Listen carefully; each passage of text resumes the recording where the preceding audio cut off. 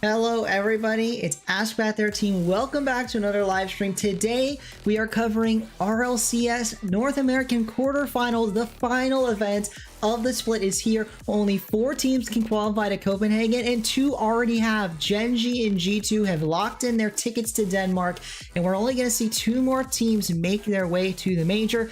First up, a ever important matchup for this determination, Luminosity versus OG. If Luminosity wins this matchup, the first one of the day in the quarterfinals, they clinch their spot into the major. If OG win, they keep their hopes alive and really make it quite good, the odds that they make it to the major. On the flip side, Luminosity is much more able to afford a loss. If OG loses, they are eliminated. They are out of contention. If barring a massive tiebreaker scenario, if Luminosity lose, at minimum, they are guaranteed a tiebreaker chance at the major. All right, folks, if you're watching a VOD after the fact, welcome. I hope you're having an excellent day. Feel free to skip around and see which matches are most exciting. We covered all 4 of the quarterfinal matches today, so skip around, see what you like. Welcome, Edwin. Welcome, everyone live. If you're watching live, I hope you're having an excellent day. We're going to be watching all the matches in just a moment. First up, like I said, as we transition here to the screen, it's going to be OG. They're on the screen right now. Nolly, Com, JNaps, a pretty legendary team. On the other side, Luminosity, Magic Bear, also joined by Reddles and teammate Cheese. I think Cheese probably the youngest, not probably, Cheese is the youngest and most unknown of these 6 players before this split started, but he's not going to be alone for much longer. He's been almost a hard carry of sorts for this Luminosity squad, and it's been really quite great. Welcome, Edwin. Everyone's talking in general. They are. Let me notify people we're live.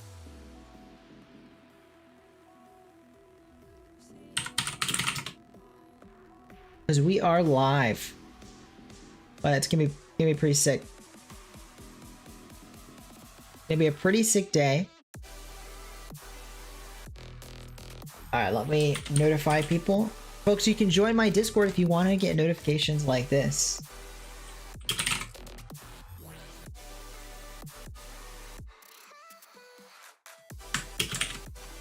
Indeed, Edwin.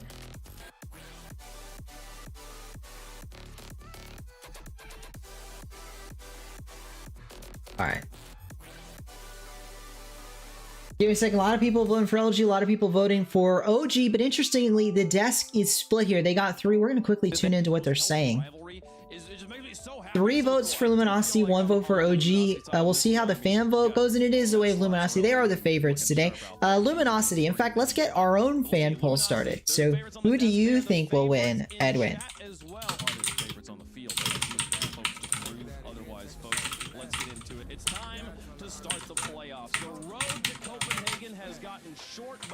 Who wins, Luminosity or OG? I've started up a poll. Let me know your thoughts. Welcome, Seer. Long time no see. How are you doing?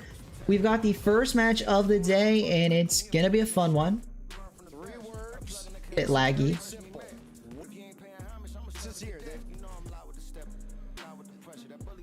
I think we'll keep it like this. I know sometimes I like having a little bit of audio on. How about I cut the music just a little bit? Yeah, we cut the music and we'll just have the audio on. But this is going to be very exciting.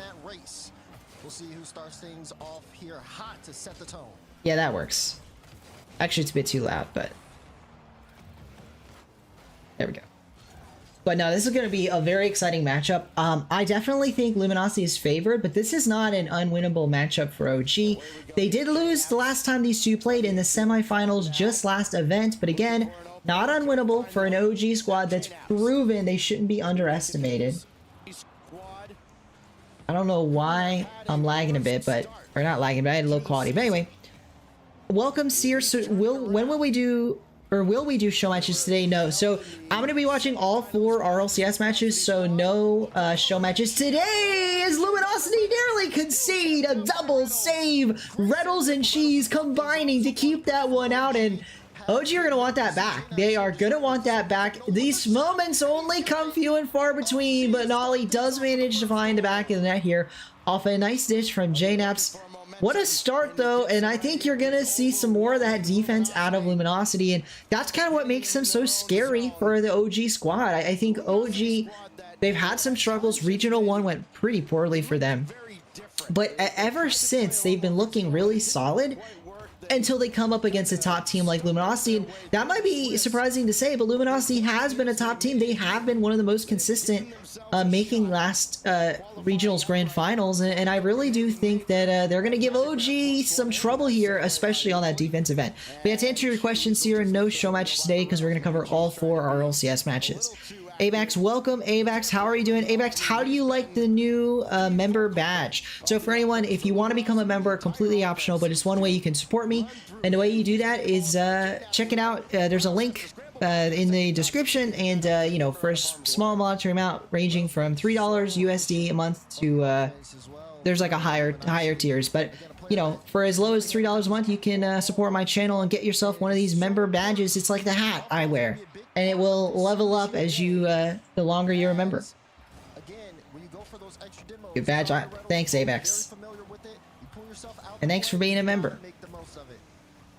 Speaking of that, we are hopefully going to do giveaways again for channel memberships. I did that last month, and I think we're going to get some more. I don't know when. Maybe I'll check at the end of stream. Maybe we'll do some today at the end of stream if I got some more. Give out. Here we go. Magic Bear. He gets it over and through. Powers through that last little bit. But yeah, this was just a full air carry across the field. He pops on the ground at the very end, powers it past Calm, and half the game to go, and we are tied right back up. Yep, Edwin, I appreciate it. I appreciate it. Welcome, Rosie. How are you doing today? We are watching some RLCS and a critical day of RLCS as these teams try to clinch their spot to the Copenhagen Major. Especially in Luminosity's case, a win here and you are in. There is no ifs, and, or buts. If they win here, they are into the Copenhagen Major. Even if they lose, Luminosity are at minimum guaranteed a tiebreaker. OG, on the other hand, absolutely need to win. If they lose this, there is only a slim chance that they play in a tiebreaker themselves, and they would much rather clinch up or have a smaller tiebreaker, because the potential, by the way, is if OG lose this, the only way they make the majors by winning a 5 or 4 team tiebreaker, which 5-team tiebreaker is not going to be what you want to play in if you're OG. Almost 4K. Yeah, Joria's video is popping off. It was a really fun video, and I'm glad people enjoyed it. Fun to make, and I think I did a good job. So thanks, Amax. Yep, it's doing well. But yeah, no show matches, folks. No show matches. Yeah, well, welcome, Rosie. Yeah, long time no see, no worries, you know. It happens. You know, life happens, things happen. And I haven't done a lot of show matches, Rosie, which I know you obviously participated in, which can, and I get it, you know. People don't, if you don't like my esports stuff, that's what we've been doing more of recently, and that's what we're doing today, but I hope you'll stick around and enjoy. I'll try and get into more hard casting if we get to some, like, critical points in this series. Once we get at the end of this game, I'm going to refresh, because the quality to me seems a bit off, and I think it's my end, not the broadcast. Nearly a chance there for Reddles, I believe it was, but OG do see it away, but it's only as far as Magic Bear, who's going to sneak this one in! OG conceded at a crucial time, under a minute to go, and it all comes off a Reddles bump, and Calm still manages to get back to the ball, but he was too little too late. The Reddles chase does its job, and hey, Luminosity starting off strong in game 1, pretty much as expected. Wouldn't be an upset to see them.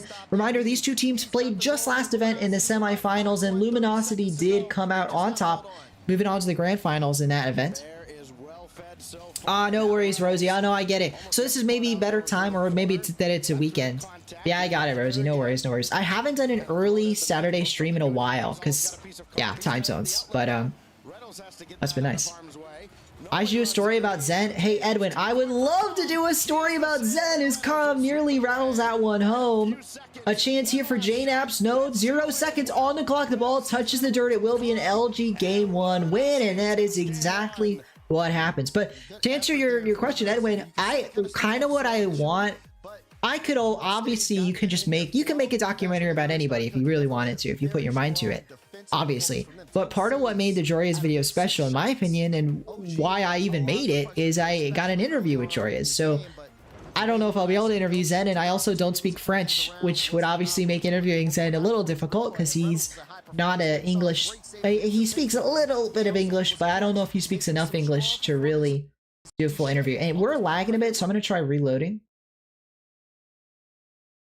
You speak French? Very nice, Rosie. I do not speak French, unfortunately. So, Rosie, Gen G and G2 Esports are locked in. Those are the only two teams that have qualified. They are locked in, going to Copenhagen. Everybody else in NA is up for grabs. Of the remainder, in fact, we'll quickly take a look at this while we're on a break. We're going to look at the points because this is the most critical part of the day. Who makes it to the major? G2, Gen G, locked in. Luminosity, almost locked in. They are pretty much locked in, and if they win, they will become a guarantee. On the other hand, M80, OG, Space Station, all still alive, as well as TSM, have the biggest chance of making it, but only one of those four teams will. Omelette still alive if they get to the grand finals. Dignitas needs everybody else to lose today if they want to advance. They need TSM to win, they need Luminosity to win, or otherwise Dignitas are eliminated. They're out of the tournament. Their fate, it's out of their hands for Dignitas. Here we go. Yeah, I don't know why it's just poor quality right now. But, hey, you know what's not poor quality? That play from OG Esports. JNaps gets credit for the shot, but that was all on Nolly. He pops it over one, and it's easy for JNaps. Slam it home. Nolly even getting the demo to further secure a lead for OG, but hey, a lead might not be enough. They got the lead last time, and it wasn't quite enough. You should do a story about Zen now? Oh wait, I already answered that. But yeah. So anyway, Edwin, maybe I'll do a story about Zen if hey, I would love to interview one of those top French pros, but well, I don't know if they'd be up for it. But if they were, I'd totally do it. I will say though, it's funny because even though Zen obviously has such a great story, his story is still being written, and so is Joria's for that matter. But Zen is so new to RLCS that his story wouldn't be incredibly long. And you know what's also not incredibly long? That shot from Com. He just gets to slam that one close range home, basically due to an excellent pass. I mean, what a dish from JNaps to just make it easy as pie for not just one, but that was the second teammate, or oh no, he got the first goal. But yeah, for both goals from OG coming off passing plays, and it really just goes to show you where OG, if they are going to win this series, where they're going to find their success. And I fully believe it's in their passing plays. The potential for this team to really, you know, space the field with their passing, it can't be underrated, I'd say. And this is in a day and age where you have to get a pretty much perfect shot if you want to get past the defense, or the defense makes a blunder. But I think OG is kind of OG in the way they play. Like, they're OG players, all three of them, been around the scene for a while. And so they have that old, almost G2-esque passing style, in large part probably because of JNaps, obviously. A member of that OG G2 squad I'm referencing, the days of Chicago, JNaps, and Rizzo. And you look at the passing plays they had, and it really does look a lot like this OG squad sometimes. Really does. Hey, I would love to interview Appjack. Again, don't know if I'll be able to, but I would love to. It's not so easy to get these people, these pros in for an interview, but that'd be fantastic. Apparently Jack's on Gen G, so apparently Jack has locked it in.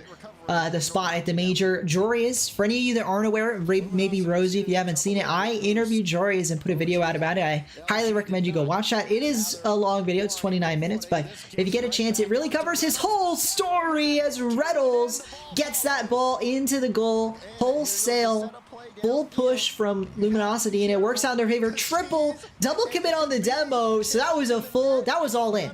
They went all in, and if they failed that, OG would have been up 3-0, but hey, it works. Luminosity gets the goal, and now they've cut the deficit to just one. They've got half the game to make the comeback happen. Yeah, Rosie, highly recommend you check it out. It's a lot of fun, that video. I will say, because it's so funny, because I've gotten like some not feedback per se, but I saw somebody thought that title was a what a save from Reynolds. I say what a save, and then again, because he got the second follow-up save pre-jumping a shot on 0 boost, and that's just the Luminosity magic right there. And it's not just because they got Magic Bear on their team, it's because they're making plays like that. I mean, how do you beat a Luminosity squad that is playing so pristine on defense? And obviously, it's not truly pristine. They've already let a couple goals in. But if you're getting looks like that, and Luminosity is still keeping the ball out of their net, it starts to question whether you can win it. But hey, it all starts with situations like this, a breakaway opportunity for OG. But again, Luminosity on the stop. It really does feel like a brick wall here. And you wouldn't expect that. I mean, when you've got Cheese as a third of the defense, you're like, how can they make a wall out of bricks? I mean, you think the wall is be malleable. Cheese, not a very, you know, tough substance, but maybe the cheese is aged. Maybe it's some maybe it's some top-notch, you know, hard, whatever you would word it, cheese, and it's been enough for the defense, and it's been enough on the offense too. This time, Reddle's the one with the goal, but off the assist, the pass from Cheese, he gets it over one defender, he gets demoed for his trouble, but well worth the trade there, as it's an easy dish off for Reddle's. Welcome, Invincible. How are you doing? I appreciate it, Invincible. I appreciate it. Can LG still not make it? ABAC. This is how Luminosity don't make it. If they lose this and OG make it to the grand finals, they will be tied in points. And if that happens, they would play a tiebreaker. Alternatively, I believe if OG were to win the whole event and Luminosity were... Oh, never mind. Yeah, that's it. That's basically it. It's not just that OG make the grand finals. Let me rephrase that. It's that OG and M80 both make the grand finals. Sorry, that's the only way. It's either Space Station or OG and M80 are the grand finalists. Then whoever wins passes Luminosity, and whoever loses in the grand finals ties them, and Luminosity has to play a tiebreaker. That's the only way. That's the only way. So Luminosity are effectively locked in. But there's a, like, technically speaking, it's not too crazy to see a world where, you know, Space Station makes a grand final, M80 wins after beating G2. It would be difficult to see, but it's not impossible. There's a world where that happens, and so Luminosity haven't clinched yet. But if they win here, they will clinch. Oh, nearly got the goal there, but OG do kill the ball, and we have overtime. A chance here. Magic Bear does win the kickoff. I'll answer your question in a moment, Edwin. I see the question. How did I get the interview with Jordy? I'll talk about that. I think I talked about that last stream, but I'll say it again. ABAX, I was trying to go for a pun there, and then I almost feel like I messed it up. But hey, it is true that they have been rock solid on defense, and I really do. They conceded a couple goals, yes. But Luminosity's defense is, to my opinion, they've looked stronger. And I think that's the difference maker, because these offenses are both on fire. Another excellent shot, a great save from Com. But I think the stronger of the two defenses, which both have been strong, is Luminosity. But OG making me eat my words. They don't care if it's strong. They hammered that one home. Nolly 50s it past two LG defenders, gets the OT goal, ties this series up. And OG aren't giving up without a fight. Red Bull's defense goes hard indeed. But yeah, let's answer the question.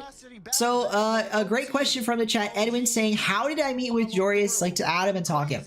So, this is going to sound pretty unbelievable. I still can't believe he actually replied, but I literally just DM'd him on Twitter with a, I don't know, 2-paragraph message asking if I could interview him, explaining what I wanted to do, and he accepted.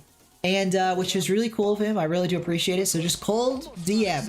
And then it was actually funny because that happened before. I said this on stream yesterday, or 2 days ago, sorry, on my Thursday stream. 3 days ago? Whenever I streamed. And I was like, I think we talked like the first week. I double checked. It was not the first week of the split. I actually asked him well in advance of the first split beginning. So like in the off season still, I asked him. And due to scheduling conflicts, we didn't actually get the interview done until after the second, or sorry, right before the second regional. So it took a while, but we got it in. And I really do appreciate it. And that, for the record, that was all totally understandable. I was working within his schedule, so I totally get it. Totally get it. And it was awesome. I really do appreciate his time. And I also appreciated that he retweeted my tweet about it. I know you guys, most of you guys don't check my Twitter, but I do have a Twitter. Link is in the description. And I made a tweet about the video. And then like the day after I tweeted that, I also told Joris, obviously the video was out. He retweeted my tweet, which was pretty cool. And that got not like a ton of attention, but that got an extra like 50 views, I think, from Twitter. So pretty cool. What's the goal for YouTube? It's changed. I'm just doing this for fun. But so when I very first started, I'm like, oh, I want to get monetized, blah blah blah. But like I quickly realized it's not. I mean, it's more about enjoying this and having a good experience than getting which obviously now I'm monetized, so it's easy to say that. But anyway, where was I going with that? All to say that the goal is to really keep that type of interview series going. Is what I want is, you know what JNaps wants? A goal, and he gets it. A brilliant redirect. I mean, hey, we've been talking about the passing plays. That one was all JNaps. Like, don't get me wrong. A great touch by Nolly, but a perfect touch from JNaps. To skip that past the defender that was ready for an ollie shot, not ready for the follow-up. Magic Bear talking about follow-ups, trying to follow up that OG goal with a Luminosity one to tie up this game. Can't quite get it done, and OG suddenly are the ones in the driver's seat. Luminosity started off with a game 1 win, but now they're playing from behind. But no, so the goal, like obviously I just want to get, you know, grow, get more subscribers, but like the goal would be to make more videos like that Joris video by interviewing other top RLCS pros. Because I've done interviews before. I interviewed A Zapatos, I interviewed Life, which were great videos. And I would love to continue those as well. But it would be really nice if I can get some more pros that have like been making RLCS lands. Like that's because those are the stories worth telling. Like, and that's the crazy part is Joris is notable because like people know how he's keeps doing these Swiss stages that are great and then doesn't make it far. But that Joris is not the only story like that. And so it's not just, I guess what I'm trying to get at is the people that win the tournaments have stories worth telling, and everybody knows that. Like Zen, your Vatira, your Major, your World Champions. But there are so many other top Rocket League pros that have almost just, not even almost, their stories are just as compelling because of sometimes the tragedy that happens. And I've almost feel bad because I didn't want to make the negative video about Joris, and I don't think I did. I would never make a video like that where I interview the player and not look into the positive. And also, I'm just kind of an optimistic person anyway. So there's a lot of positives about Joris' story, but it would also be a disservice to tell his story without talking about the heartbreak. And so I think those are the stories that are really compelling. And there's so many of them in Rocket League. I mean, there are players that have tried forever and ever and ever to make a land. They finally make a land. They don't necessarily do well, and then we might not ever see them again. And trying to find more stories like that. I'm going to be looking into that, interviewing people. Anyway. Well, and then the best part is the stories aren't over. So unless I like interviewed like Squishy or something, like unless I interviewed a retired pro, the story's not done. So it's nice to talk about the future. And then even for a retired pro like Squishy, the future is content creation. So there's always a future, a positive note to look on. And Calm, he has found himself a positive note as he gets goal number 2 for OG. What a goal.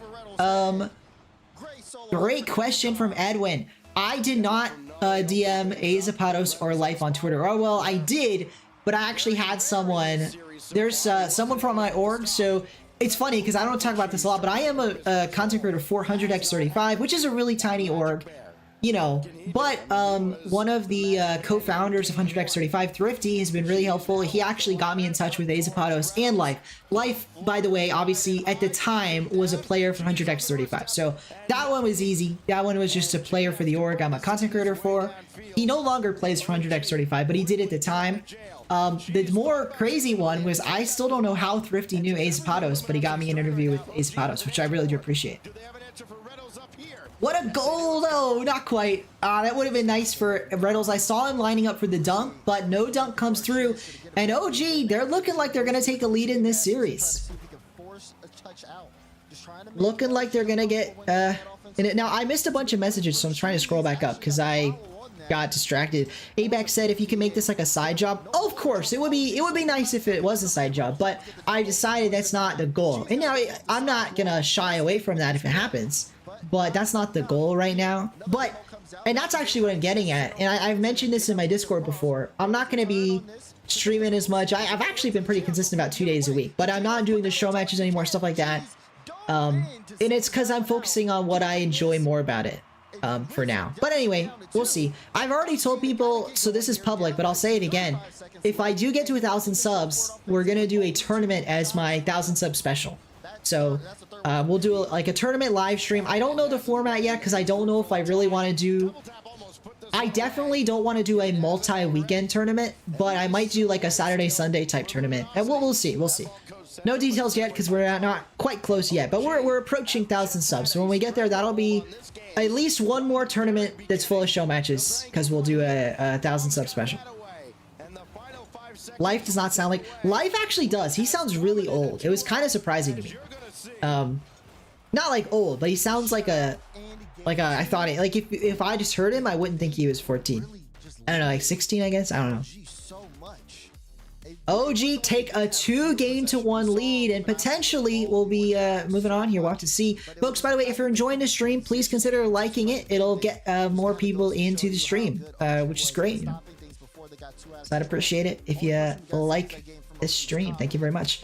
Let's see how this one goes here. We've got about... I don't know how many more games. I mean... The momentum has swung. It is in OG's favor, but I can easily see Luminosity fighting right back in the next game, and potentially I could see this going to Game 7. That's what I'm getting at. Let me know in the chat, do you guys think this is going to Game 7? I'm not quite sure. Let me go back, so I missed all these messages. People talking about GTA. Sarah Taylor played GTA. Jay, Edwin, you guys all played... You guys all played Grand Theft Auto, I guess. I missed another question. Well, let's go OG JNaps from Nova Scotia. He has a good story. Hey, JNaps has a good story as well. In fact, it's funny because there's nothing wrong with long videos. In fact, the documentaries on it probably should be long videos. The style, the video I made for Jory is, I would expect it to be about as long as I made, if not longer. But a video about JNaps, surely that's like an hour long because there is so much history for JNaps. Because everything Jory's has been through, JNaps is like over double the length as a pro. So I wouldn't even be able to cover every single like split. Like what I did for Jory's is we basically talked about every split. There was like one split that he had that I said like 2 sentences about, and then we skipped to a world championship. But for the most part, I covered every single split of his career. I could not possibly do that with JNaps because he's played so much Rocket League that I would have to skip around a bit. It would be easier for JNaps because he didn't have a roster change every split. Jory's didn't either, but Jory's had quite a few roster changes, more than JNaps, I would say, on average anyway. But anyway, so I would love to do a video on JNaps, but that would be a massive undertaking to do the credit he's deserved because he's had such a, you know, a worthy, long career. I don't know how to say that. New documentary when? Well, I have no idea. I have no idea. I'm asking lots of people, but when it is just cold DMs, it's hard to say. I will say I have more footage. I have more audio from the interview with Joreus. So that old style I did where I did around the pitch with the pros, right? Where I did that with Azapatos and I did that with Life. I did that with Joreus. I just didn't... It felt wrong putting it in a documentary that I felt was so good as a standalone documentary. So I am gonna make a video about Joreus again. But I kind of want to save that so it's not back to back. But I'm gonna do another video with Joreus at some point. Again, that I've already got the audio for, which is great. But anyway, Luminosity OG again scoring a goal. We've been distracted. Let's get back into the watch party part of this. Because OG, if they win this, they end the chance of a 5-way tie. I know lots of people would love to see a huge tie, and a 5-way tie is still possible. And to be frank, as a fan of Luminosity and I've become a fan of M80 after interviewing Joreus, I really want Luminosity to win because I obviously am a fan of Luminosity, but also for M80's sake. If Luminosity win this, it makes it that much more likely that M80 qualify for the major.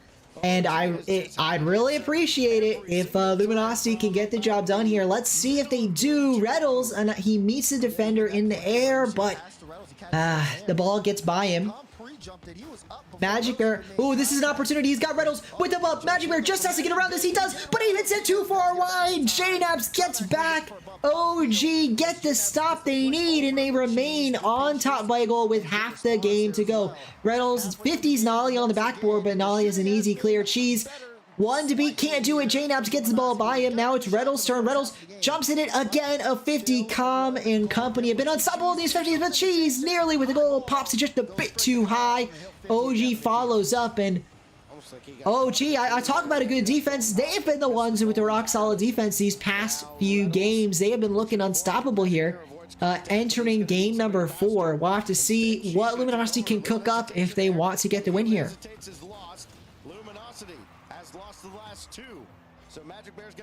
We'll have to see what they can do. I really appreciate it, Abax. Thank you very much. Kind words. JNaps played Fortnite once. I think everybody's played Fortnite at least once. And in fact, I'll just say it. I mean, especially now that they have Rocket Racing in Fortnite. If you haven't played Fortnite as a Rocket League player, you should probably download it just to try it out. Because there's a non-zero chance that Rocket League gets put inside of Fortnite one day as a minigame. Which would be terrible, but I'm not saying it will happen. I don't think it's a guarantee by any means, but it definitely could happen with how Epic seems to treat Rocket League, so. I appreciate that, Edwin, but I'm not so sure about that. I mean, the main channel for Rocket League Esports should have a lot of, I mean, that's kind of the whole, if I'm deriving a lot of my content off of them, obviously I want Rocket League Esports to succeed. As we nearly see another goal from OG. They have just been piling it on, and they don't even need to pile on. 44 seconds away from a win here, ROG, and that would put them on match point. Luminosity have to get a goal in the next now 35 seconds, and that might be a snipe to the left corner, but no, just a bit too far, a bit too wide, and with that, OG are looking solid. Again a chance, again a miss. Luminosity have to get better shooting in these clutch moments, in these final moments, and that's exactly what we're coming up on. 15 seconds now before OG lock in match point, and if they do, Luminosity have a huge grind to come back from, but they won't need to, as Cheese slots home the goal and puts Luminosity back at tied game. And if they get this win, if they can win here in regulation or overtime, they will tie up the series. Luminosity have got the ice, and you know, we talk about Cheese and we talk about how his defense has been so strong, and maybe it's because the Cheese is frozen. He's got the ice. He's ice cold and he knows it, although he's got to show it once more. Cheese on the backboard has to make a save. JNaps on target. Magic Bear with the save. And the ball, maybe it's a turn, but no, it doesn't. Reynolds is there. He hits that down. Nearly a goal for Nolly, but we see it overtime here between these two teams. And again, OG looking to march their way to match point, but they can't do it. They can't get the goal. Reynolds slams it home and puts Luminosity on top to tie this series right back up 2-2. And we keep going. Game 7 appears inevitable, but it may not be, as the team that wins the next game could win in 6 if they win back-to-back games.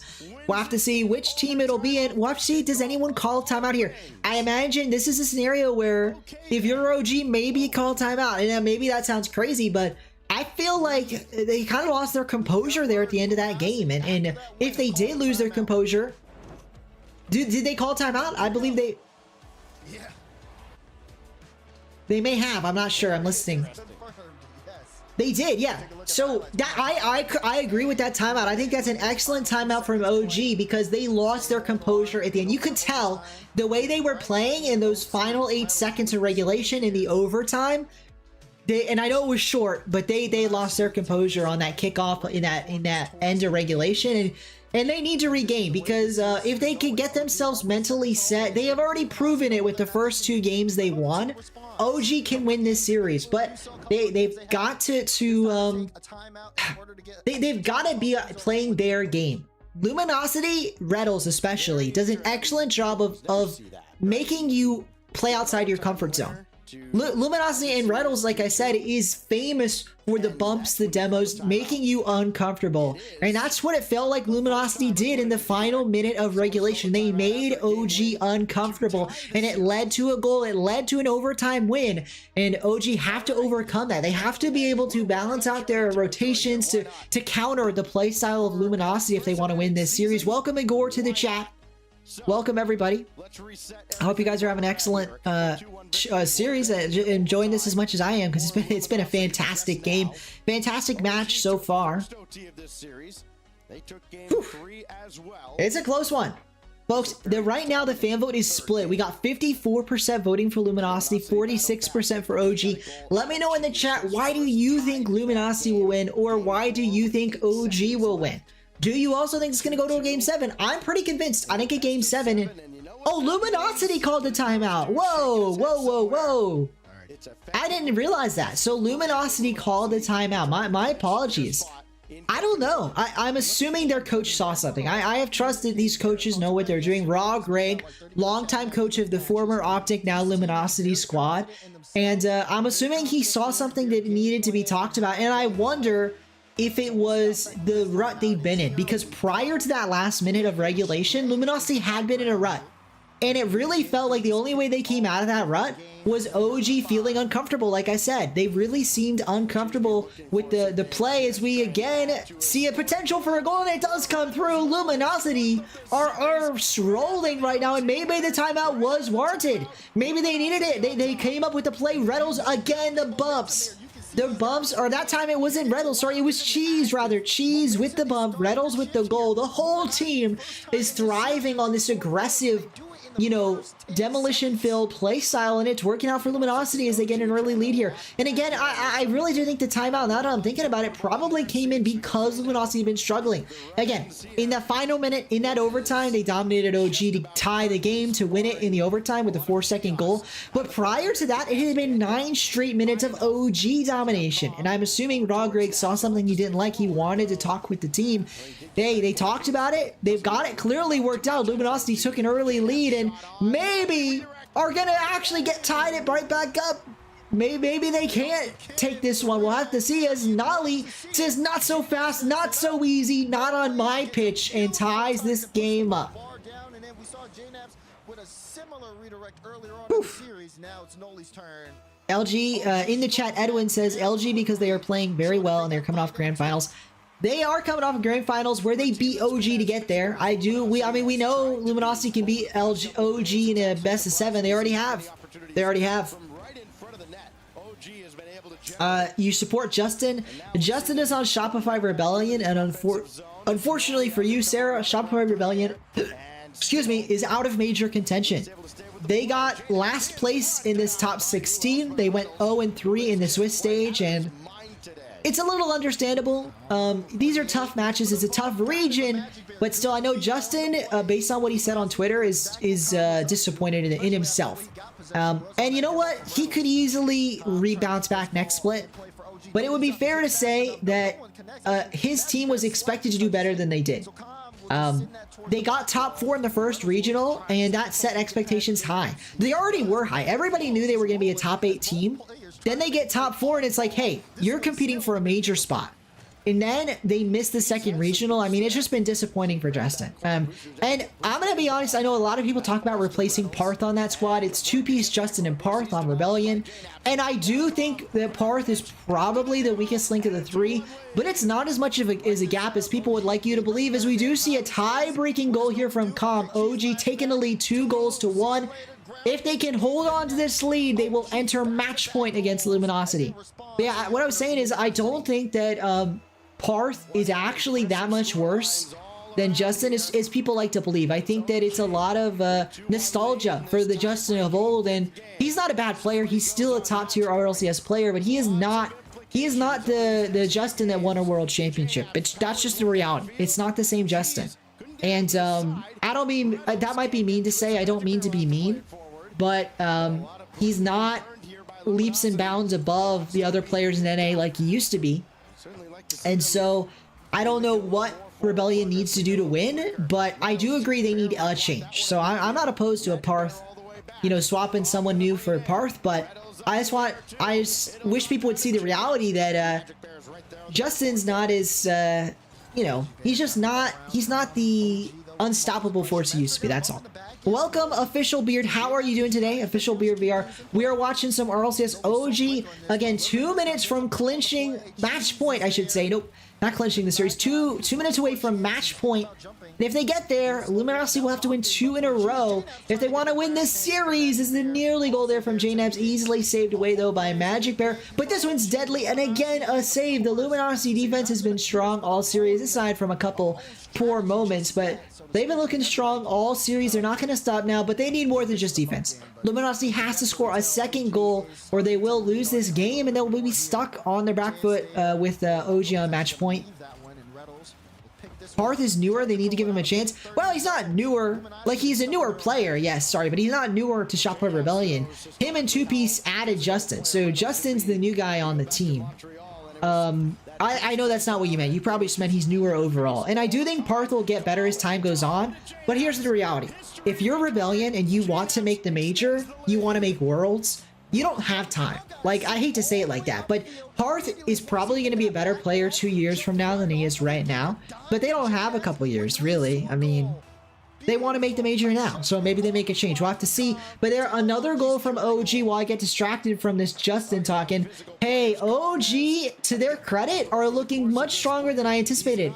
I predicted this to be a 4-1 win for Luminosity, and obviously we're already past that point. But more than that, it is looking like at minimum a Game 7 if Luminosity are going to have any chance in winning it. To be frank, maybe you favor OG. This is after a Luminosity timeout, and although they started off strong with an early goal, they have been struggling. A team that's coming off of their own timeout struggling like this is not a good sign, especially when they're going to be on match point and they don't have another timeout to talk about it. They don't have... They burned it. They've burned it, and it might have been a waste. We'll have to see. Because I did say it. And I wanted to give Luminosity the benefit of the doubt, but this, to me, felt like OG should have called a timeout. And then Luminosity gave them a free one. Luminosity effectively gave OG a free timeout after they lost the game. And don't get me wrong, again, I'm sure the coach saw something he needed to talk about. But OG also needed to talk, and then they got to because Luminosity called a timeout. Anyway, we'll have to see. Luminosity, 5 seconds. It's looking like they can't get this in time. They need to score with time on the clock, and somehow they do it. Jeez. But it's just 1 second, and 1 second is real tough. They've got to get a kickoff, and they can't let the ball hit the ground after it. So we'll have to see. Does Luminosity have any chance at this? It all stems from this kickoff. Let's see. What can they do? What do they got cooked up here on the kickoff? Calm gets an excellent chip, but it bounces.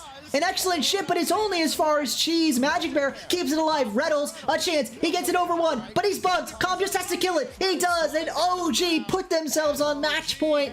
Although Luminosity made him sweat a bit in that final second, but still an excellent showing from OG, and they just need one more game to move on to not only the semifinals, but to put themselves in contention for the major. I just want to highlight how important this semifinals appearance would be for OG. This not only moves them a step closer to the major, it eliminates Dignitas from major contention. It's going to eliminate M80 or TSM, whichever one of them loses. It's also going to eliminate SSG if they lose to Gen G. So it's a massive win here for OG if they can get it, and it really puts them, that's exactly what it is. It puts them one step closer to Copenhagen, which they would absolutely love. OG for the most part, the rotations were clean, and even after the Luminosity timeout, they end up dropping that. There's a chance. Definitely had a great start. OG's playing very well. Yeah, OG is playing very well indeed. So Luminosity takes their timeout after game 4. Oof. They lose game 5 after a kind of an explosive start. They got the goal out of Reddles, and then I'm gonna take this short break to check if I can give away more memberships. So for anyone that's aware, last month in February I got to give away 10 free memberships to my channel, so you get all the perks for free, which is great. Thanks to YouTube again for giving me those. Let me see if I've got more unlocked. I don't know if I have them. Aha, I do. Okay. So I do have 10 more gifted memberships to give away, which is awesome. So we'll do that at the end of the stream. Actually, I might forget, but we'll do it at some point. I might do it in the middle just so I don't forget and leave it to the very end. But after the second series, let's say. Welcome, Shannon Smith. How are you doing today? Thank you for being here. Yeah, we're going to be watching. This is the first match today. We're going to be watching all four of them. Luminosity versus OG. The winner of this, if it's OG, moves on to the semifinals. If it's Luminosity, they secure a Game 7 finish to the series. And for OG, this is everything. OG, if they want to make the major, they really need to win this series. This Reddles slams home a goal. Same thing could be said for Luminosity. If they win this series, they lock in a spot at the major. OG just keep their hopes alive. But that said, if OG loses here, the road to make the major is so narrow and it's all out of their hands. Space Station has to lose today. M80 has to lose today. And then TSM has to lose in the semifinals. So a very narrow path if OG wants any chance at making the major, and it would be a 5-way tiebreaker if it was that.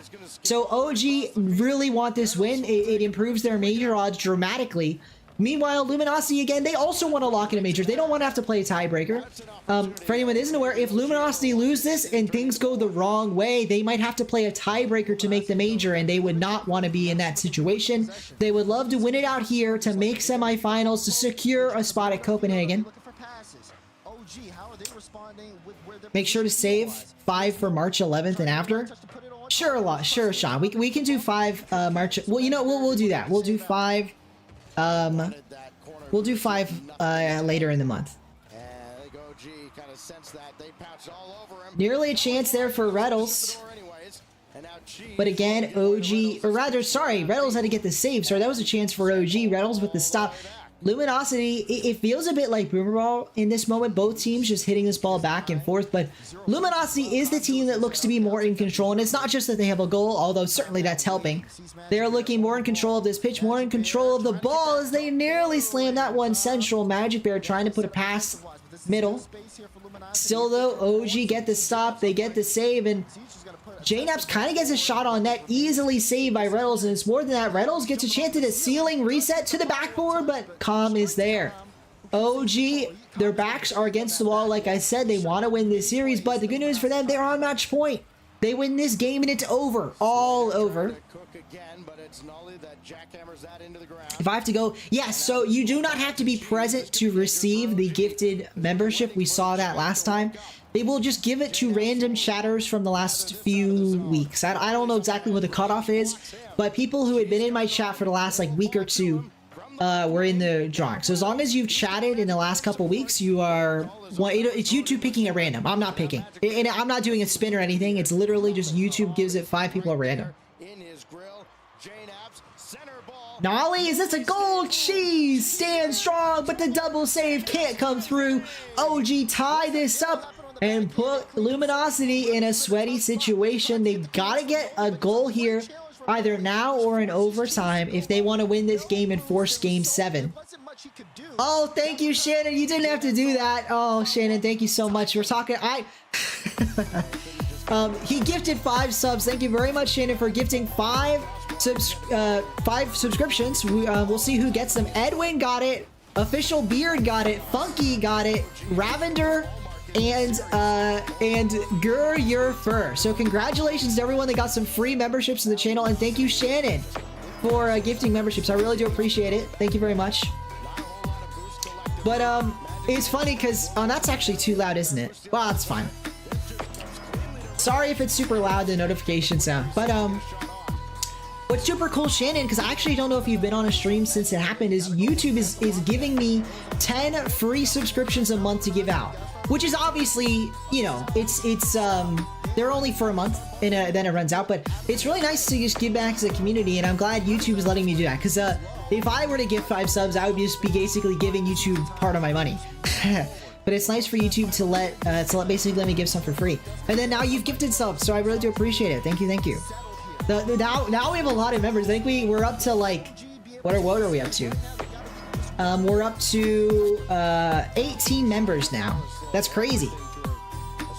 No, thank you, Shannon. Yeah, I appreciate it. And also, Shannon, if you haven't seen it, I've got a new video up where I interview Jorius. And I don't know if you've seen it, but I'm sure you'd like it if you like RLCS. You should check it out.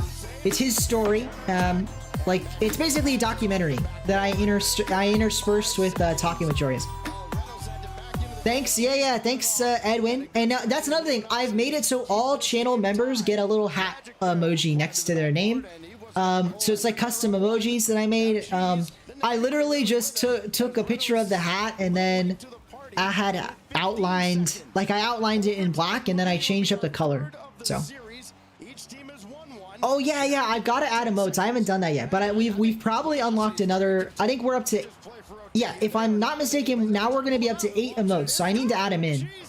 Nearly a goal, but it is saved away by JNaps, because we only have like 4 right now, but I think now we'll have 8 slots, so I need to add more emojis in. Trying to pull them out. Then once they realized they had an opportunity, you saw Cheese get the flick over Calm. JNaps just got back in time. Otherwise, we'd be headed Champions Field bound. Nearly a chance. Here it is! Nolly slams it home, secures OG into the semifinals. And with that, Luminosity have to sit and watch for their hopes in Copenhagen. OG put fate into their own hands, keep themselves in the running to attend the major. And really, if you're OG, this means, like, for the most part, that you probably have locked in at least a tiebreaker if you're OG. Like, odds are you've either made the major or forced a tiebreaker. Fantastic stuff from OG. We could be seeing them in Denmark. Same thing for Luminosity, by the way. Luminosity's not out. So I say they have to sit and watch, and that's because if M80 and OG both make the grand finals, Luminosity will have to play the loser of that grand final in a tiebreaker match. So it's pretty likely that Luminosity clinch, but it's not guaranteed. It is not guaranteed. This series so big for them. They're headed to the semifinals, and they are looking very strong favorites to make the major. But yeah, thank you very much, Shannon. One of our biggest supporters on the channel, so I do appreciate it. In fact, Shannon, I just realized you haven't been here in a while. I don't know if you've noticed, but we have a new microphone. So the money that I got from the memberships and donations, including yours, went to this new microphone. So I really do appreciate it, Shannon. Thank you for your support. What a series. I kind of got distracted by the gifted memberships, but which I'm not complaining. I'm not complaining. But that was actually a perfect time to regain focus as I saw, wait a minute, we're in overtime, and wait a minute, OG, they've got the win. And that was just crazy. Double back-to-back crazy things. So I really do appreciate it, Shannon. And it's crazy to me that OG are in this spot, because if anyone doesn't remember, we're gonna quickly cut out the audio here because they're about to go to break. Look at that pop off, man. You just can't help but feel happy for people when they win matches like that. Even though I really want Luminosity and M80 to be the final 2 teams in the major, you can't help but feel happy for them. But let me turn some music back on. Well, we have 6 minutes until the next match. But what I was getting at is if we look at the standings here, OG had a horrendous Open Qualifier 1. And so the fact that they're looking at 2 back-to-back top 4s and potentially making the major is crazy. If you told me after this performance that they would make the major, I would have told you you're crazy. But hindsight is 2020. Look at who they lost to.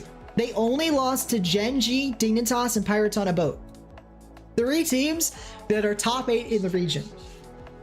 So it's kind of telling. It is definitely telling that, like, they should have done better, but they had really tough matchups. And I think that that's honestly just a testament to how good OG is, that they bounced back from such a terrible first performance to you know, potentially making the major. I mean, what a story. We talk about stories. That's the story of OG. I mean, my goodness. Pretty crazy stuff. Right, yeah. 2 of those teams got top 4. So they literally lost to Dignitas and Gen G, who both got top 4 that event, and Pirates on a Boat, who got top 8. So, like, of all the ways to go 0-3, this has got to be the most heartbreaking, because you lost to literally 2 top 4 teams and a top 8 team. And then now OG are somehow, some way in a line to potentially make a spot here for the major, which is just bonkers. Dignitas have been eliminated, and yeah, it just the road gets narrower for Omelette. Omelette now has to win the event if they want to qualify for the major, so very unlikely for them. TSM also a narrow road. If OG loses in semis and they make grand finals, it's a tie, but yeah, not looking likely for TSM either. So really, the best bet now is these other teams in this tie. You know, M80, Space Station, they need to win to tie OG again. OG had the best teams and lost. Yeah. OG, yeah. I mean, OG's had some tough matchups though. Why am I in Rocket League? I'm in Rocket League for the music. I think I told someone that and they thought I was crazy, but it's easy for me to get music that I know it's not gonna trigger any like copyright or anything by just playing the in-game music. And I'm streaming Rocket League as in like the RLCS, so it shouldn't be. I'm not breaking. I guess what I'm saying is that I'm not breaking any copyright rules on the music, and it's easy to do.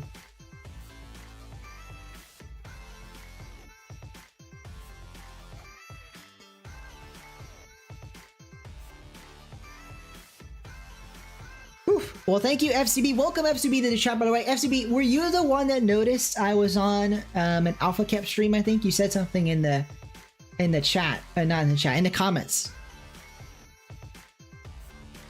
Somebody said something in the comments. Anyway. All right, so we've got 2.5 more minutes. Yeah. So FCB, I was at work at the time, so I couldn't watch it live, but I did go back and watch that. That was funny.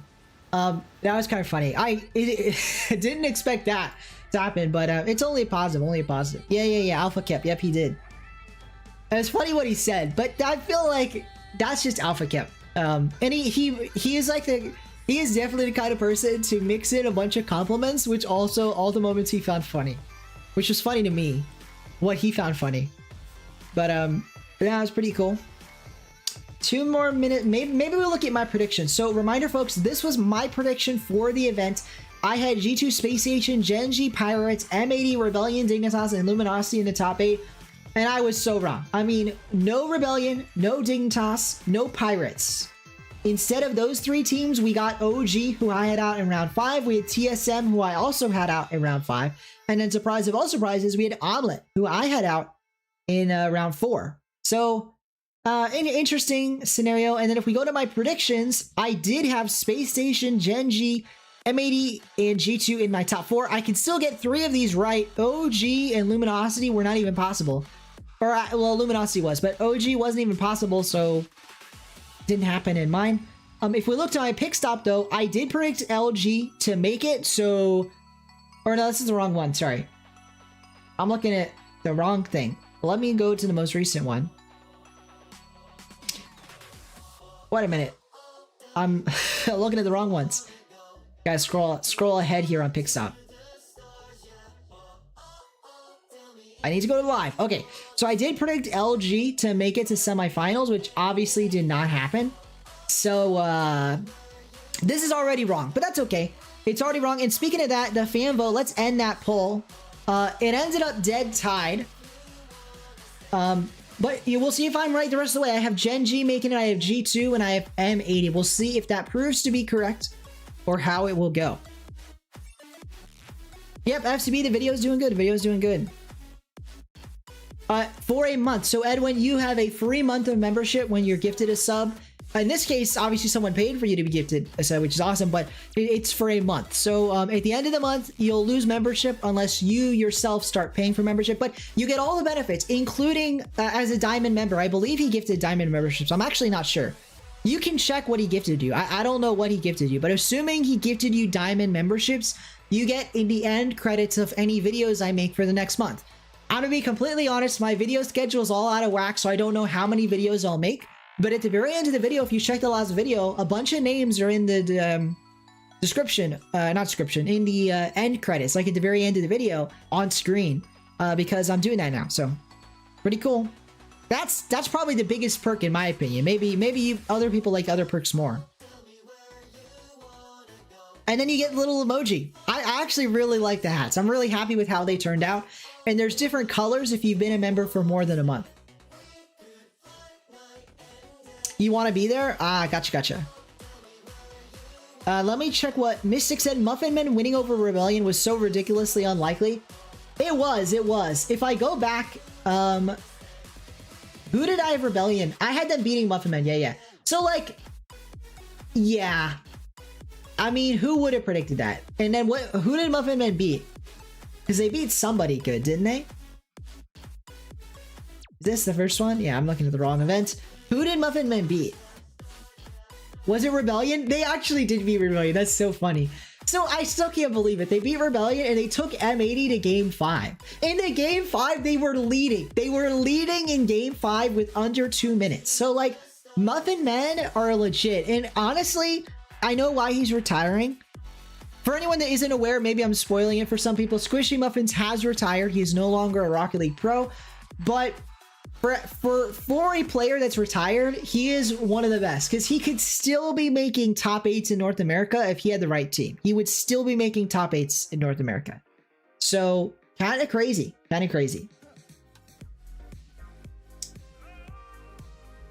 They took, yeah, they did. Yeah, they look so good. Oh, we are back interviewing Nolly. Your team's approach to that series.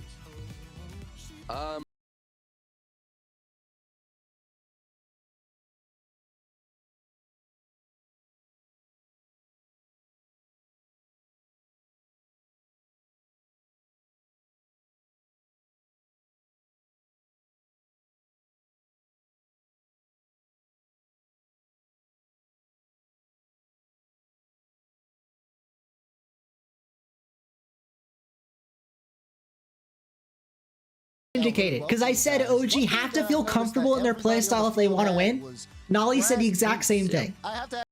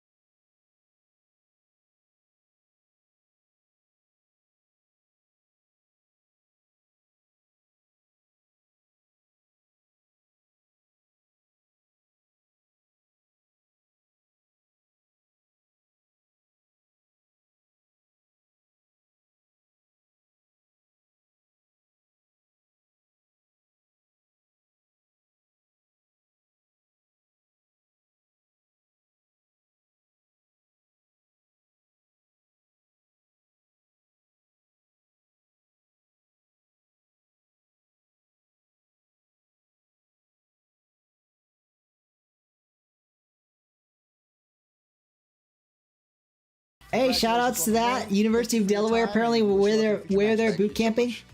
Congrats to Nolly and OG. They're not locked in for the major, but they have made it pretty likely they're going to play at least a tiebreaker. And really, they deserve it. Again, I mean, all credit to these three, you know, Nolly, Common, Jams. People really underrated them coming into the season, and especially after they got out 0 and 3, myself included. I kind of wrote them off. I still thought they could get top 8 in North America, but I wrote them off from making the major. I was like, no, there's no way they come back and make the major. They got last place. I mean, that's like a death knell. But hey, somehow, some way, they're right back in the thick of things. And again, they fully deserve it if they make it through. Thanks, Avax. You guys spamming the emojis. I appreciate it. Grass boost meta. And I want to talk about that. What is that? Grass boost meta? Like, since when? Is that a thing? I'm assuming it is. Nolly's not gonna lie. I'm surprised he brought it up. And here's why. If it really was an advantage, and I believe him, again, I believe him, it would be better for him to have not said anything, because now the other teams are gonna, now everyone's gonna be using grass boost. Now that he said it, I guarantee a lot of teams are gonna start using it. At least what they're gonna do is use it, and then on Baka's mod, make it whatever they want. Because, like, why wouldn't you?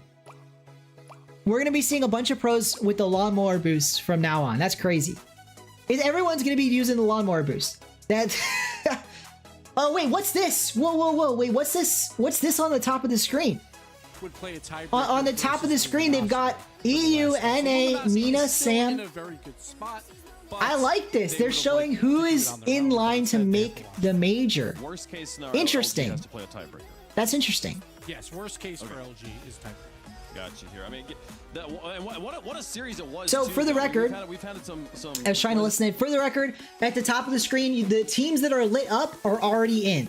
So Carmine Corps, G2, Gen G, Falcons, Rule 1, Power, and Limitless have all qualified for the major. The rest of those teams still have to do something better to make it. Grass boost meta, it could be, it could be. So if we quickly take a look back at this again, or sorry, back at Pick Stop, I predicted Gen G to win 4 games to 1, and I stand by that. I know Space Station could win, and I could be eating my words, but I just feel confident that Gen G's going to play for seeding, and they're really going to want to prove they deserve to be a top 2 seed and come out swinging.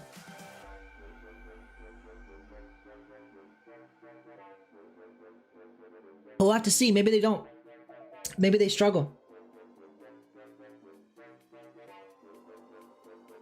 Apparently Jack Chronic and First Killer on Gen G, Chicago, Hoxer, LJ on Space Station.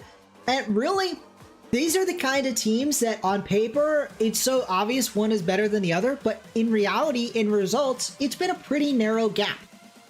Gen G is the superstar roster that, to be frank, is slightly underperforming. Not majorly so, but I had this team at number 1 in NA coming into the season, and I think that was a fair assessment, to be frank, on paper, that they were the number 1 team. Now, obviously, G2 has shown to be much better, but still, Gen G, despite that, it's still an underperformance, the level they've been at. We know First Killer can be MVP in North America levels, and he hasn't quite shown that.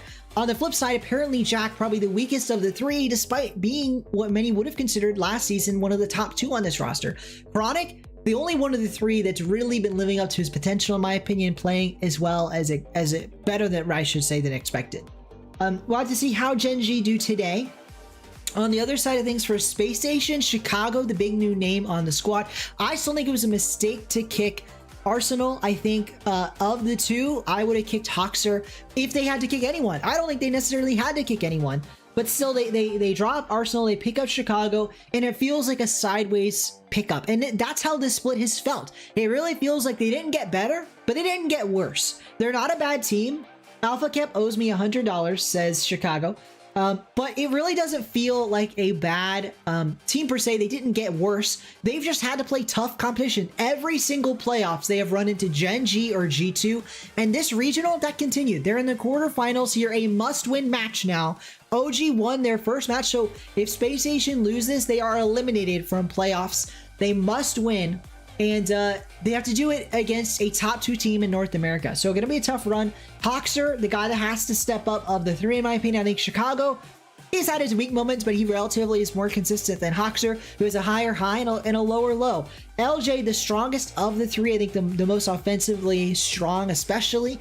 And in today's day in Rocket League, when it's so hard to just get the goals, so hard to score them, to get the finishing touch, you need a guy like LJ on your squad. But a guy like LJ, he can't do it alone. He's got to have some teammates that are supporting him, and that's what SSG is going to need if they want to make the major, and to do it, beat Gen G. Let me know in the chat who you think is going to win. We got to update the title. It is now Gen G versus Space Station. Welcome in, Storm. You're coming from Denmark. Welcome, Storm. If you are from Denmark, you probably would have enjoyed the most recent video I put out about Denmark's best Rocket League player, I need to fact check myself. I think he's Denmark's best Rocket League player. Joris, he is a player from Denmark anyway. So you could go, or no, wait a minute. Is he from Denmark or is he from Norway? Or wait, where is he from? Now I'm forgetting. I'm blanking. But anyway, he's from somewhere over there. Now I feel like I messed up. He's from the Netherlands. No, I misspoke. Darn it. No, he's from Netherlands. Darn it. I got my Northeast European countries mixed up. Sorry. Denmark's not even that Northeast. Neither is... They're not even Northeast. Never mind. I'm just going to stop talking before I embarrass myself more. All right, let's start up a new poll. We got Gen G. But anyway, welcome, Storm. Sorry. Welcome, Storm. Who will win the series? Is it Gen G or Space Station? I think it could go either way. I've already explained why I think Gen G will win. But hey, the desk is split. 2 Space Stations, 1 Gen G, and the fan vote going Gen G's way. Now my poll has just gotten started. I've started up the poll. Gen G versus Space Station. Let me know who you guys think will win.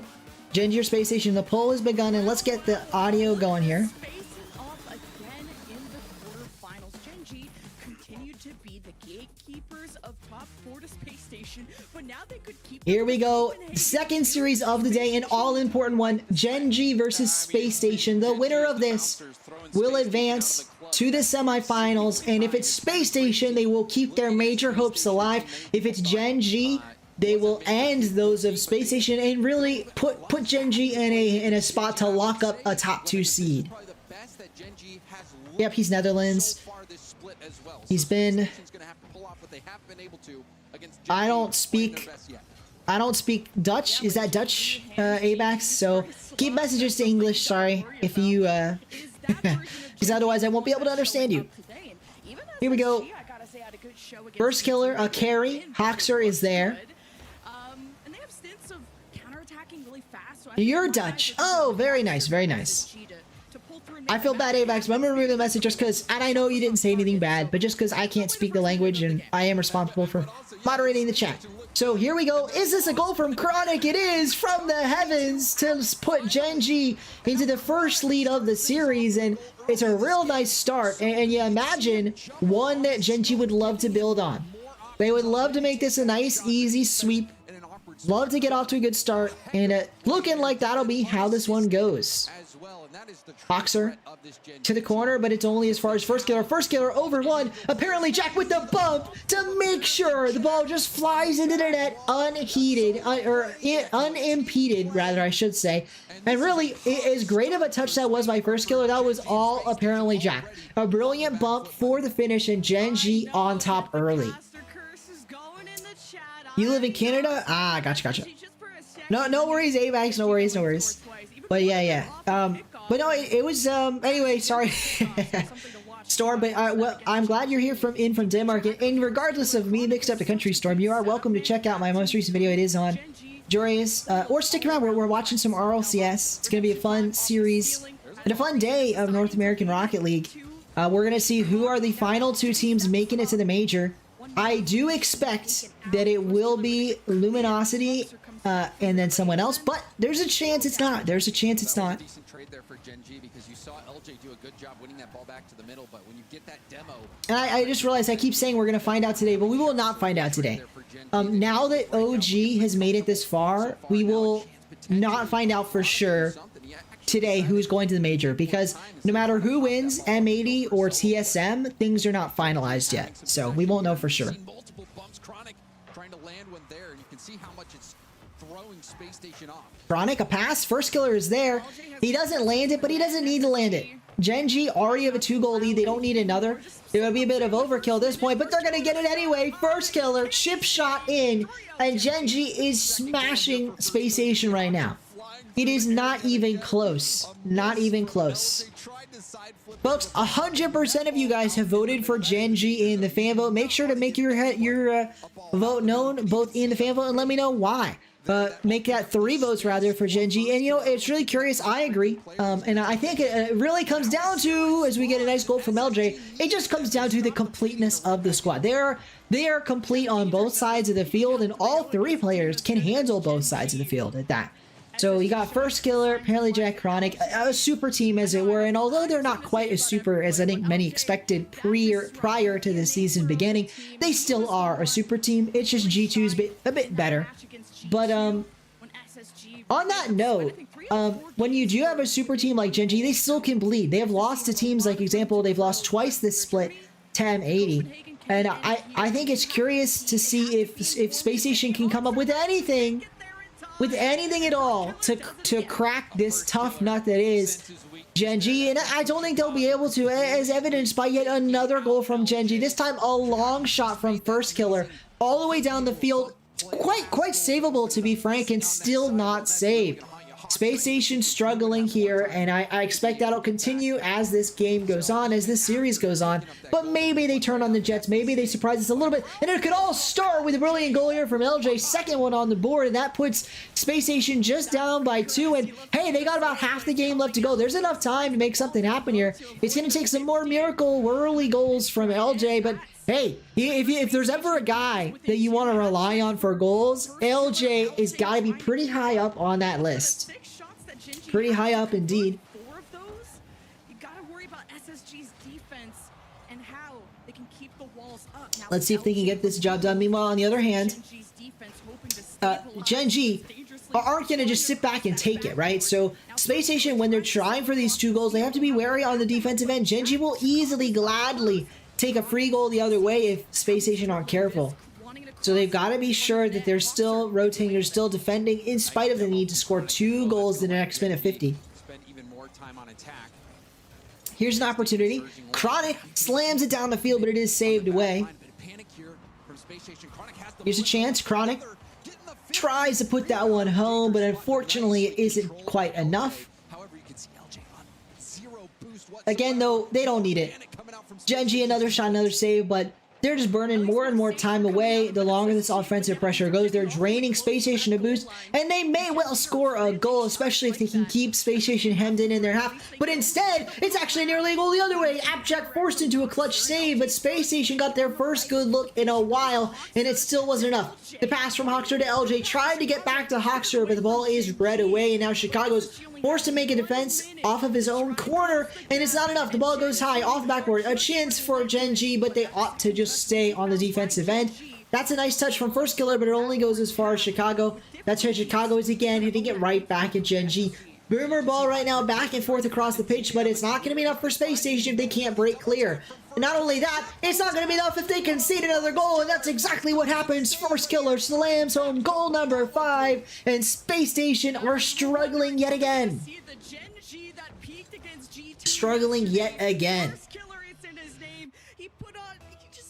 It's been an excellent performance from a Gen G squad that, again, we have seen them bleed. This is not an unbeatable squad, an immovable force. M80, a team that may not even make the major, has beaten Space Station twice. On the other hand, or sorry, Gen G twice, I should say. Meanwhile, on the other hand, Space Station have lost to Gen G twice. It might just be a particularly tough matchup for them, but we're going to need to see more from them if they want to have anything happen here in this series. We're just gotta see more.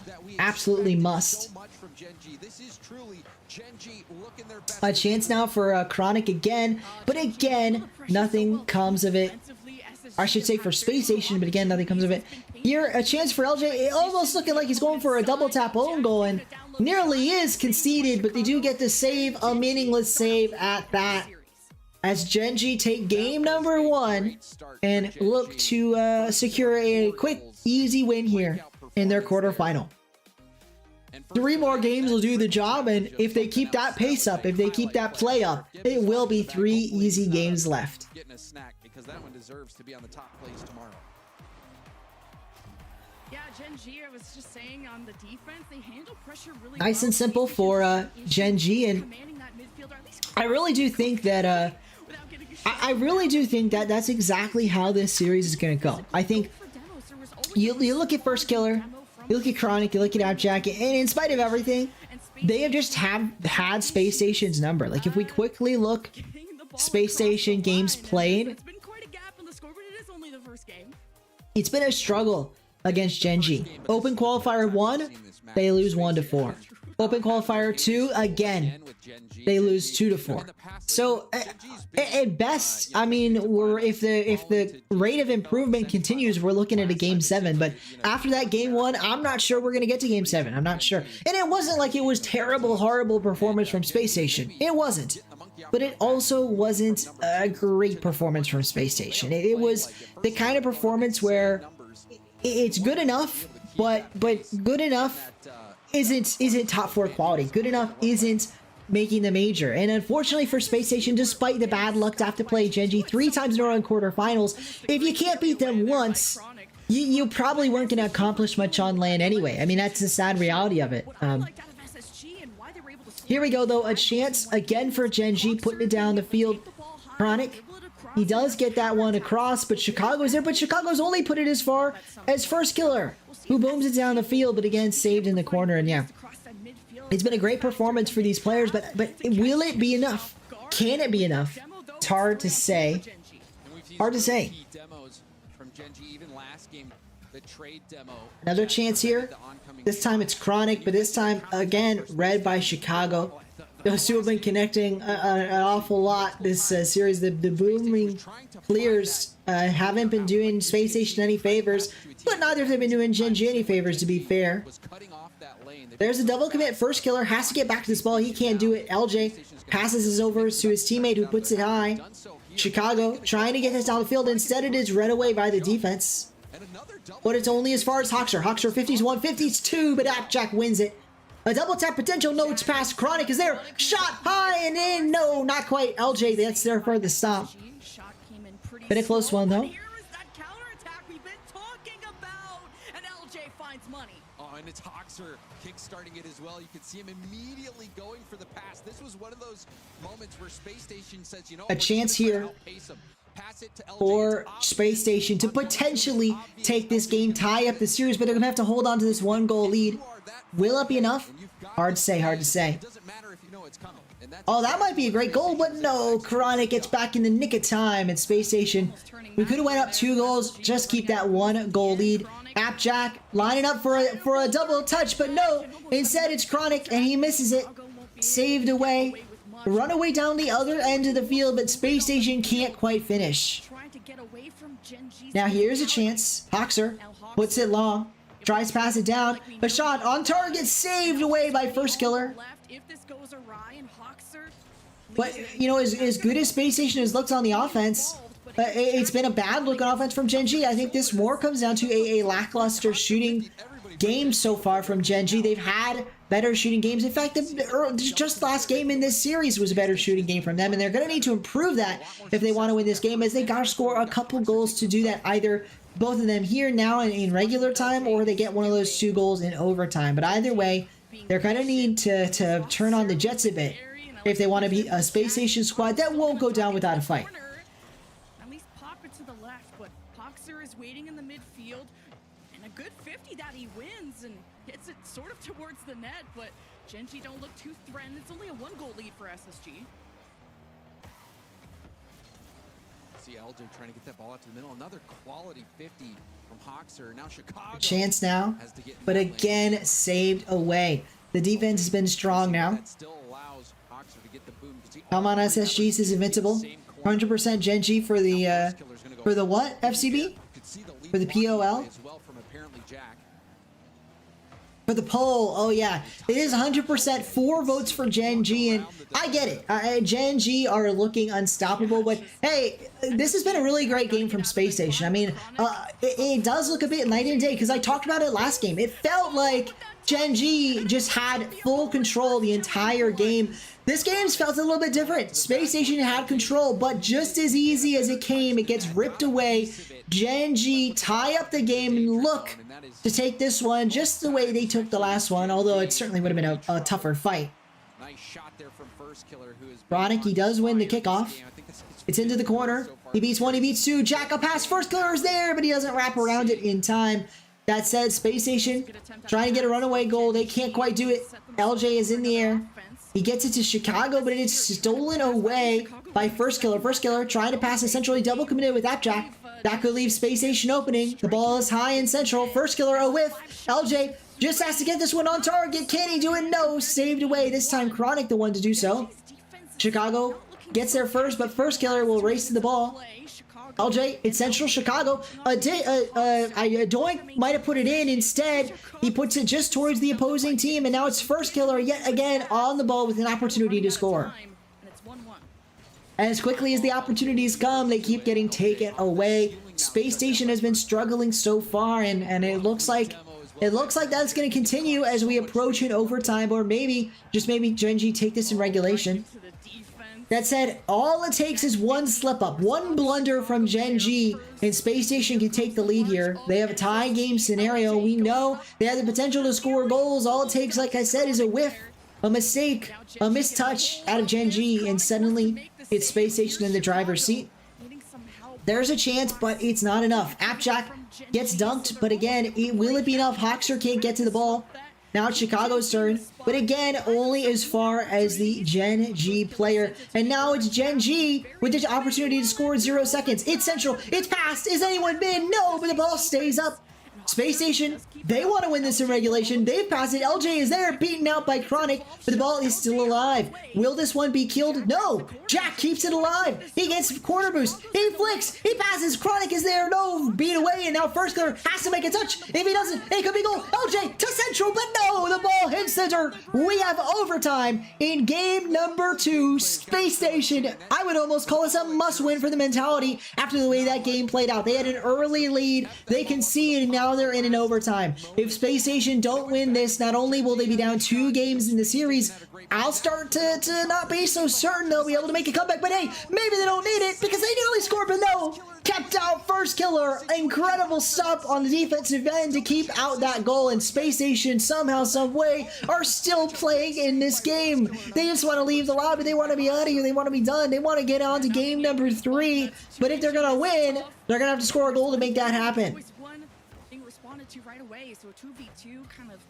Hoxer, it's a pass, but easily read by Chronic, I should say. Chicago, the one beat to the ball. LJ, now it's his turn. Another pass, this time a pinch almost attempt with Chicago. Doesn't go quite the way I think they envisioned it. Is now Chronic's gonna have an easy read on this ball, but as easy as it was, he's passed it right back to the Space Station side. Every time Space Station, you think it's over, they're getting some lucky breaks here. The offensive push continues. Now it's LJ's turn. What does he got? He passes it. He leaves off of it, but Chronic will beat his teammate to the ball. Space Station putting some pressure. They just need the shots to match. Maybe a chance here, but no. Chronic will be the one to read the ball away. He gets it past one defender. Only 2 to beat. Chicago, though, will easily see it away. Now it's first killer's turn, but again, beaten to the ball. Chicago's a menace right now in overtime. And that could be it. Hoxer, he's got it central, but no, the pass goes a bit too high, a bit too fast. And we keep going here. There's a bit more power since Invincible, and indeed, I don't know quite which shot you're talking about, but a few of these just needed some more power and they would have gone in. Gen G, here's the opportunity. No, actually, it's Space Station the one to take the shot. Gen G on the defensive end. Another opportunity this time. It's Hoxer trying to put this central. He gets it there, but LJ couldn't quite get to the ball. Now Chronica clear down the field. LJ gets a 50, but Appjack beats him. Appjack to first killer. No, first killer's beats the ball. LJ can do it all himself. Not quite. Hoxer gets a catch, but he gets demoed for his troubles, and now it's going to be an easy ball for Appjack. First killer gets to go for the demo. He gets one. Chicago is there, and Chicago does get the stop, and in fact gets it clear. An excellent play from the Chicago Space Station side. However, it won't mean anything if they lose this game. All the struggle, 2 minutes and 30 seconds now of overtime play, but it all comes down to one goal, and it might be first killer to get it. No, not quite. Chronic, maybe it's his time, maybe it's his turn. No, he fakes it. LJ reads the fake and nearly gets a nice clear. Instead, Gen G managed to keep it on the Space Station half, but they can't score. Goal, I mean, shot after shot, attempt after attempt, and nothing has gone in. Space Station, we talk about brick walls. They have been the brick wall this series. The brick wall must crumble eventually, but no, not here. First killer again shoots wide. Space Station keep their hopes alive in game 2. What a performance, what a show, what a lengthy overtime, but it all could end in seconds once we see a goal here from either side. LJ, it's his turn. his turn, but it only goes as far as Appjack. And again, Space Station, for as good as they've given, they haven't been enough, but maybe it is here. Chicago, a long shot, but still no goal. Gen G will not die, will not lay down. Space Station have to go. They're gonna have to pull Gen G kicking and screaming to the exit if they want to get this win here. And this is just for game 2. They're not even anywhere close to winning the series, and Gen G are giving them a lot of trouble. Equally, though, you could say the same thing about Space Station, giving Gen G a lot of trouble to force this 4-minute overtime. A chance for first killer, but no. Again, a boom, again, a clear, again, read by the other team. It just feels like a broken record. We're back and forth and back and forth. No one has put in the requisite work needed to make the magic happen, to get the goal, to be the one that scores it. Instead, we continue to see end-to-end action, or maybe this is a chance for LJ. But no, again, read away by first killer. That said, a bump from first killer is going to leave this open. Chronic is there. He booms into the corner. Chronic to read. Pass central. Is anyone there for the shot? No, but then it is. First killer will dish. Will scoop up that ball that was served on a silver platter, dish it into the net, and Space Station are down 2-0. An unfortunate end for Space Station. They're gonna have to really bounce back mentally after that brutal, lengthy overtime. Brutal for them. Brutal indeed. After what, 11 shots to 12, like, ooh, that was an intense overtime. If you're a big Space Station fan, you're feeling like you should have won that game. You're thinking back to the play where it was one-on-one, Hoxer against first killer. Hoxer had the space, he had the opportunity to shoot at the whole net, and in that 1v1 situation, first killer came out on top with the save of the game. First killer has been doing it all, and now the pressure has caused Space Station to have to call a timeout here, and rightfully so, because that is going to be a tough one to recover from, Lemon. There was just a lot of effort, a lot of hustle from SSG, and what a comeback. I know they lost, so it doesn't feel like a comeback. What a series. What a series. And I do think it's going to be a pretty big stomp from Gen G, but it's not over. Hey, Shannon, thanks for watching. No worries. I appreciate it, and I hope you have a good one, Shannon. Thanks for stopping by the stream. I appreciate it. Have a good one. We're just building up, and then those yeah, sorry guys, I've been thinking about how I think it's gonna go in a timeout from Space Station. I don't think it'll be enough. I don't think it'll be enough for them to get this job done, and I think that they're gonna need a bit more than they have. I don't know why, but this matchup has just not been in the favor of Space Station. Apparently, Jack rests in his head, laying back in his chair. It's easy for Gen G. That's not what he's doing, obviously, but he's taking a moment to rest, and they are pushing them. They are pushing Gen G, obviously, a long overtime there. But for all they can push, for all they can make Gen G fight, they just can't get across the finish line. Space Station. And I think that's reflected in the fan vote. For the first time in a long time, we're up to 7 votes, and still 100% in favor of a Gen G victory, and I get it. I see why. Space Station, they got a lot they need to work on and not a lot of time to work on it. Let's see if they can make any magic happen after this timeout. They do have a good coach, Sad Jr., certainly talking this team through what they can do during the timeout, trying to make things right. But I just don't know. What they'll be able to do. If they'll be able to get, make the most of this or not. We'll have to see. They're close, but unfortunately for them, they just weren't able to step up in that big moment. And now they're going to have to do something even more difficult. Come back from this 0-2 deficit after calling a timeout against a team that's really had their number this split. Just being able to relax too after a 4-minute overtime, like, that's really stressful. Here we go into game number 3. Now it's Gen G versus Space Station. Watch to see which one can come out on top. I do imagine, like I said, it'll be Gen G. I mean, this is looking like a sweep even after that long overtime. But hey, it's a Space Station timeout. Maybe they can get something done off of it, but no! Nearly a goal, but this time Chronic skids a bit too high, but still not a great look for Space Station. The best looks early on have come from Gen G, but hey, all it takes is one errant touch, one stray look, and Space Station can take an early lead here and ride that to a victory. We'll have to see what they can do. Now the fan vote, by the way, up to 8 votes, all in favor of Gen G. Really, everything's looking the way of Gen G. But hey, it's been a minute and they haven't been able to score yet. Maybe Space Station has stepped up their defense. Maybe their goal is to play for a perfect play, you know, force an overtime, keep things close. But that plan quickly goes awry. Apparently, Jack scores goal number 1 for Gen G, Bubble 1 Racing, and they have taken an early lead here. Just a minute 15 into the game, and yep, another bump. This harkens back just to the last series. OG, I mentioned it. The way you beat a team like Luminosity is you gotta be comfortable. You gotta rely on your teammates and feel comfortable in the rotations despite the heavy demos, despite the heavy bumps. Right now, Gen G is doing that same thing Luminosity does, but they're doing it to Space Station. They're heavily getting demos. They're heavily investing in these bumps. They are playing aggressive and not, you know, not slowing down. And Space Station has not been recovering well from this. If you look on the flip side, OG, it never felt like there was a scenario where they were out of the play. And that's in spite of getting demoed, in spite of getting heavily bumped. Space Station, they haven't been able to counter these bumps and demos. It's just been free reign from Gen G, and every single one of them has bought Gen G a little bit more space. You look to the OG series, some of those bumps and demos on OG didn't really get anything for a Luminosity squad that ultimately lost the series. But on the flip side here, every time there's a demo, it looks like Space Station is struggling a little bit more. That one nearly resulted in a goal because of it. But Chicago does get the respawn in time for the second shot.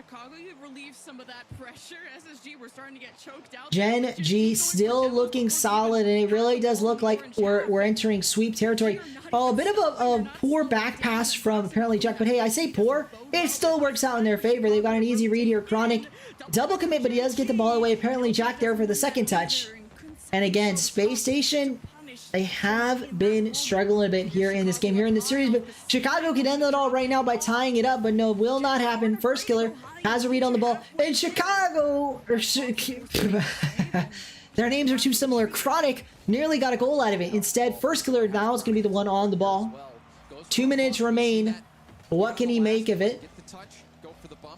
Chronic 50s in with LJ, and he is beat by LJ. A rare beat by Space Station player, but will it mean anything? Is it's nearly a goal from Gen G. It is ultimately saved away. Ultimately saved away. We'll have to see how it goes.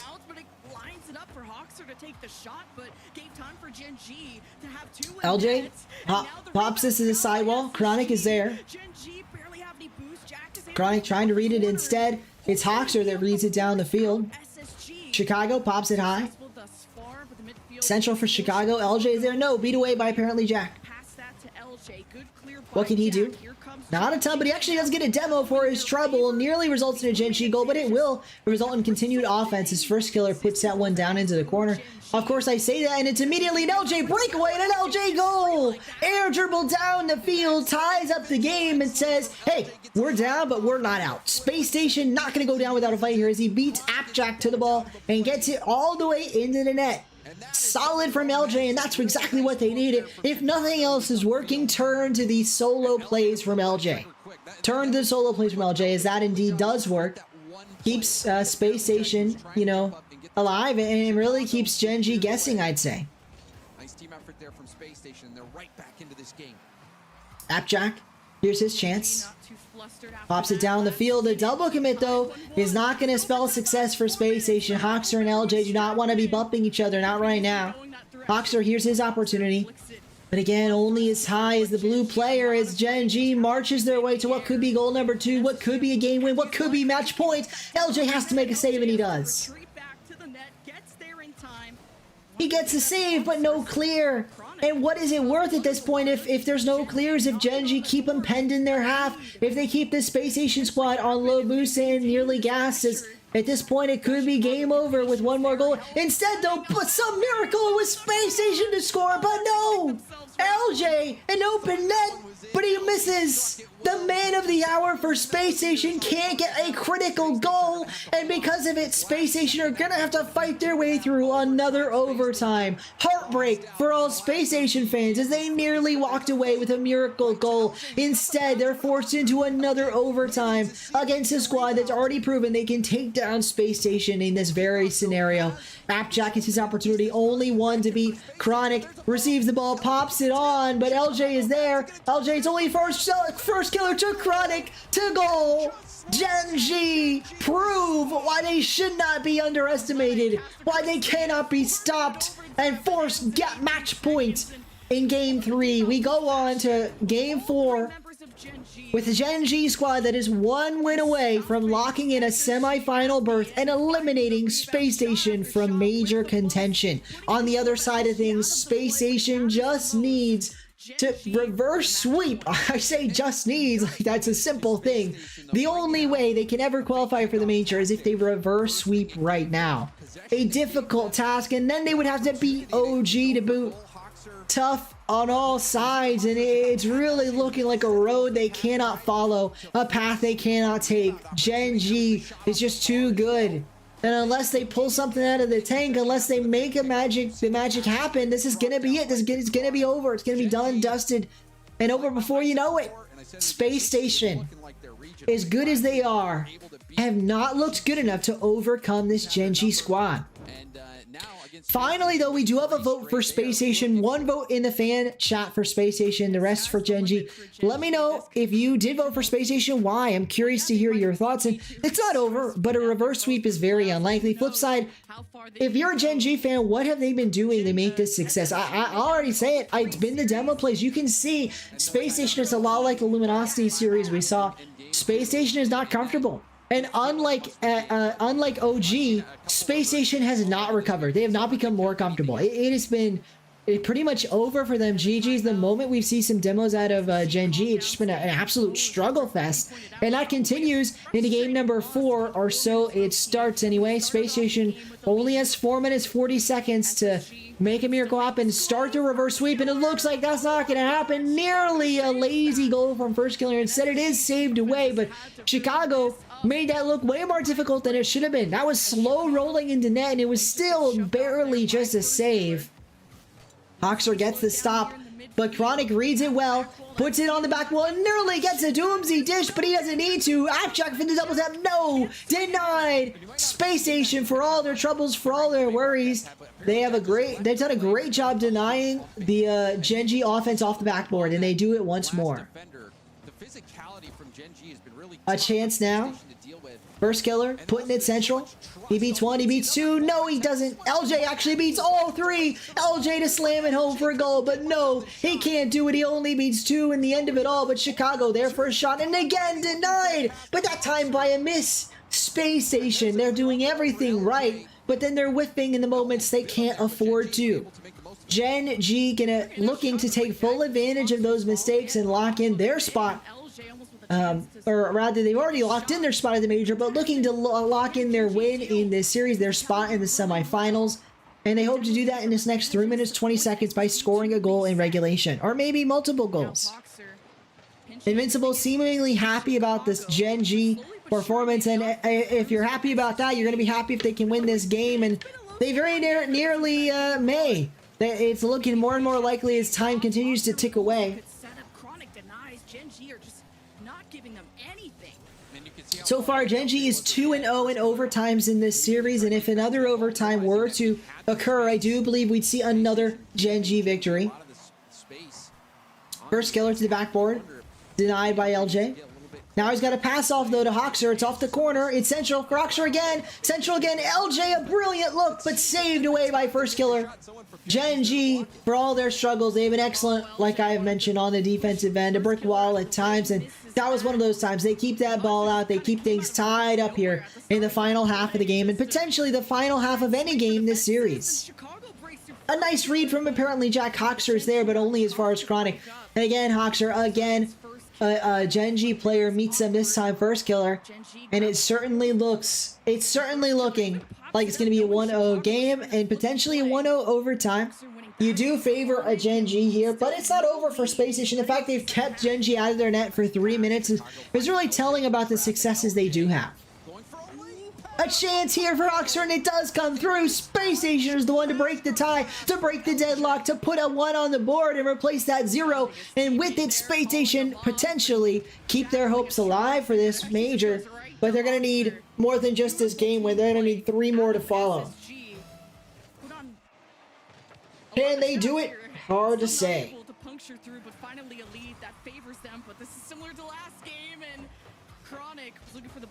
A chance here for Gen G. But again, saved away. Space Station looking like one of the best they've seen. That said, best won't be good enough if they can't finish the job. They've got to lock in this final minute 30 and make sure they still win. A triple commit. Chronic off the backboard. It manages to work out for Gen G, though. They keep the ball on the offense, but only for so long. Now the ball's all the way back into their own corner. Chronic's gonna have to air dribble this down the pitch. Tries to get it past LJ, but can't do so. Apparently Jack there for the read. Instead, it's Chronic that gets the touch. Double commit. Gonna leave first killer in a tough position. He's the only one back. There we go, a nice pop. But again, not very far. Chronic is there to follow. First killer, putting it central. Chronic is there to the sidewall. First killer. Gonna do flip reset potential. He uses it to just jump off the ceiling, get back down to the ground. Gen G, a chance here, but again, stops. Space Station's defense has been impeccable this game, the best by far, but we've already seen a late crumble from them before. They've been scored on in the final 30 seconds already this series when they had the lead. Will it happen once more? Let's find out here. 35 seconds remain.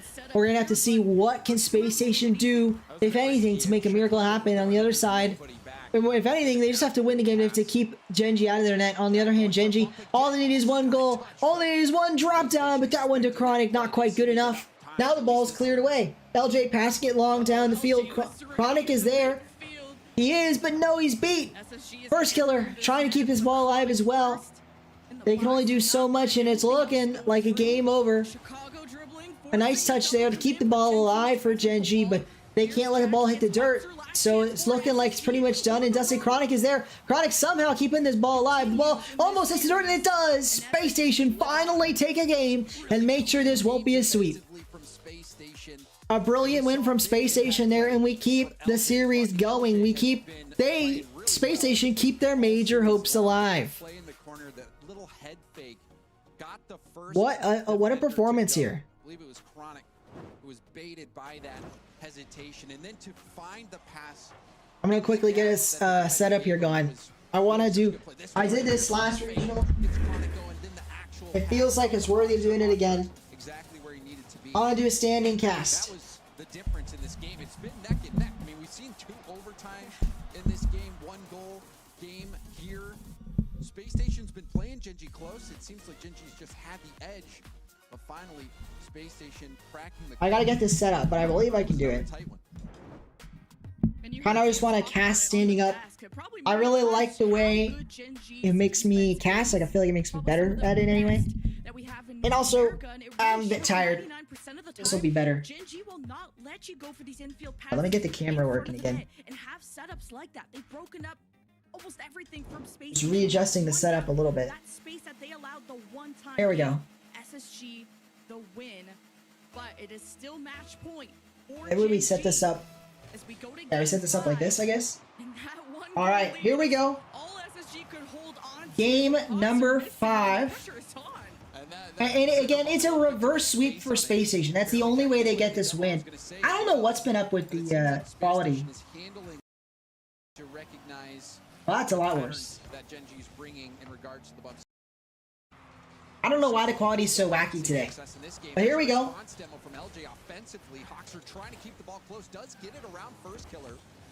Did you guys notice the quality is a little worse than usual?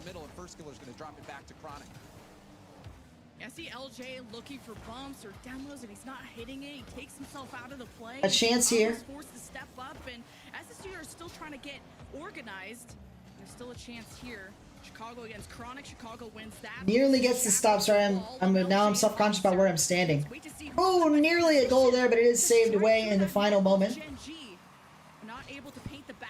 LJ, it's his turn to catch the ball, but he only passes it as far as Chronic.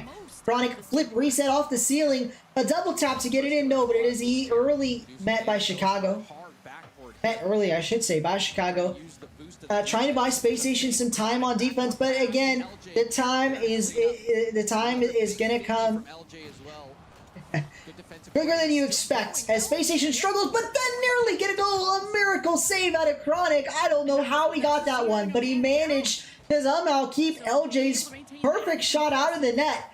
And if those are the shots that are getting saved, what can you do if you're LJ? It feels like every time he does anything, he does these incredible, fantastical shots, and every single one of them is getting saved by Gen.G. What can you do? Space Station, they need a miracle here. They need a miracle here if they want to win this series, because they don't just need to win this game. They got to win 2 more after it, and when Chronic is getting goals like this, it's going to be only more difficult the more time it goes on. Struggle stations from from Space Station, and I expect to continue. They're down a goal now. They got to fight back from behind and still double up Gen.G's goals right now if they want to win the series, win the game, which is a requirement at this point to win the series. A chance, first killer, 50s it in, and with that, he not only kills the ball into the Space Station defenders and powers it by them, he maybe kills Space Station's hopes. A double-digit lead for Gen.G is going to make you feel pretty bad if you're on the Space Station side. They got to keep their heads high. They got to keep themselves locked in if they want any hope, any chance at winning this series. A chance there for Space Station, but easily turned away by first killer. Only 3 to beat. Only, as in all 3 of Gen.G to beat, and they can't do it. Space Station, every time they get on the offensive end here, they have struggled to get by in this game, and half the game's gone. I don't know if that'll be able to change here in this back half. Boxer, he gets it far, but it only is as far as, again, a blue player. This time, apparently Jack, Chronic there, forced into a save. This is the best chance yet. A shot top right. No! Hoxer! He had to score that. He had an open net. All he needed was to shoot it top left. Perfect corner shot. He puts it a bit too far into the corner. It bounces out, and this means that Space Station remain down in the series. We would talk about pristine shooting. That's exactly what we need. We need to see more out of Space Station. They are not living up to the the level we expect of a squad like Space Station. And shooting like that has to be remedied if they want to make it to the major. And at this rate, they're not going to. They're on the point of being eliminated from the major. If the scoreline stays the same in this final minute 30, Space Station will be eliminated from Copenhagen contention. Copenhagen, the first major back in Europe since, I believe, I guess the World Championship. But really, the first major of the season, an important step for a lot of teams and one you want to be a part of. And for Space Station, it would certainly be devastation getting top 8 at the World Championship now to come up and not even make it to the first major. But hey, it's looking like a reality. First killer makes it 3, and Gen.G are unstoppable right now. Reminder to any of our new viewers, the stakes are high. Space Station will be eliminated from major contention with this loss. Gen.G have already locked in a spot at Copenhagen, but by winning this match, they I believe, lock in a top 2 seed and look to take the number 1 overall seed if G2 struggle this final event. But Chicago, he hasn't given up yet, and Space Station may be down, but they're not quite out. They've got 57 seconds to make a miracle happen, to score 2 more goals. To really just put a cap on what's been a struggle of a split for them, but one that they know they have so much more to prove. A reverse sweep would certainly prove a lot, but the road, which already started long, feels even longer now that they're down 2 goals in game number 5. A chance here, but no, again, saved away Gen.G. They really do feel like a brick wall, and if you're a Space Station fan, you're not happy about this. And really, in the fan vote, you see why 92% of you guys in the chat believed in a Gen.G victory, and I totally get it. It really does feel like an unwinnable situation from Space Station right now. 20 seconds remain, and with multiple goals required, they have to score with time on the clock if they want to win this game. and win the series. And when a pass goes awry like that, you know it's pretty much over. 10 seconds now. Time dwindles ever more away. A demo in the back line. Another goal for Genji. And with that, that's it. They've locked it in. They've ended in the hopes. They've sunk the dagger, twisted it even. Space Station are eliminated not only from the North American Open Qualifier 3, they are also eliminated from major contention. They will not be in Copenhagen. Chicago, Hoxer, and LJ, they've done great. They've been consistent. They've been a top 8 team, all split long, but it wasn't enough. And they will fall short here yet again. 3 appearances next to Genji in the quarterfinals, 3 straight losses, and yet Genji, they look super good. Super good performance from them, and I really do expect that to continue on here. As tomorrow they will play in the semifinals. I just can't help but feel a little bit robbed. Let's get the camera fixed up again. I'll sit back down. If they had not matched up against Gen G, first round of the playoffs, every split, like I still feel like we don't know it's a bit sideways. Where SSG sits. Where does Space Station sit? A great question from in the chat, or in the chat from on the mainstream. So James is asking, you know, where do Space Station sit? Because they've only lost to G2 or Gen G, besides one loss to OG. So an OG squad that's got top 4 twice in a row, Gen G and G2. Those are their only losses. And to be frank, they could be a top 4 team in NA. I don't doubt it. But they haven't been able to prove it because of their performances in the Swiss stage and the unluckiness of getting into some tough quarterfinal matchups. That said, we're going to quickly mute this. We're going to mute this and we're going to throw on our own music, which is Rocket League music, but it's just streamer safe Rocket music. And it really has been some fascinating performances so far. This next one, probably the most lopsided one of the day. I'm going to end that poll. Gen G were the winners, are moving on. Invincible, you happy about that one? I think this next one's going to be the most lopsided. Omelet versus G2, and you favor G2 a lot. That said, we are going to update the title and get a new fan poll going.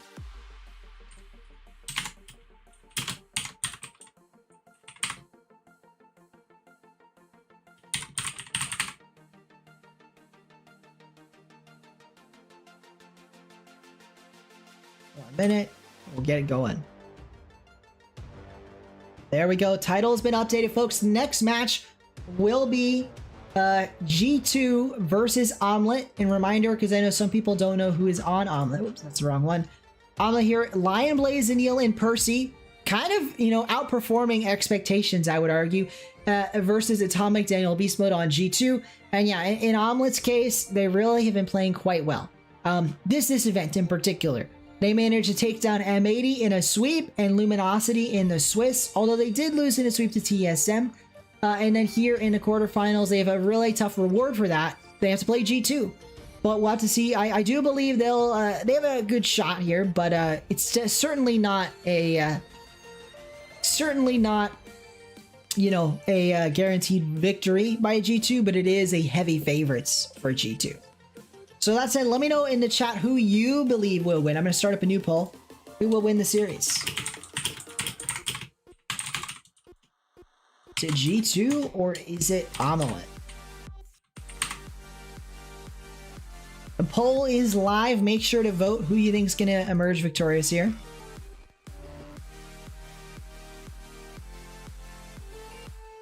On the flip side, we might as well talk about this for a minute. So someone mentioned if I would talk about it in Discord, and I figure we might as well take a moment to talk about it now.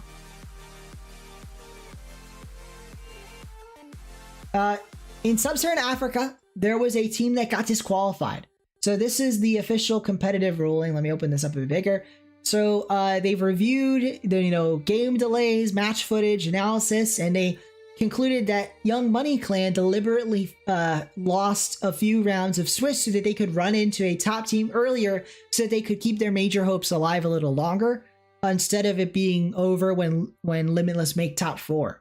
And that's cheating. That's against the rules. They have been not only disqualified, but they have been banned for a year.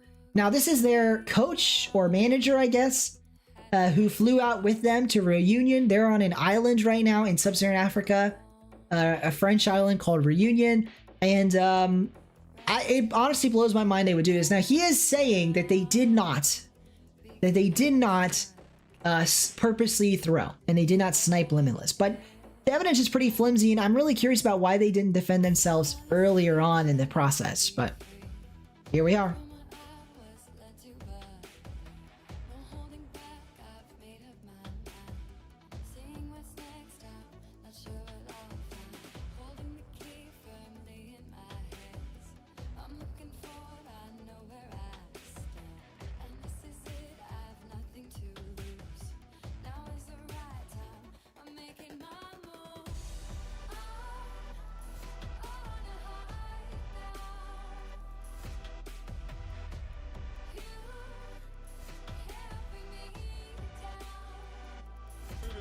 Here is a list or a bunch of their plays. Yeah, it's a bit sketchy, but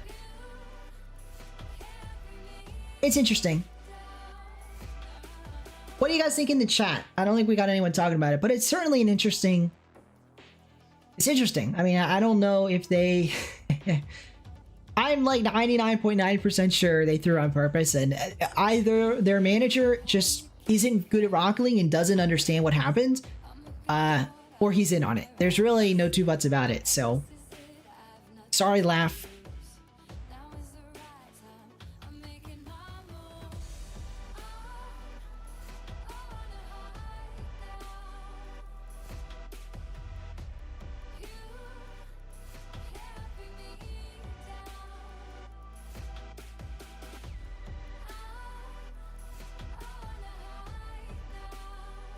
Hey, welcome Reagan Simpson. How are you doing? We got about 40 seconds left until I think they're going to interview one of the winners of the last series. But let me read your message. So Reagan says, enjoy the new documentary type video, and Space Station been incredibly unlucky.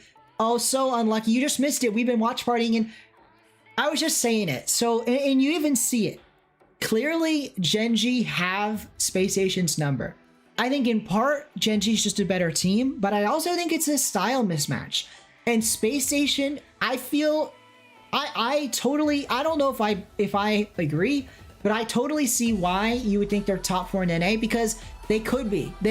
We don't know because they haven't played anybody else. Like, they haven't lost anybody else. So like, it's just kind of sad for them that they had to play Gen.G 3 times in a row in quarterfinals, and that's what caused them to miss out on the major. But if they're out of the major, and unfortunately, we'll have to see how they do next split, I should say. I don't know if they'll make a roster move or if they'll stick. They might stick together. Maybe they'll make a change. We'll have to see.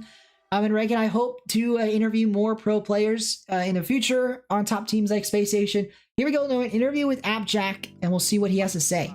James, I was actually going to bring it up myself, but I'm glad you did it for me. Trying to cut it off at the pass, you know.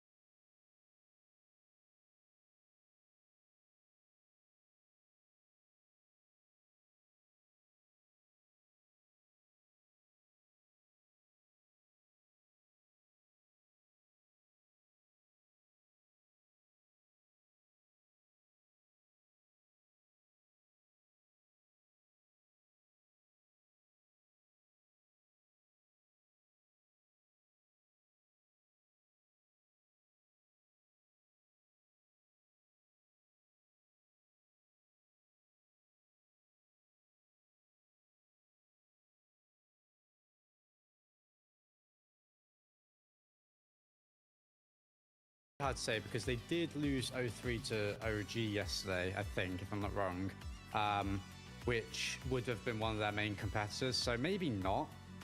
I don't know. It's really tough to say. I think they would have had a better chance, you know, because they did have to play us every quarterfinal, which, you know, I'm friends with them. I'm friends with Hoxer. I mean, you know, it's harsh. It's just a harsh world in Rocket League. You know, it's just how it plays out. I don't want to like knock them out, but you just got to beat who's in front of you, I guess. So they kind of did it to themselves slightly in this one. You know, they went to round 5 in the Swiss when they really are a team that shouldn't be doing that. But in the other two, maybe we kind of trolled them a little bit, you know, matching against them in the quarterfinals. But it's just how it plays out, unfortunately. Yeah, well, it's a dog-eat-dog world out there in Rocket League, especially. That's the reality of esports. Right now, so by the way, we're listening in, folks. If you're tuning in, G2 vs Omelet is up next. But the previous series, Gen.G eliminated Space Station from major contention.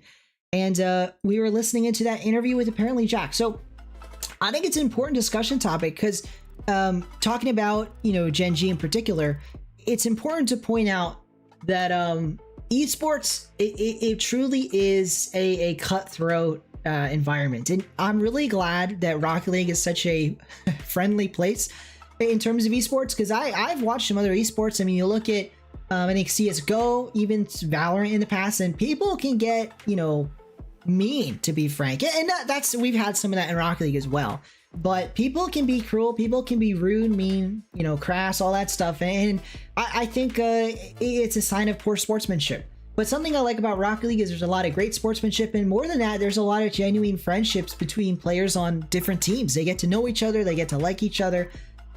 But the reality of esports is, in any competition, not just esports, the reality of sports, of esports, everything is a loser machine. And I've watched, I'm not original in that idea. I've watched a brilliant video on the March Madness tournament, which is a American college basketball tournament featuring 64 teams in a single elim bracket, especially in that tournament, but in any tournament. All tournaments are loser machines. And what that idea means is there's only one winner.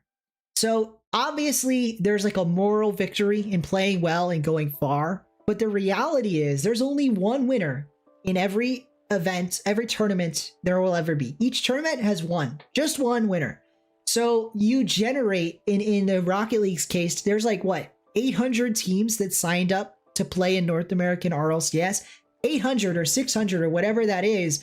Only one is a winner. The rest of them are all losers. And obviously I'm not saying to subscribe to that mentality. I think you should look to the positives. If you made playoffs, that's a positive. You got top 8 in your region. That's a big deal. But at the end of the day, it is in a lot of ways a bit of a loser machine. All right, Evan, you can see on screen here, Gen.G took down Space Station 4-1, exactly like I predicted. And we move on to G2 Omelet, but tomorrow there will be Gen.G versus OG here, so it's going to be an interesting one. Welcome back, Silver Shard, and I'm talking about what AppJack said in his interview. So for you, those of you guys that missed it, Gen.G won, and apparently Jack said he's friends with Hoxer, and he hates that he had to knock Hoxer out, but he wasn't picking the matchup, and you just got to win the match in front of you, and that's the reality of it. You're friends with these people, you know them, you don't hate them necessarily. Obviously some pros have rivalries, but in Rocket League there's not a lot of, you know, antagonistic rivalries. It's a lot of friendly rivalries. And in the case of Gen.G, they've taken out Space Station despite being friends with them, and that's just the reality of esports. It's a dog-eat-dog world, as James the caster said. You've got to be the best, you've got to beat the best. And I know people say that as like a saying, but like, on the flip side of that, the alternative meaning of that is to be the best, you've got to beat the people you've looked up to in the past. You've got to become better than your mentors, better than your idols. And that's just the reality of Rocket League esports. I think you look to a player like Zen, he's beaten K-Dop, and he wouldn't get to where he is today if he hadn't beaten the old guard, you know, of Europe. So pretty crazy. Same thing for Vatira, same thing for everybody. I'm doing great, Silver Shard. It's been an excellent day so far, and I'm going to be even more excited about this next one. Omelet versus G2. Interestingly, we had a unanimous vote for Gen.G over Space Station. Unanimous. Everybody voted for Gen.G but one guy. Now, somehow, G2 has 40% and Omelet is winning the fan vote? What are you guys thinking? This is a sweep. This is a stomp for G2. Guys, Omelet is losing this. Do you really think Omelet can win? I'll eat my word. I'll eat my words if I'm wrong. Lion Blaze is probably the guy to do it. He's on the screen right now. He is the most notable of all the Omelet players. A CRL, I believe anyway, a CRL world champion, or at least close to a world champion in CRL, a national champion. On the other side, G2. It's G2. They've been unstoppable. I really don't see this one, guys. I mean, you're welcome to vote whichever way. Omelet winning in the fan vote, but I am shocked that you guys think Omelet can win this. I'd love the upset, said Dragon. Hey, I'm not opposed to an upset. I'm just saying, I'll believe it when I see it. I'll believe it when I see it. We have Omelet versus G2. It's going to be a really interesting one. We've got some more time, so I'm going to turn that off for a bit. But it's gonna be a fun one. I mean, I do believe that Omelet could win. But like, if any of the devs pick Omelet, I'll be shocked. I'll be shocked. Let's hear what they're saying actually. And you're facing the big bad evil guys of G2, and Daniel is on another one. I'm not. Let's see what they say. We know Omelet is better. All right, Edwin. Maybe you're right. Maybe you're right. G2, I gotta look just as smart as Gibbs sometimes. Well, speaking of being Omelet. Gibbs. Here real quick. Gibbs is crazy. Gibbs is crazy, guys. For the first two regionals, did not have G2 winning it. So of course, they didn't lose the game. I finally was like, all right, G2, you're gonna win it. I cannot not pick them. They lose in Swiss. That's all I'm saying. So Lennon, I know you're a new kid on the block, but there's a G2 curse with me at times. So I'm gonna bank on that my YouTube predictions were completely wrong, and I'm gonna go Omelet here. Gibbs, the curse is that when we sweep predict, the team we sweep predict loses, and when you predict G2, they lose. So you have not swept, and you have also picked the opponent, which means they're going to win right now. Come on. I may have you understand this. 80%. I think Gibbs just wants G2 to win, I guess. That's pretty funny though. Odds on the mainstream crazy? Yeah. What are the odds?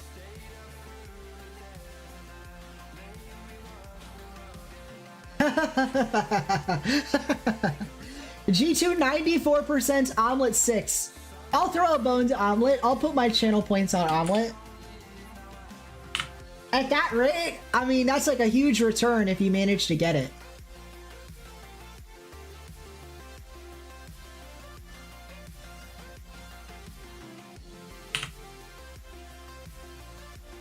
Alright, I've put all my channel points on Omelet.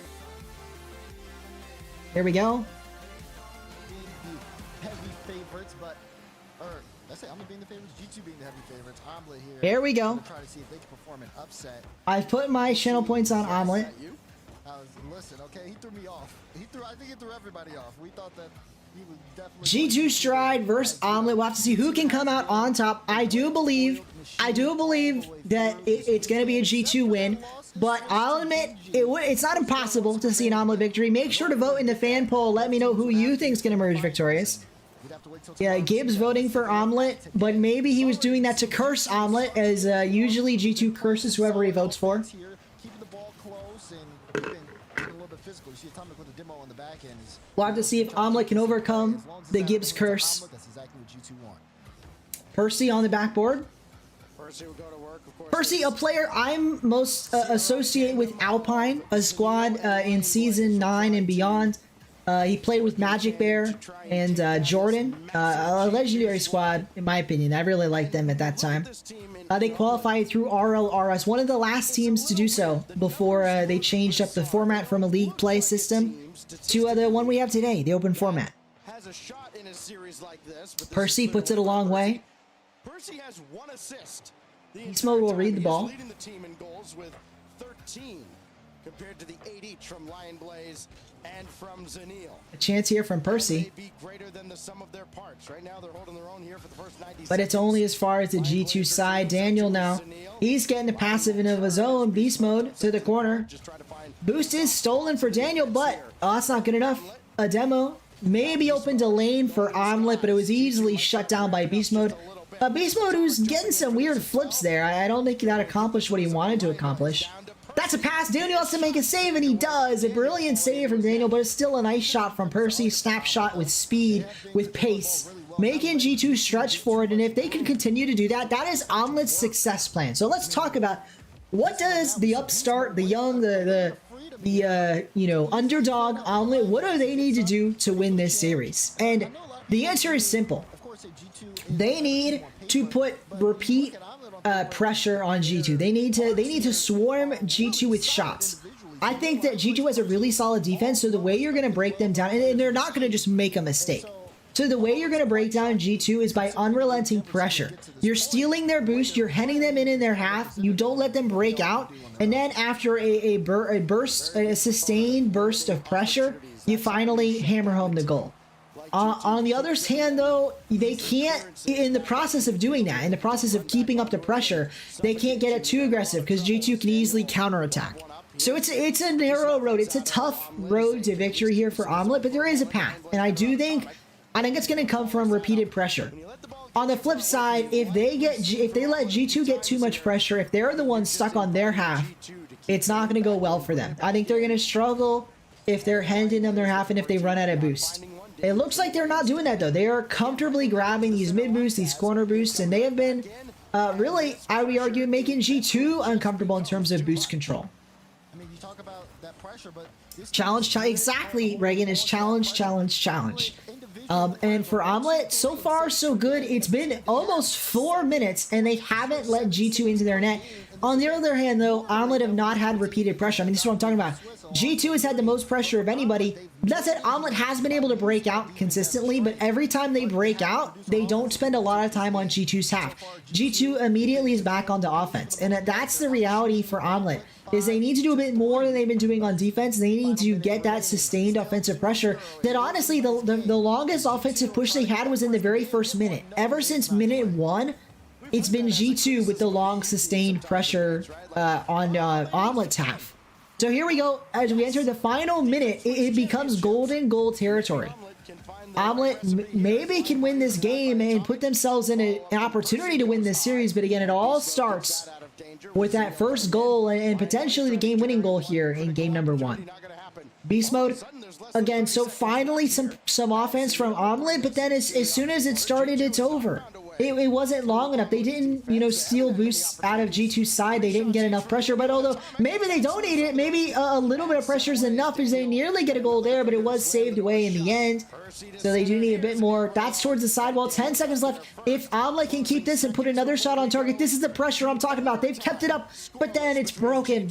The pressure they had, what they were putting on G2, it's over as soon as it starts and the ball hits the dirt. And we have overtime in game number 1. Omelet got a chance here, but they need to win in overtime to do it. Atomic, oh, that would be a painful loss for Omelet if it was over quickly with a G2 snapshot, but it may be the second chance. This one goes wide from Atomic, but Beast Mode keeps it in, keeps it alive. Lion Blaze has to catch his ball. Actually, he leaves it for Percy. Percy, he beats 1. Can he beat 2? No. Daniel snags the ball away, and with the double commit, Lion Blaze is the only one back. Lion Blaze is in the corner. He has 150. He has 2. Beast Mode rises to the ball, does beat the defenders. The ball only goes as far as Zenil. Zenil this time, but it paps it to Percy. Percy to Lion Blaze. Lion Blaze back to Zenil. Zenil to score to end the game in overtime. And no, he can't get back to that ball. It popped off the backboard. Atomic, he pops this one high, but again, it's only going to be as far as the orange side Omelet. This time it's Percy to Lion Blaze. Lion Blaze double tap potential right away by Beast Mode. And this has been some great pressure from Omelet, the best we've seen, but the one thing they haven't been doing is stealing enough boosts. I think G2 is still very comfortable right now, but I say that and then they immediately concede. Lion Blaze snipes the bottom left corner off a whiff from Beast Mode. This was all a bump. Excuse me, that was not a whiff from Beast Mode. That was a team bump from Daniel. Daniel crumbles in the final moments, bumps his own teammate, and costs his team the game. Omelet, by shocker of all shockers, take game number 1. Maybe the fan vote knows a bit more than I do about what they're talking about.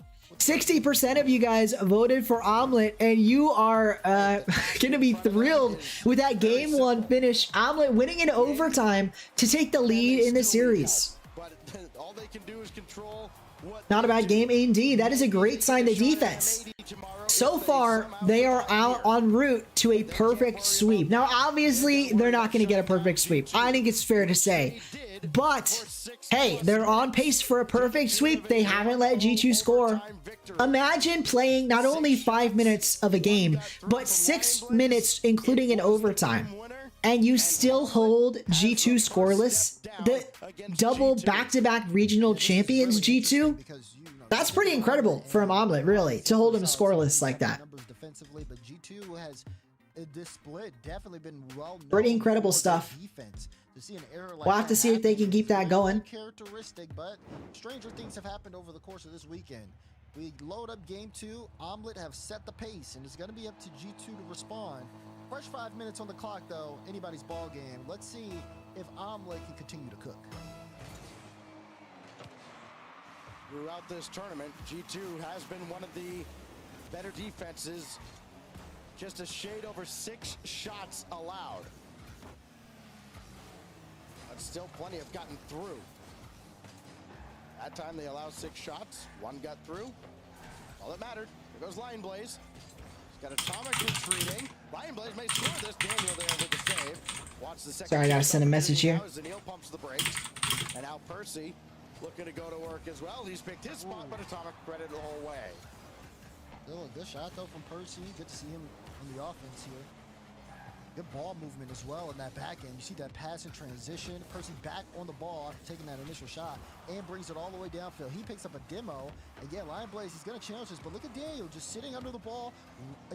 I lied there, but we're back. Sorry about that, guys. So that way, Omelette can't jump on this and start. I didn't realize it had frozen. My bad, guys. I was in I was in Discord. I just had to message somebody. But here we go.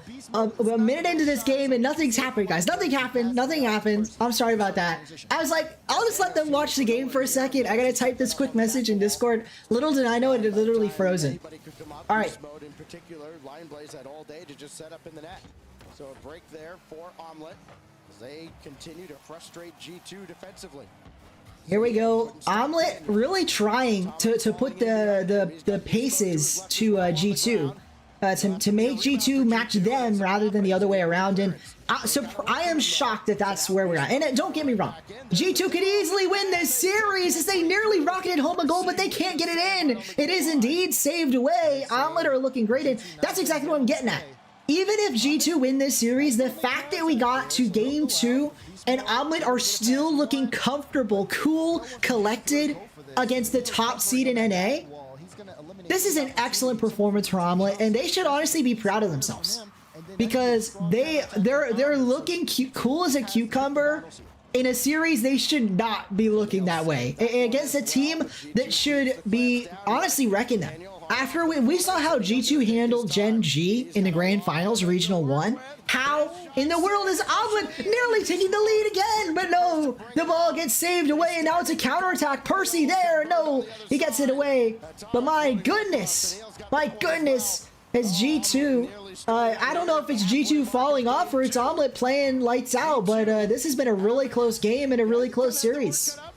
Daniel, air dribble. He bumped a defender, and that was nearly a goal. But again, the best plays for G2 have still not been enough. Zanil, that would have been a nice 50. Instead, Percy reads it, though. And again, Omelette are firing on all cylinders right now. They are playing aggressive. They are getting in the face of G2, and they are scoring the goals. Nearly another one there from Percy, but a brilliant save from Daniel. And Daniel has to be the brick wall for this G2 squad. I mean, we talk about who needs to step up when teams are struggling, and in a rarity for G2, I need to talk about what G2 has to change. And I'm looking square at Daniel. He's been fine on the defensive end, and he needs to keep that defense up. But I want to see more out of Daniel on offense. I think we're looking at him to make connections in passing plays, to be able to potentially even get those solo plays. Either way, just make the magic happen on offense. I want to see him break out of defense a bit and get some stuff, you know, get it done on offense. And I know Daniel has that potential, but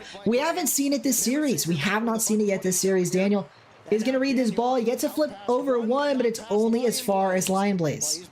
Flip reset for him, and he does get it by beast mode. Atomic is there, but again, Lion Blaze reading this ball like it's a magnet attracted to his car. G2 have not Zenil gets a clear, and Omelet, full credit, man. They are looking like the real deal. I just want to remind folks, because we are now, oh my goodness, 50 seconds away from an overtime. We are at now 10 minutes, including the overtime from game 1. 10 minutes of Rocket League, and G2 have not scored a single time. Not scored a single time on Omelet.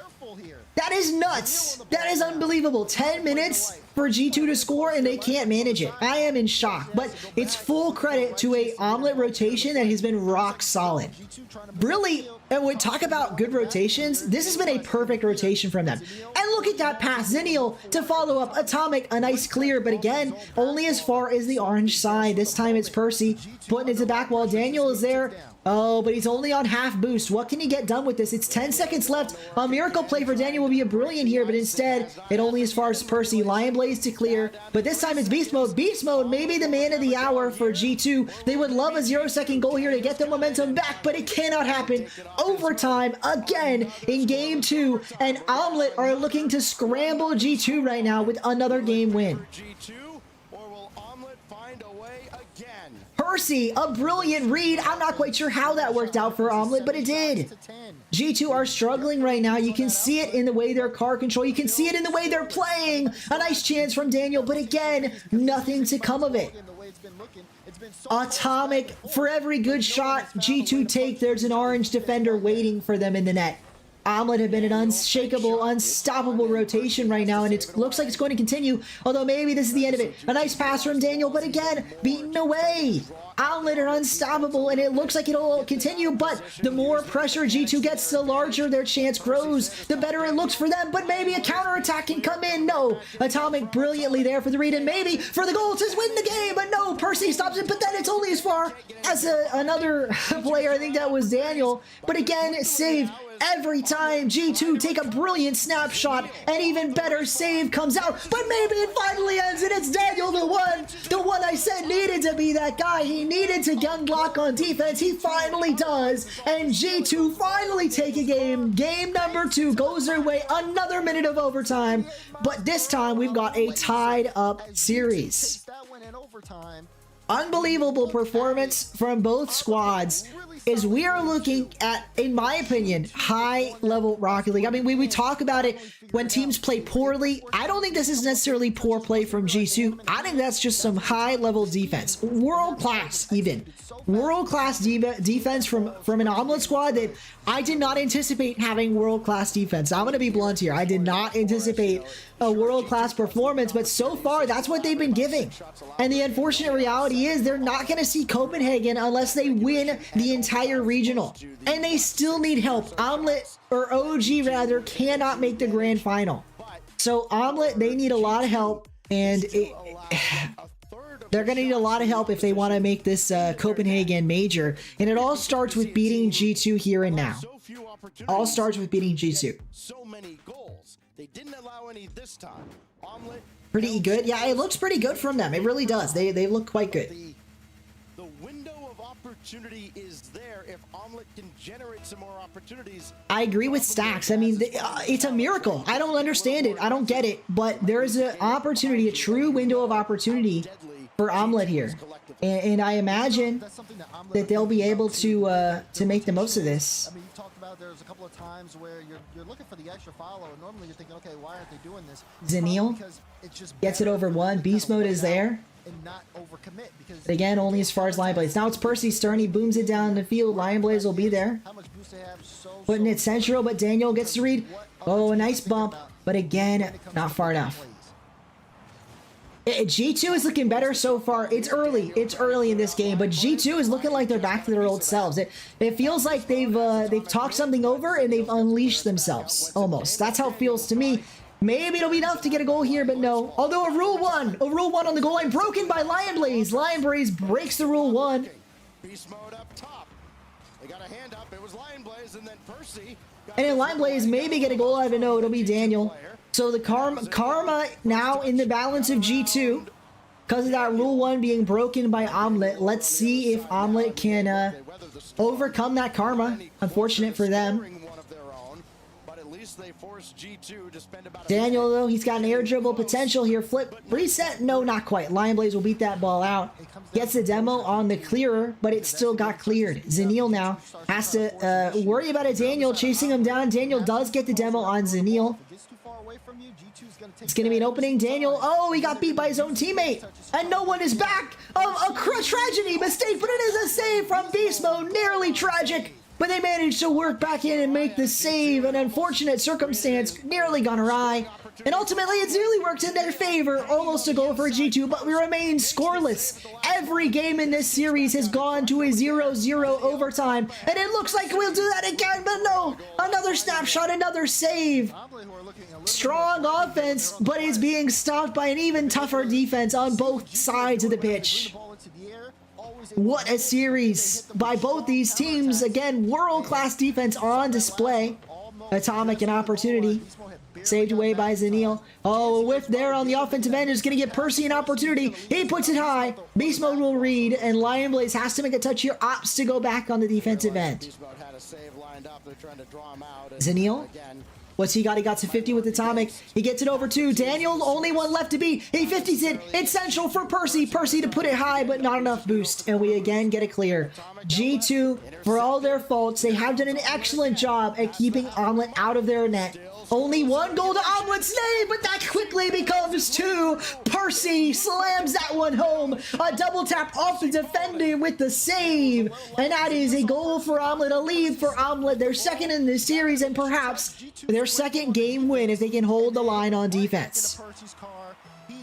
Mid control is pretty even. Exactly. This is looking incredibly even. Unbelievably even. A G2 squad that everyone would argue is the favorite, except my chat for some reason. You guys voted for Omelet. Who many consider to be the favorites. G2 is losing in the series to Omelet, or rather in this game, but may well be in the series if they drop this game. And an Omelet squad that I couldn't have possibly expected this from. It looks like a world-class defensive team. To the corner. Atomic is there, but he doesn't get a lot done with this. Zanil might have a read on this ball, and he will in the corner with boost. Actually opts to take it slow. He gets over one, but Beast Mode is there. Beast Mode, try an air dribble bump. He nearly does. Atomic pops it high. Percy can't read this ball. Zanil, a whiff. Percy is there. Another defense save needed, and Lion Blaze gets it. Save after save, but Omelet do not crack. They do not scramble. And G2 can't get a goal. G2 can't break through. If G2 want to be the chefs, they're going to need to learn to cook eggs a little bit better than this. Omelet so far have been the better on almost every front. I'd argue offensively and defensively, Omelet looking like the better team. It is a very close matter, but they are looking like the better team. Hey, Edwin, full disclosure, obviously we've seen G2 perform better than this. This isn't peak G2, but this is not a terrible G2. They are still looking good. Omelet is just looking better. They have had a really strong defensive Omelet, and their offense hasn't looked shabby either. They nearly get a goal there. They're not. They are trying, for the record. They're definitely trying. But yeah, it's been a struggle here so far for G2. They've only scored one goal on Omelet across the entire series. 15 plus minutes of Rocket League, and they have only scored one goal. And now Lion Blaze install mode here. Just trying to kill off the final 20 seconds. Nearly a chance there for Omelet. Instead, G2 will be the ones to maybe get a look here. They only need one goal to tie things up. 10 seconds, but they have a chance. The ball's been passed to Atomic. Atomic puts it central. That ball is 50 away. Beast Mode, his chance, but the ball's going to hit the dirt. Lion Blaze, he puts it down the field. Atomic has to get a pinch. He misses it. And Omelet take the lead in this series. I can't believe my eyes. What am I seeing? Omelet is showing up and showing G2 out. They're looking like the better team, the more solid contenders. G2 double regional champions. Does it all end here? They need to win 3 more games, and they can't let Omelet win 2 more or they will drop this series. Unbelievable. Edwin, what are your thoughts on this? Apparently you think this is a G2 throw. It could be, but I really believe more that it's been Omelet overperforming. I mean, look at some of this. I mean, that's not a bad touch by Daniel. That's just Percy with a brilliant shot and a perfect read for the second follow-up touch, or a lucky read if you want to call it that way. touch is just flat out not happening here for G2. Omelet, And all of a they've sudden, only Omelet scored with 2 goals, but that's all they have needed to take a 2-game-to-1 lead. And I think a lot of people expected this to be Pretty very good showing from them different so going in. far. We'll see if they can keep it up. Somebody get Colin the Shogun on the horn here. We got 1-0, 1-0. I appreciate the comment, Edwin. Times and one elimination. On the members only video. I always forget I have that one G2 live or solve the whatever. puzzle. Initial shot high off the crossbar. That's about as close as they've been in regulation to scoring anything. I probably should have just posted that when I did, but I decided to not, and then now it's just a members only video. Anyway, yeah, it is a very competitive series, and it continues here in game number 4. G2 have to win 3 more games if they want to win this series. Omelet only 2 wins away from a shocker, but shocking upset. There's the demo. That could open things up. Chance here. Atomic undeterred. Great touch there from Atomic. Be able to clear that Percy, away. what's he got? Puts this one high to the ceiling. Percy, flip reset, gets it. Daniel reads it well, but he's probably low on boost, and indeed, he actually gets a bump though. Atomic nearly with the goal, but a save out of Lion Blaze keeps Outlet sheet clean. And we talk about a clean sheet, they have only allowed 1 G2 goal in over 17, no, make that 18 minutes of Rocket League. Between the overtimes, the regulations, 18 full minutes of Rocket League, and G2 have only scored once. An unbelievable proposition to me, because this G2 squad is known for their offensive prowess. And yet, Omelet, and it's not just been G2 mistakes. Yes, they have made some, but Omelet have been stellar on the defensive end, and so far that continues in game number 4. Especially by a team in the higher Like I said, I found to be online, so I don't own the backing track to that. That's just like a random online one. But yeah, this obviously the words are mine.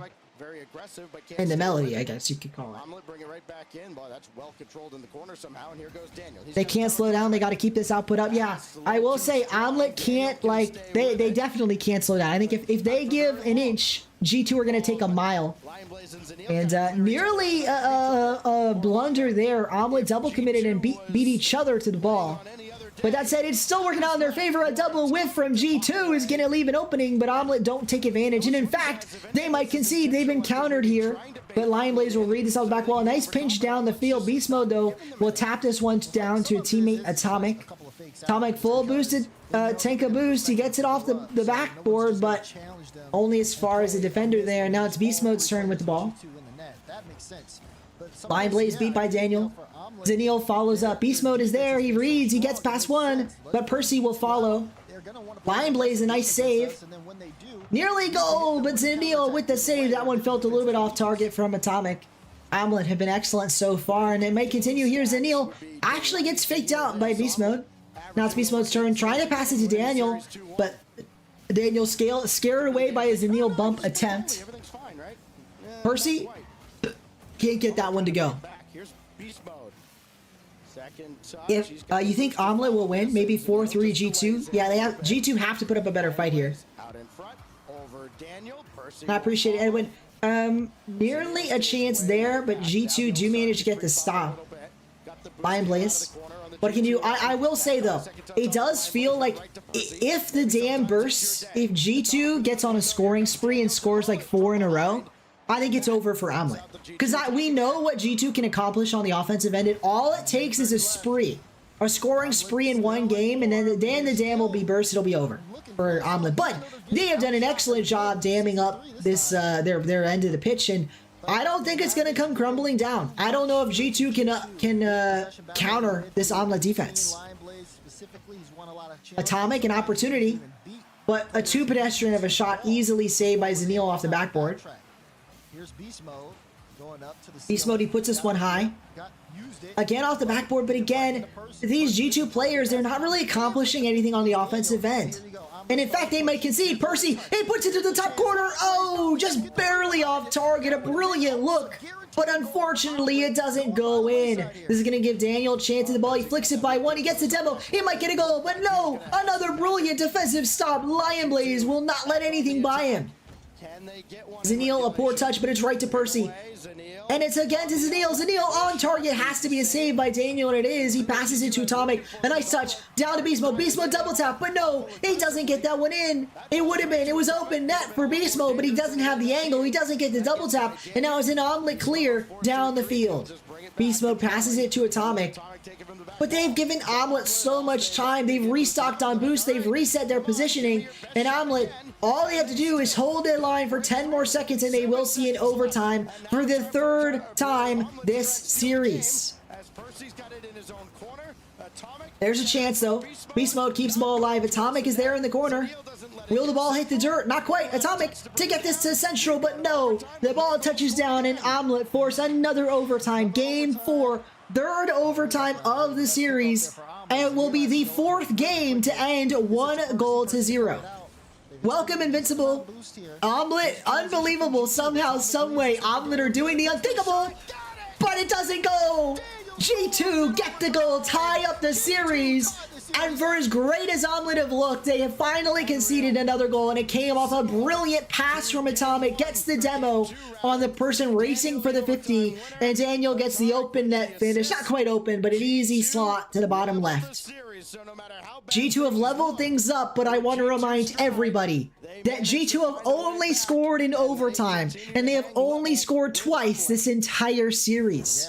Omelet's defense has been impeccable, and that kickoff goal is the only goal, or really, given that that was a kickoff goal, they have only allowed one kickoff goal, and they have only allowed one goal from open play. So 2 goals allowed from Omelet, 1 from kickoff, 1 from open play. As long as they can avoid more kickoff goals, I would argue they're the favorite in open play right now. In regulation, that is, to get a goal.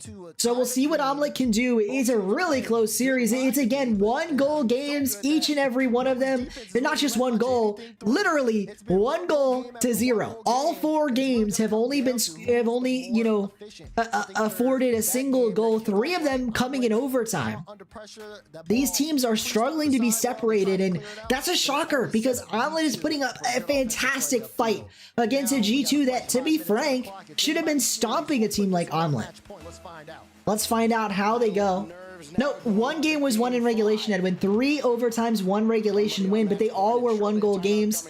Like literally 1 goal. Zanil trying to get an early goal that would certainly put the pressure on G2. So far, they've only been conceded on late, but an early goal makes everything change for G2. They're going to be playing from behind the entire game. Percy maybe gets it there, but a brilliant save from Beast Mode. He was getting chased for a bump, and he still got the save. Lion Blaze to Zanil. Zanil actually fakes it. Daniel hits it right back to Lion Blaze. Another 50. This time it's Beast Mode. Running low on boost. Atomic with the fake, but Percy somehow easily reads at what should have been a goal for G2. There was only 1 person back, and now it's an easy open net for Lion Blaze. All off the team bump. Atomic and Beast Mode bumped each other and left this net open. I can't believe it. It was an open net, not quite open, but it was a runaway for G2. It was a 2-on-1 for G2, and somehow they managed to not only cough the ball up, but concede on their own end. And the earliest lead of the series leaves Omelet in prime position to head to match point. All they got to do is hold on to this lead, and they will move on to match point and potentially take down the juggernauts of G2. Lion Blaze trying to double up the lead. It would be the first the first time a second goal had been scored all series long, but not to be. At least not yet. Daniel trying to get a goal there, but easily saved by Zanil. And now it's Lion Blaze finding this ball in the corner, reading it off the side. Well, welcome, Funi. Raw indeed. Somehow, Funi, Omelet has been putting up a fight against G2. Funi, every single game has been a 1-goal game. Omelet have won 2 overtimes, or rather 1 overtime and 1 regulation win. G2 won another 2 overtimes. It's incredibly close, and I can't believe it. I can't believe Omelet are putting up a fight, but Beast Mode are going to go... Beast Mode and G2, they're not going to go down with a fight either, as he slots home another goal. Percy tried his darndest. All 3 players were there. Zanil nearly getting a save, but Omelet do concede, and for the first time all series long, the scoreline will not be 1-0. We will have a 2-1 at least game here. Able to get that equalizer, and Nah, Funi. No, we don't. We don't. Because, like, LG can still lose anyway, or still be forced to do tiebreaker anyway, if M80 faces, OG in the grand final. So, like, we don't need G2 to win. Oh, I understand what you're saying. You want G2 to face M80. I get it. I think I get it now. Or TSM, either way. You're probably right. But that said, I just kind of want to see the upset. Luminosity, they clinch a tiebreaker. I'm not worried. Omelet, they've been doing incredible so far, but I mentioned it earlier. G2 had only scored in overtime, and I said once the dam bursts, maybe it like full-on bursts, and they score a flurry of goals. So far, it hasn't been a reality. They're not getting a flurry of goals off that initial goal, but maybe it'll be the end of this game. They've got half the game left to go. Well, yeah, I want Gen G to beat OG is what I'm getting at.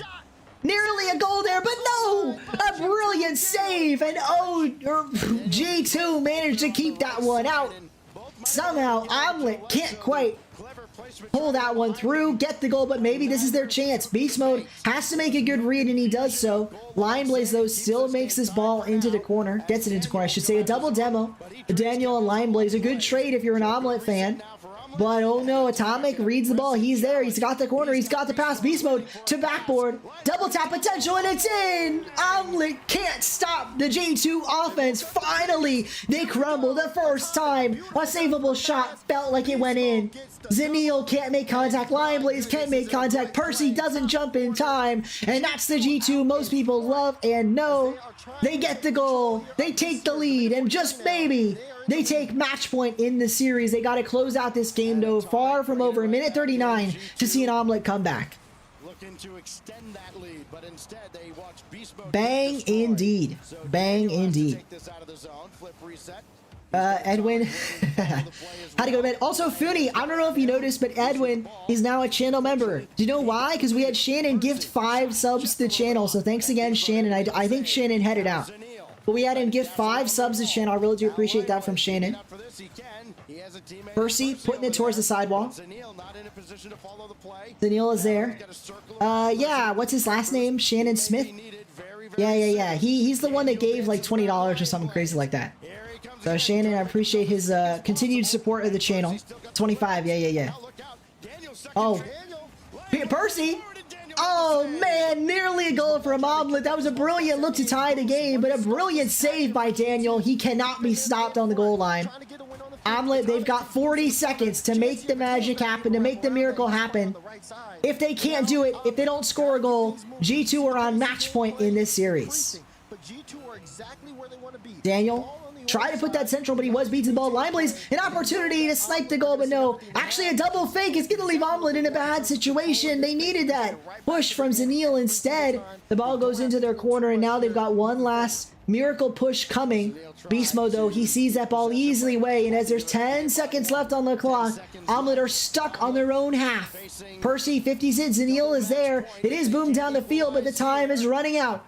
2 seconds, 1 second, that's it. 0 seconds left on the clock. The ball cannot hit the floor. If it does, G2 will keep their, put themselves on match point. That's exactly what happens. G2 Stride put themselves in a position to win this series with one more game. Omelet have to win 2 in a row to make the miracle happen. Yeah, Space Station can't catch a break.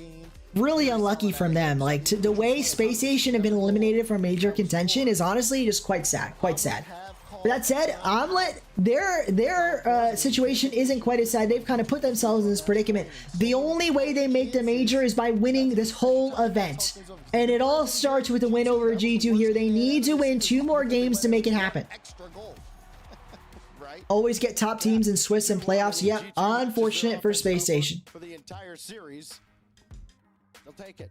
Beast Mode with the pair. A timeout now gives an opportunity for Omelet to potentially talk over what they should change, what they need to do to make a difference, and there's certainly a chance here. It's not over.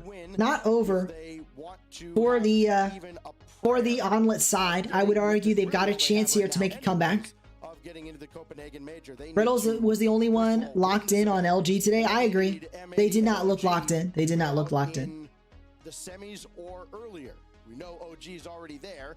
M80 to play TSM following the conclusion of this series. But hey, they got a chance here. Just about wrapped up here as we get ready to go to Utopia now for Game 6. We have not had a Game 7 in North America, which just sounds bizarre considering this is the final event of the first split before we go to the major. Pat, I love omelet, the food, and team. Hey, nice, Edwin. I mean, omelets are great, man. I love omelets with some cheese. You know what I kind of thought hilarious? Omelet changed their logo, and I wonder if Psyonix made them do that, because their old logo was like an actual omelet, like a photo, and now it's like a clip art type of an omelet. The mechanics are still on point. But they've been looking good. Seen a little bit of mistakes defensively, and we kind of see times where they'll Like both the food and the team. chances for counters. I know a lot Looking of good. teams 3 outside games to of 2, and this does feel like a Gen G victory. Don't get me wrong, Gen G.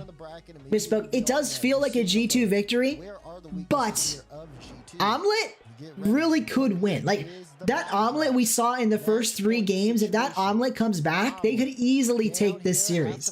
Their defense was impeccable. Impeccable. To move on to top 4, a win here is all they need. Yep, Edwin. Yep. DreamHack 2019 Reddle's back. Hey, maybe. He's got to step on a table now. Wasn't Hogan mode a real picture?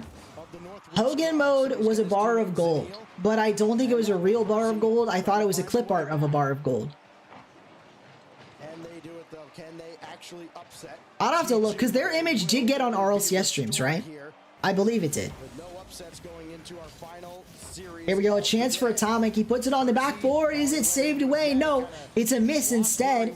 Omelet struggling low in these first 30 seconds on defense. They have to break out if they want to stop this G2 onslaught.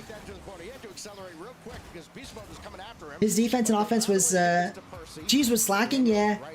Cheese kind of was. He had his moments. But on the whole, it wasn't great. OG just played great, though, for the record. You're tired? No worries, Edwin, no worries. The white background on the timer is annoying me. I don't control that. That is Psyonix. I know you know that, but I believe it's white because in the game it's white, isn't it? In the actual game of Rocket League? Or maybe it's not, I don't know. I don't remember now. Saw it and just completely cut out the play, forcing Daniel to go back. G2 are trying to look for each other in some of these passing lanes, but a chance here, Daniel. He does snake it by Omelet, but he can't get by Zanil.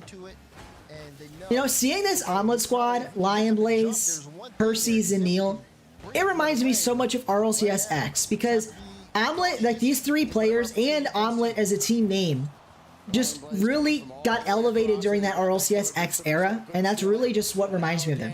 I remember the old OG Omelet got picked up by Ghost Gaming, and that was a big deal.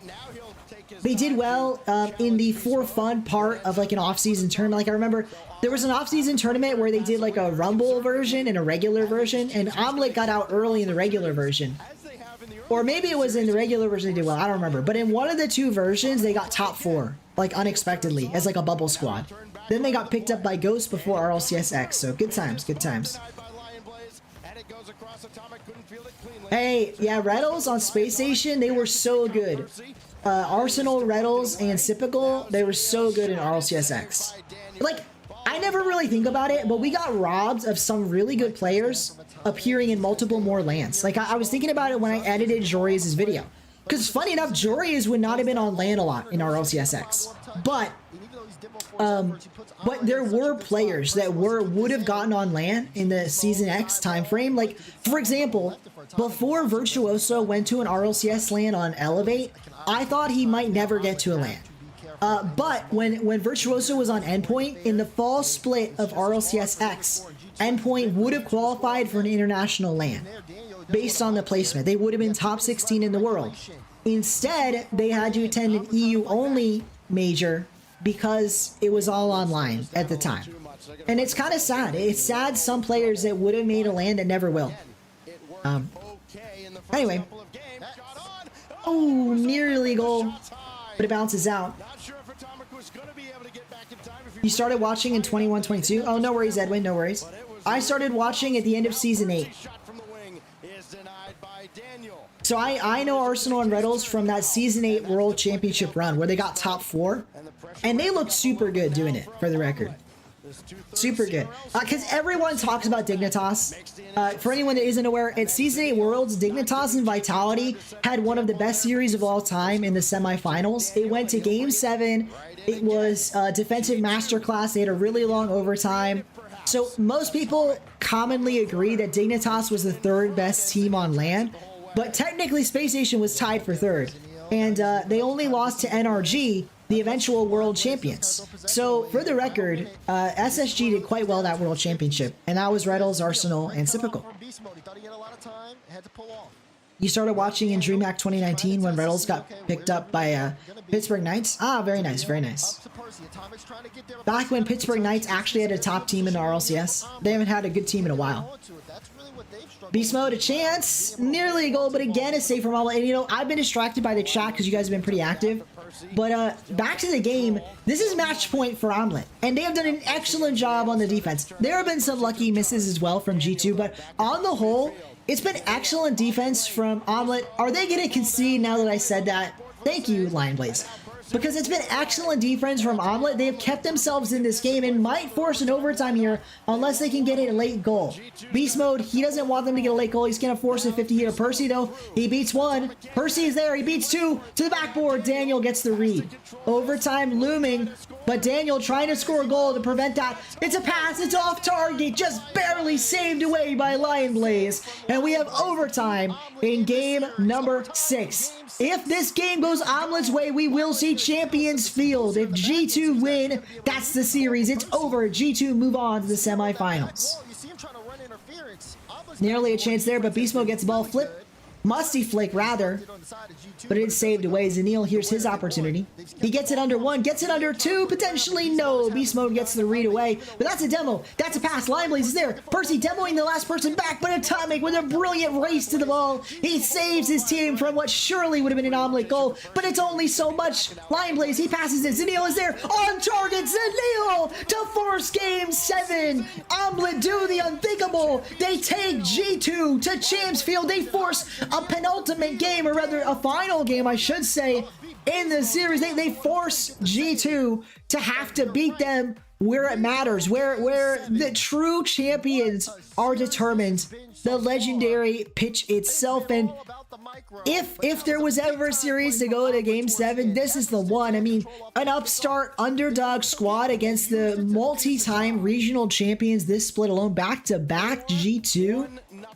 Omelet could be doing the unthinkable, but we're going to need one more game to find out. One more game. And you know what? Omelet's still winning in the fan poll. 7 votes, but 57% of you guys believing in an Omelet victory, and it makes a lot of sense. All right, good night, Edwin. I hope you have a good one. Thanks for watching.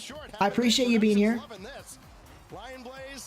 You weren't going to watch this series. Glad you have. Same, Reagan. Well, I mean, I was going to watch it because I was going to watch all 4 of them. But this was the one I was probably least excited about. And now they've gone here. All the way to Champions Field. And now G2 calling a timeout there because that one really did get away from him. They've called a timeout. Can you imagine before today saying, oh yeah, Omelet are going to force a game 7 and force G2 to call a timeout?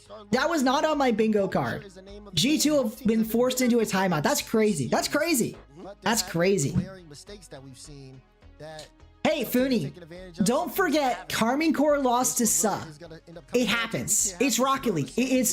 I will just say it right here, right now. Underdogs can get wins, even in best of 7s, that they wouldn't get most of the time. And that's okay. It doesn't mean G2 is a bad team, just in the same way that Karmine Corps losing to Suh didn't make Karmine Corps a bad team, in my opinion. It was on your bingo card? It was on your bingo card! I got you, Funi. I mean, I am sure somebody predicted Omelet to beat G2 and Pick Stop. I did not predict Omelet to beat G2 and Pick Stop. I'll just say that.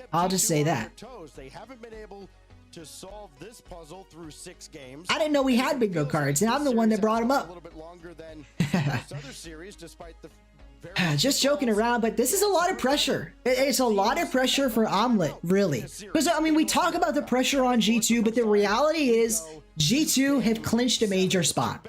Omelette have not. And I know when you start the day, you don't think about it, but surely in this scenario, on Game 7, on Champs Field, it's running through your mind that if we lose this, we're out of the major. And Omelette, even a team like Omelette wants to make the major.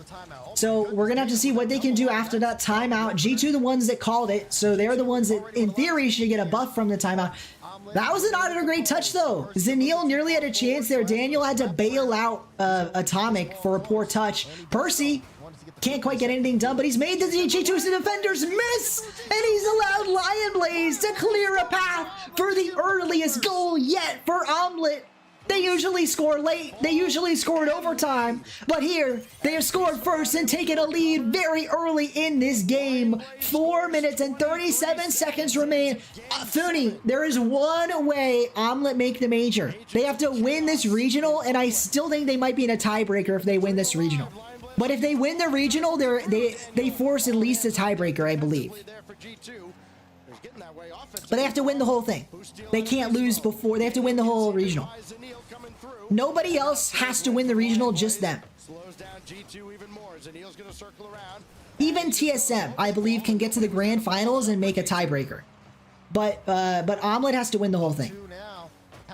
Daniel, here's his opportunity to the backboard. Percy saves it away.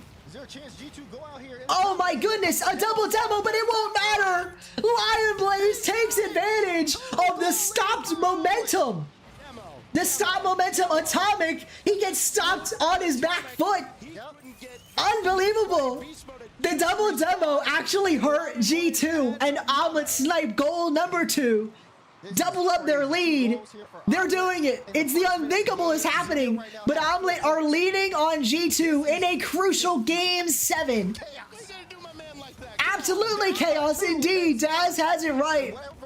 No better word to describe what we are seeing is a near miss there, but Lion Blaze does get the save. G2 are struggling more than anybody had any right to predict, any right to guess. Atomic a chance, but it is saved away by Zanil. Here's a chance. There we go. It goes to the corner. Lion Blaze passes it to Zanil this time. Oh, I'm not celebrating yet, but it's just it's momentous for a team like Omelette to even be in this scenario where Atomic snags a goal off a brilliant dish from Daniel. And it's just like you said, Reagan, don't count him out just yet, just like Daz is saying. Omelette have to lock in. This is where you prove your mettle. This is where you show what you're worth, I should say. Yep, FCB, Omelette's cooking, but they gotta continue. They can't let the dish burn. That's exactly what's happening as Beast Mode ties things up. Turn off the heat, Omelette. You're letting things burn. You were cooking, now you're burning. You gotta stop it. Turn off the stove. Turn off the stove. Oh no, G2, they're not in front. They have tied up the series. They've got to make something happen here, Omelette, though, because I'm not feeling comfortable in an overtime. G2 have already won 1 overtime this series. I imagine they could take a second. Omelette, I feel much more comfortable with a score in regulation, and you should as well if you're an Omelette fan. G2, we know what they have. We know what they can do in moments like these, in situations like these, but by the same token, this Omelette squad, they've got a lot to prove. Surely they also have the ice. Surely they can also make the magic happen in these final moments, these crucial, critical situations. And with Lion Blaze a 50, that might be a situation that he would love to win, but no, it's a neutral 50, goes the way of Beast Mode. Beast Mode, a chance at a flip, reset, a goal, an air dribble bump. No, instead the ball just hits ground and nothing really accomplished, but he does keep G2 on to offense. Lion Blaze can't do a lot here. He tries to get a 50 and he does it. He manages the 50. The ball flies by Atomic and it's a 1v1. Lion Blaze has to beat Daniel. He can't do it. 2 minutes remain. We stay tied up. A chance there, saved away. Booney, I just would like chaos. I would just like chaos. There's no way Genji loses to OG, in my opinion. Here we go, Lion Blaze to the corner, the sidewall, I should say. Now Daniel bring it back in from midfield. That will roll in. Zenil puts it towards the sidewall. Atomic reads it. The ball goes high. Beast Mode is there. It's dangerous, it's deadly, it's central, but Daniel can't get the goal. Atomic there to follow up, but it's only as far as Lion Blaze. Lion Blaze to Percy, snapshot saved by Daniel, probably off target regardless, but Lion Blaze is going to keep this on offense. Beast Mode, he gets it by one, but Percy is there. Follow up from Beast Mode means it might be an open net. All he has to do is finishing touch. No, he can't get there. Zenil doesn't get that touch, but Lion Blaze will follow off this back wall. The backboard, excuse me. Another clear, another touch. This time it's Atomic. G2 looking a bit unstoppable, but every time that they look that way, they get stopped on the shot. Save after save from Omelet, but the pressure certainly starting to get to them. You'd like to see some pressure of their own down the other way. Maybe this is the time for that. No. Daniel cuts that out, gives Atomic a chance, but no, Atomic, a poor touch. It only goes Percy's way, and although Beast Mode's going to get a look at this, it's not a great one. And Zenil's going to get an easy 50 here with Daniel, but no! Daniel gets a free air dribble. Only Percy to beat, but Lion Blaze is there. Another chance. Percy, Zenil have to make the stops, have to make the saves, but every time, every single time, Omelet do what they need to. And G2 remain tied up. They can't get a third goal. They can't take the lead. 12 seconds though, maybe they're saving this for the poetic final moments. G2, a last second chance here at a win in regulation. If not, we will see overtime. Zenil hits it towards the sidewall. The ball goes high. Percy, he keeps us alive. He's got a chance. Only Daniel to beat. He goes to bump him, but no. Atomic gets the ball to the dirt. Game 7 overtime to determine who wins this. A major spot on the line. Omelet, if they lose, they're eliminated. If G2 win, they keep their domination streak going. They go for the three-peat. Omelet, what they can do here, Zenil, he does get it by Beast Mode, but it's only as far as one. Daniel, a shot! Is it in? No! A brilliant save from Lion Blaze. A double commit on save, but it worked in their favor. He absolutely needed to make that double commit. Percy, this time he gets it towards the corner, but the double commits might start to catch up with Omelet. They don't have a lot of boost in the tank. They're all on 12 boost.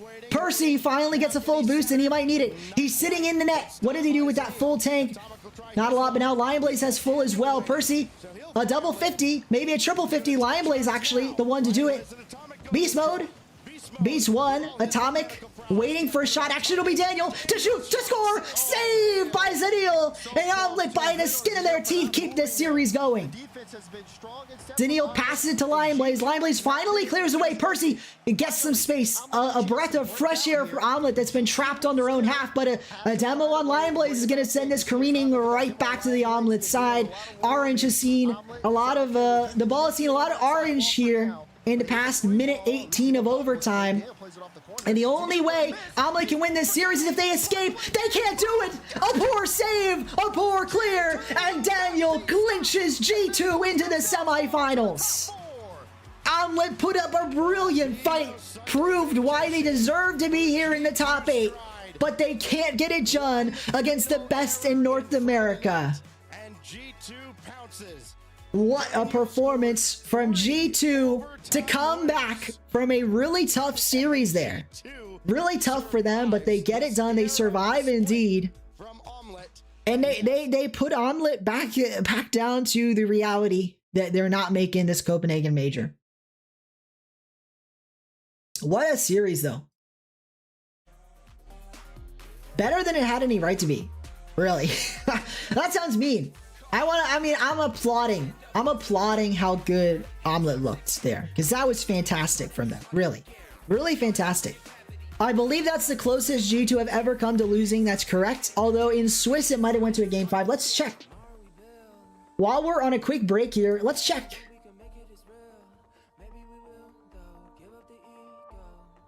Let's check their record here. Played matches. If we look at the played matches, well, actually, sorry, Funi, they lost to Genji just this tournament. But other than that, besides the loss to Genji, they have been pretty much perfect. So if you look at this, game 5 against Snowman, a game 5 against LG, and that's the closest it's got besides a loss to Genji. So Luminosity, Genji, and Snowman push them the hardest. Genji specifically is beating them.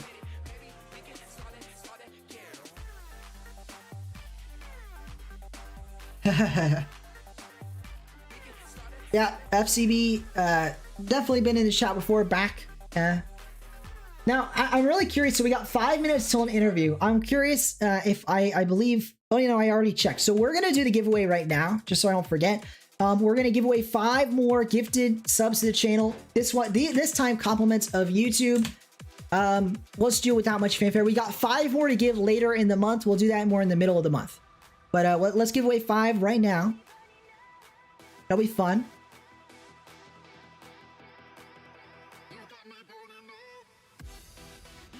Grand Champ 1. Very nice, Finny. Very nice. FCB says boosted. Shh. That's funny. All right, here we go. Guys, I'm gonna give them away. So let's do that real quick here. Oops, hit the wrong button.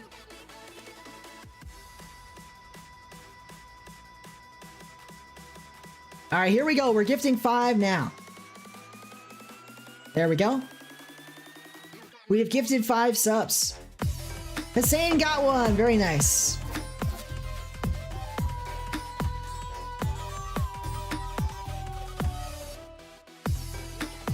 Get wrecked, I'm boosted. Or wait, do you say I'm higher? I'm higher, sorry. Okay. Wait, I missed it. Let me see who this was. So it's Hussein, Oguzan, Ake, Krypton, It's Ram, and Majdi have become members. So congratulations, everybody. FCB, you didn't get it. It's at random. Sorry you didn't get it, buddy. There we go. We've got our new members. Congratulations to all the new channel members. Rigged? It's not. It's YouTube giving it at random. A refund. It was free. I know you're kidding. I know you're kidding. Alrighty. But there we go. We've got our 5 gifted subs, and we'll have 5 more later this month. And that joins 5 gifted earlier in the day from Shannon Smith. So 10 new members today. And I believe that, by the way, Funi, if you had any ideas on, you know, whatchamacallit, on emotes, let me know, Funi, because we have got like at least 3 more emoji slots now. Because we have a ton of members. So if you want any emojis, now is the time, Funi.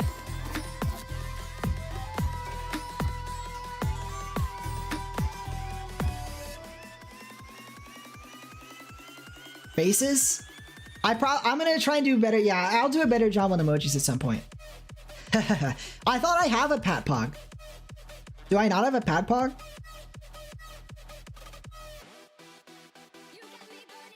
I have Pat Pog. What are you talking about?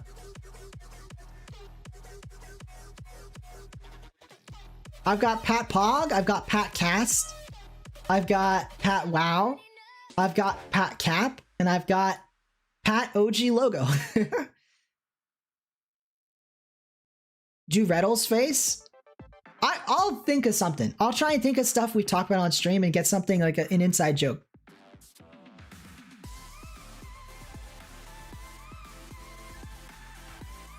What's Mew? What is Mew? Do I even want to know what that is? I don't know if I want to know what that is. 2 minutes left till they interview the winner of that last series. I don't think I want, you know, it doesn't sound like something I want to know what that is. All right, folks, so this is the most important one of the day for me. I wanted Luminosity to win a lot, but I knew that they weren't out if they lost. At minimum, they have a tiebreaker. M80 is out if they lose, and I really want M80 to make the major. So we are going to be hard rooting for M80 this next series. Like, hard rooting for them. It's a face you make? I'll look it up, but I don't know about that. What kind of face? TSM? Oh my, Phony, stop going on about Luminosity. It doesn't matter. It doesn't.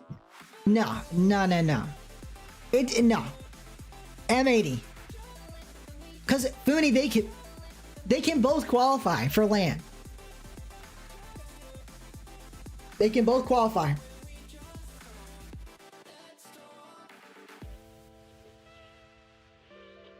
Both Luminosity and M80 can qualify. And M80 has to play G2. They have never beaten G2. El Jorius Funi, you're crazy, man. Crazy. El Nas? Well, not. Come on. He can't make. I mean, he's just a kid. You can't say that to Nas. Oh my goodness. Someone's saying TSM are frauds in Twitch chat. I don't think that's true, but I think it's an easy win for M80. I now lost all my fan points because I voted for Omelet. And that nearly worked. Like, nearly worked, but yeah, no. Lost all my fan points. What's up, Funi? In fact, Ashwise, we need to end the poll. So Omelet won the poll, but we need a new one. Let's start up a poll. Who wins the series?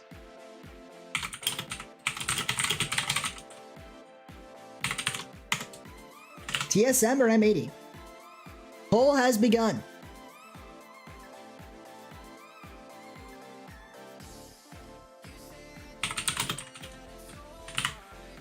We've started up TSM versus M80. Gonna be a banger. Listening to Twitch chat? No, but I'm reading it. Funi, by the way, forgetting about us? What are you talking about? I'm not forgetting about you, FCB. 50-50, one vote for TSM, one vote for M80. Good one, Pat. But 2 votes for TSM. Oh, we got the interview. Sorry, here's the interview. I mean, we've seen you guys dominate teams. We've seen you overwhelm teams. You just get shot after shot after shot. You don't allow many shots on your end. There we go. This week it's been a little bit different. Was there any frustration with how defensive Omelet was and how they were able to kind of turn that into some opportunity?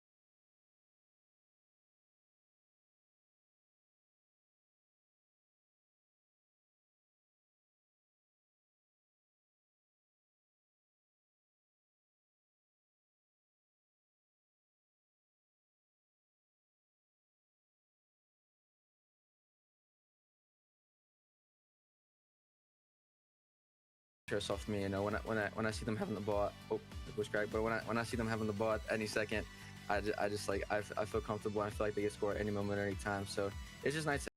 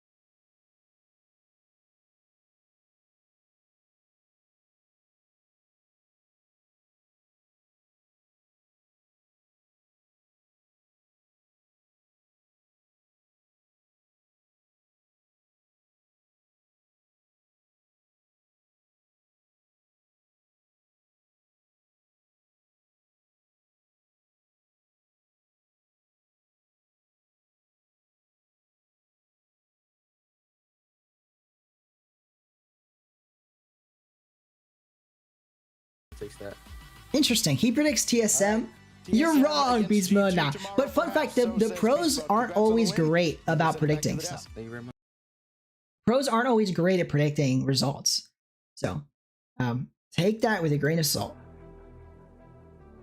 All right, music's back on, and we got a little bit of time to discuss something. Funi and anyone that wants to discuss this whole Young Money Clan in Sub-Saharan Africa situation. So, for anyone who isn't aware, Limitless is ahead of Young Money Clan by so many points that the only way Young Money Clan would make the major, because there's only one spot in Sub-Saharan Africa, is if not only did they have to win the event, but Limitless would have to get out top 8 or worse.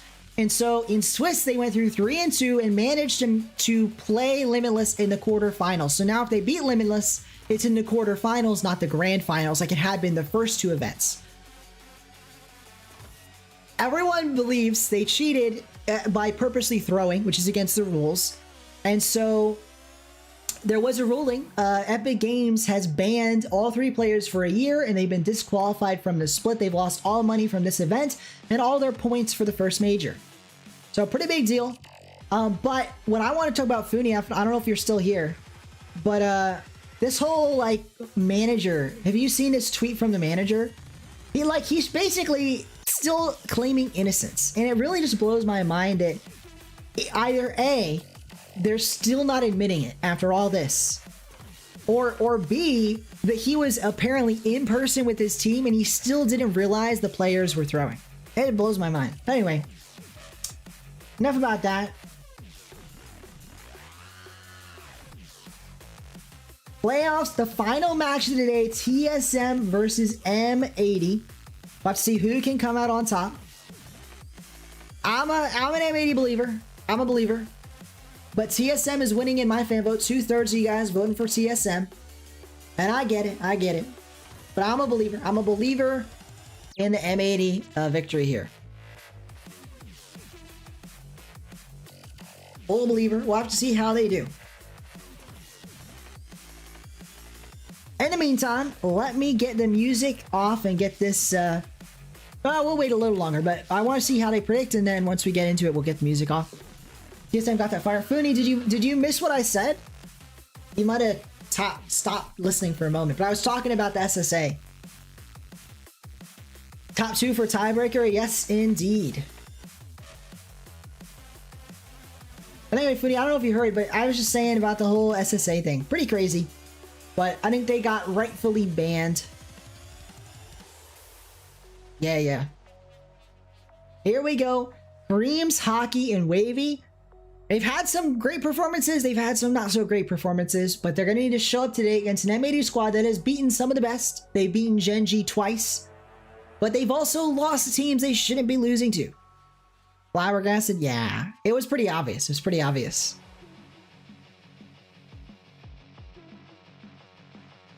Yeah, previously known as Hey Bro.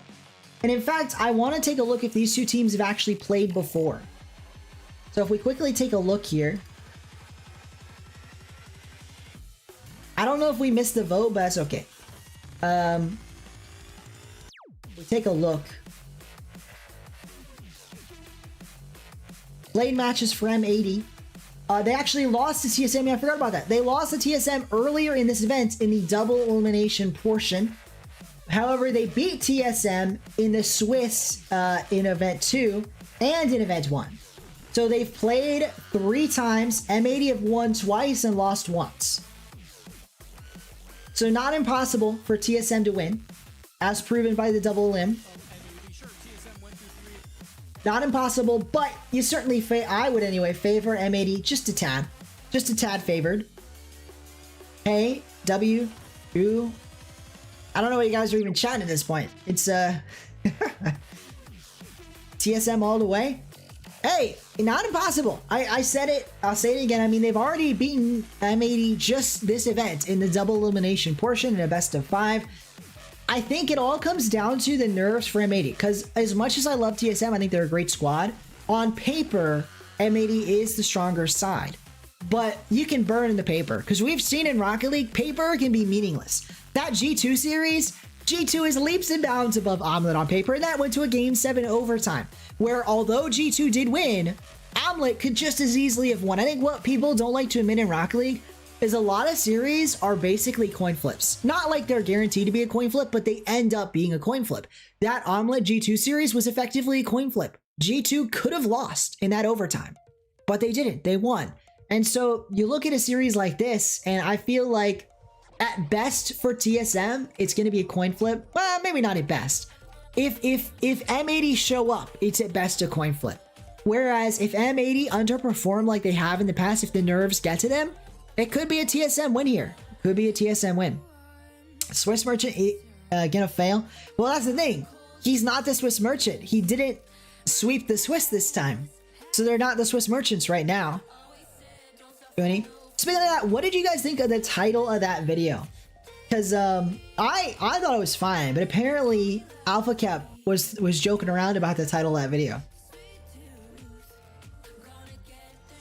I get that it's like a negative thing, but that's kind of the whole point of the video, is showing how he got both the highs and lows of Jore's story and how he came to be known by a kind of bittersweet nickname. Because that's the other thing. People think of it as a negative, but I'm the kind of person that thinks of there's way more to Rocket League. Hey, that's fine. I don't care what they were saying. I cared much more about what Alpha Cap was saying. But there's way more to Rocket League than just winning and being the winner in the end, like the final victory of a regional event, for example. There's being a top 8 finisher is a big deal in its own right, in my opinion. So to that point, making top 8 at multiple lands, at so many regionals, there's like a level of accomplishment just in that alone. So that's why it's bittersweet, because it's the accomplishment of getting through Swiss unblemished, and then the painful repeated failure to get beyond that point. But so it's like, I thought the whole point of that title is that he's had a bittersweet career. All right, we've got 5 votes now. TSM favored 60% to 40. Now we've got 6 votes tied up. People really believe in TSM and M80. And now I think it could go either way. It really is a toss-up. Welcome back, Sean here for the final match. Welcome, SWAT. Super late. Well, welcome for a little bit, and I hope you have a great evening or night, SWAT. Thanks for stopping by. Your friend got his car ceramic coated, I assume. So you helped supervise. No worries, Sean. No worries. Welcome. This is an important one here. The final match of the day. I really want M80 to win. I think the rest of chat is rooting for TSM. I really feel like it's a toss-up. I think it's all about the mental for Joreuz, and I hate to say that, but really. All right, see ya, Fooney. Have a good one. Thanks for being here. It really comes down, and see as well, SWAT. It really comes down to the mental. And I know I did a whole video on Joreuz. I hope that highlighted that. And I think this is fair to say. I think mechanically, even with all the new young guns, the Zens of the world, he is still top 10 in the world mechanically, like pure mechanics, Joreuz. However, sometimes, for whatever reason, he doesn't peak. He's not playing at his peak level. Maybe it's nerves. Maybe we don't know what it is. It's probably nerves, even if he doesn't realize it. And so I think that he really, it's just, we'll see if they get to him today, or if he shows up, shows out. And it's not just the Joreuz show, obviously. Nas as well, same deal, but that's because he's young. In Nas's situation, it's fair to say this is his first split ever for RLCS. He's young, he's new, but he's on boot camp, and maybe the nerves, maybe they can get ahead of the nerves and do well in this playoffs. We'll have to see though, and we are gonna see right here, right now. If M80 lose, they're eliminated from major contention. Same deal for TSM. You win, you keep your major hopes alive. You lose, you're out. 50-50 could go either way, and we'll see how it goes. We will see how it goes. Yep, see you, SWAT and Fooney.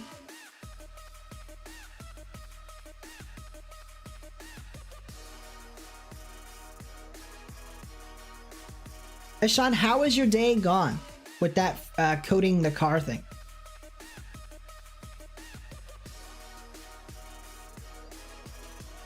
I'm curious to see what the desk is saying. So let's tune back in. Just put it together for this one best of 7 set. This will be a Oh series yeah, that kind of same thing I was talking about. how we think about these teams moving forward in a big way. It's crazy that it comes down to like these are the big plot point chapters in a team's story here. And it is a we are big waiting chat plot for point in their players team to story. get into the lobby and get it all set up there. They've had to remake the No lobby worries, no worries. So we will start the match Boring, as also soon as sad. possible. SSG lost in secret. Oh, sorry about that. Yeah. If your team's lost, I'm sorry about that. But I don't know if there's something you know, on the flip side, for SSG, I think a lot of people, including the team itself, think of them as top 4 in NA. So maybe they bounce back next split. You know, Worlds, because of the way the second split points count for more, their Worlds hopes are still well and truly alive. So SSG could easily, maybe not easily, but they could go on and make the World Championship and win Worlds or something, you know. So it's not over for them. The season's not over for SSG. Like look at M80. Secret, that's a lot harder because there's only 2 spots. So Secret, it's even probably worse. But hey, it's not over for them either. Not over for them either. Bracket, they play against OG, but OG is also kind of showing people. If Ninjas and Pajamas win tomorrow, do they have a tiebreaker or auto qual? Did Complexity lose? So OG just kind of, and also they show it twice now. Mike, did I miss that? In the semifinals of the last event. So for OG, it just kind of means more of just M80 struggling. Complexity, no. Reagan, Complexity are ahead of Ninjas in Pajamas. If they win tomorrow, there's no guarantee. They have to beat Complexity if they win tomorrow, because if Complexity stays alive, they'll take the spot over them. Here, let's quickly look at this. Let's quickly look at this, and then we'll go right back. But if you look at the points, right now they are 3 points behind Complexity. So if they make the grand finals and so do Complexity, whoever wins will be in the major. And in fact, if they win, they'll be tied with Furia, interestingly. Well, never mind. There'll be a 9 here. So never mind. But anyway, interesting stuff. Earlier was the OG result when they won, and that was a 3-point bump up, because before that we had a 4-way tie at 18. So it's pretty much over for Ninjas in Pajamas. It's not completely over, but it's pretty much over. On this game, because M80 was tied for one of those major spots. Basically, they're hoping W7M take down Complexity today. So if you're a NIP fan, I would watch the Complexity game, because maybe W7M get a crazy upset, knock out Complexity, help out Ninjas in Pajamas. So that is what M80 is trying to do. TSM, no, that's the thing, Sean. Ninjas in Pajamas, they need Complexity to lose right now, and then it's a tiebreaker even if they lose to Furia. Sean. So that's the realistic in my opinion, because I don't think Ninjas in Pajamas is going to beat Furia, but I think W7M could beat Complexity. So that's the realistic path for NIP. Talking about NA, it's so close here. TSM, you gotta win at least 2. Yeah, TSM has to make the grand finals over G2. So I think the reality here is an M80, you know, tiebreaker with OG, or an OG just clinch. Because I think Gen G and G2 is going to be the grand finals. I think that's pretty easy to say. And wins, yes. And win that to take that spot away. Pretty easy to say. M80 with a win here would then equal OG in points, but then if either of them were to win their match in the semifinals, they would. What do you guys think? What do you guys think? They both win, and then it literally is the grand finals for the spot. If not only that, so that's true. If M80 and OG play each other, the loser plays Luminosity. They would play for a spot, but they would also be tied with Luminosity. The loser has to play Luminosity. Yeah. Would have to play a tiebreaker. Guys, I don't know if you're hearing what the casters are saying. So not only That'll be fascinating. Luminosity is sitting there, you know, they lost OG. They're sitting pretty for the most part, but there is a world. They have to make finals, even if Complexity lose. Complexity is a point ahead. Am I crazy? That's not what I saw. Man, lots on the line here, chat. If we were to show you, oh, you're right. My bad. Yeah, you're right. You're right. So yeah, it's pretty much over. They basically have to beat Furia. They have to beat Furia. We're all very excited to get into that match as soon as the players are ready here. But so Wave, real quick here, I just want to talk about like offensive. Tomorrow, NIP beat Furia and M80 wins the regional. I'd love to see that, or at least the second part. I don't like Furia. I'm fine either way. Who's on NIP? Is this Astramic? I do like Astramic. I would like to see Astramic on land. That'd be fun. He's but they're a exactly the a great same guy. per game That'd be right fun. now. The problem is on the defensive side. TSM is known to be I thought they were gonna talk this long. I'm always worried about the music getting struck or whatever, so we'll just turn back to my music. They talked a lot of good points, the main desk here, but it really, in my opinion, it comes down to this match. Because I think TSM's going to lose to G2 anyway, and probably same for M80. So it's going to come down to this, and then if OG can somehow take down Genji, depending, and we'll see how the scenarios go. 2 votes for M80, 1 vote for TSM. The fan vote going the way of TSM, but ever so slight. I get it, it is pretty 50-50. Let's hear what they're saying. And then M80 had 1 of 4 too, so I'm feeling pretty confident here on M80, but I know, you know, Gibbs, you like your chaos. I'm not surprised to see the TSM. We'll see. I really like I really like a M80 pick here though, because I don't know. I just have a feeling this is where they put it all behind them. They put the struggles they've had, the Swiss curse they've had, and they show up, show out. Yeah, wait, Sean, you didn't see that? Omelet. Gibbs also predicted Omelet. Gibbs predicted Omelet, and they went to Game 7 against G2. From that last regional that Daz mentioned. While M80 hope to break that. Here we go. M80, a must win to clinch the major. Same deal. Or not clinch, but a must win to even have a chance to make the major. Same deal for TSM. What will happen here? M80 TSM. Here we go. A very important match here. This is going to be a big series for them. Their first time playing an RLCS best of 7. Big time game here as well. Jory has an opportunity. He does beat 1, beats 2, but he gets demoed for his trouble. Wavy now on the backboard with full boost. Nas actually rising to meet him, and he does 50 that ball. Jory is a good 50 as well. The ball will go Nas's way. Wavy, a nice pop, but Nas will be there. Puts it over 1. Nas just to finish, but Creams gets back just in the nick of time. Jory has to make a touch here. He does. It's over to Nas again. Nas passing it backwards towards Jory, or forwards, I should say, but back to Jory's. Jory's to Nas. Nas central. Jory's went for a bump, but he missed it, and he missed the corner boost. Low on boost, but he still manages to snake his way to that ball. Nas over 1. He gets bumped for a shovel. Creams has to make the stop, and he does, but a lot of pressure early for M80. TSM forced into save after save, and AJ nearly got a goal there, but another save out of TSM. They have been put under immense pressure. The cooker's already going for M80, but they're going to need to actually land that finishing blow. We talked about this in the Luminosity series. All the pressure in the world won't matter if you don't get a finishing shot. Creams gets a demo, but Joris is there with the read the ball. AJ passes it back to him, but it's a bit too far forward. Now it's Creams passing it to Hockey. These passing plays coming in clutch. An early lead shot, and it's an early goal. Creams slams it in. TSM take the lead.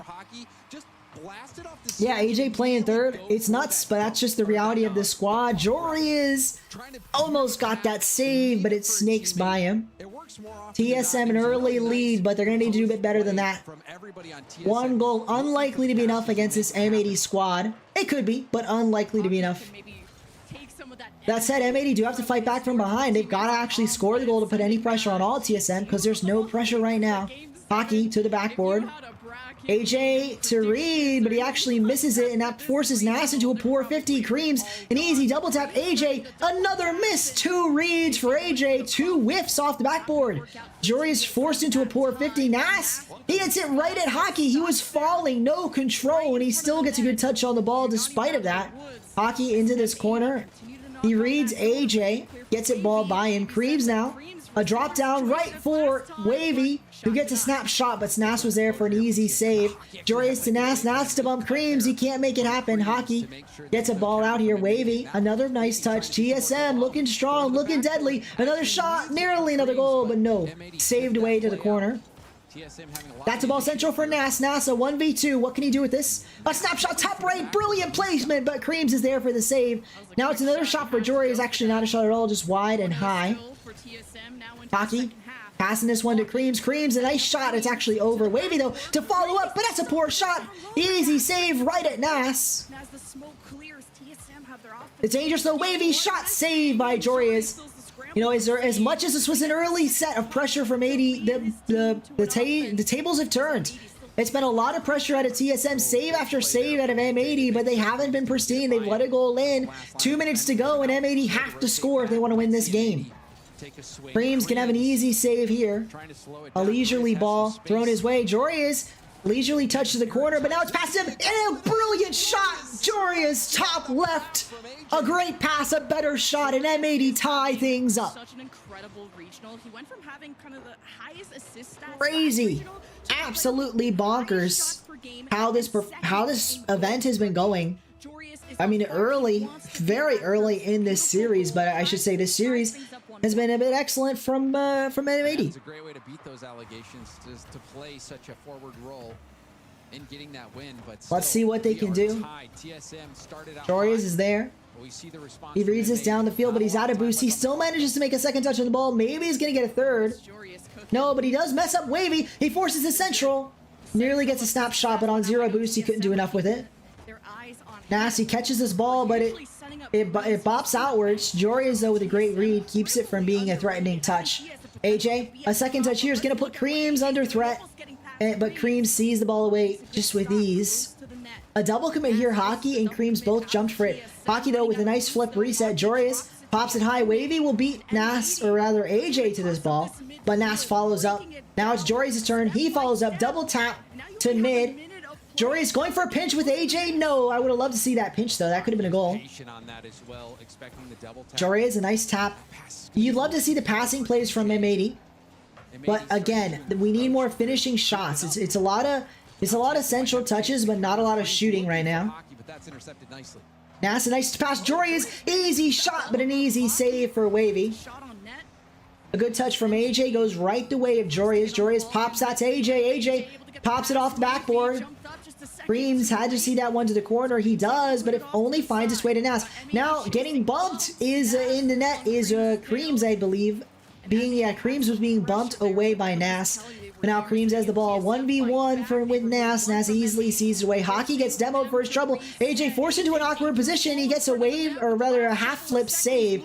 Nas, what can he do? 0 seconds about to be on the clock. We could be headed into an overtime, but maybe an M80 goal in regulation. No, maybe a TSM goal in regulation. No, the ball will hit the dirt. M80 see it overtime in game 1, and you look at who's favored here. I think a lot of pressure on both teams. So it's really who gets control of the ball first and who keeps off offensive pressure for a long period first. And the team that manages that will likely get a goal out of it. Match game 1 so far. AJ, an opportunity, but he has to make a save. He does, but he can't quite get the clear. Hockey bumped, but he still manages to get a nice top central.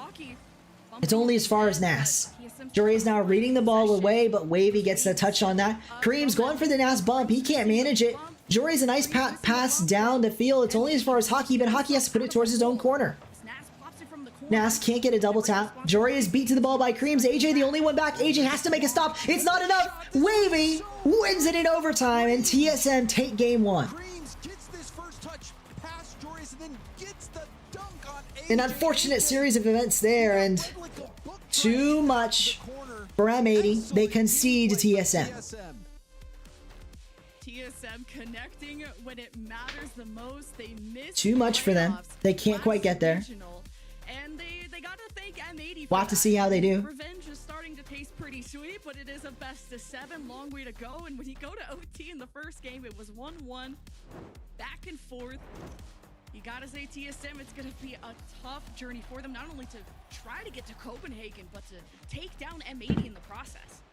M80, they've got to really, I think they've got to switch things up. So A lot of work to make it to Copenhagen. if you look at the way M80 is looking right now, I think that it's been solid defense, but not solid enough when their offense is floundering. Their offense, they really need to pick things up and They've not been able to break stop looking for the perfect pass play every time, because it's becoming predictable. TSM are expecting the passes, and they're not coming through with enough consistency to net enough offense for M80. Irritating in the playoffs, like it was always just G2 at the top, maybe Gen G, but now you have all these kind of lower. You got to see a bit more creativity in their offense, I'd argue.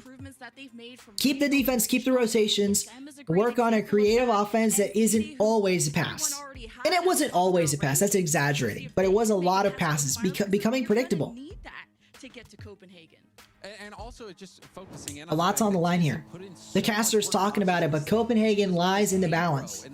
M80, it would be a dream to make Copenhagen after moving to North America. You know That's what M80 wants out of them. That's what all the players want out of themselves. But they gotta show up here now on this stage, or it won't be enough. It won't be enough. For all those players on the bubble, that it is possible to break through. And this was an excellent start to game one. TSM have been having a career weekend, and maybe they can go even further.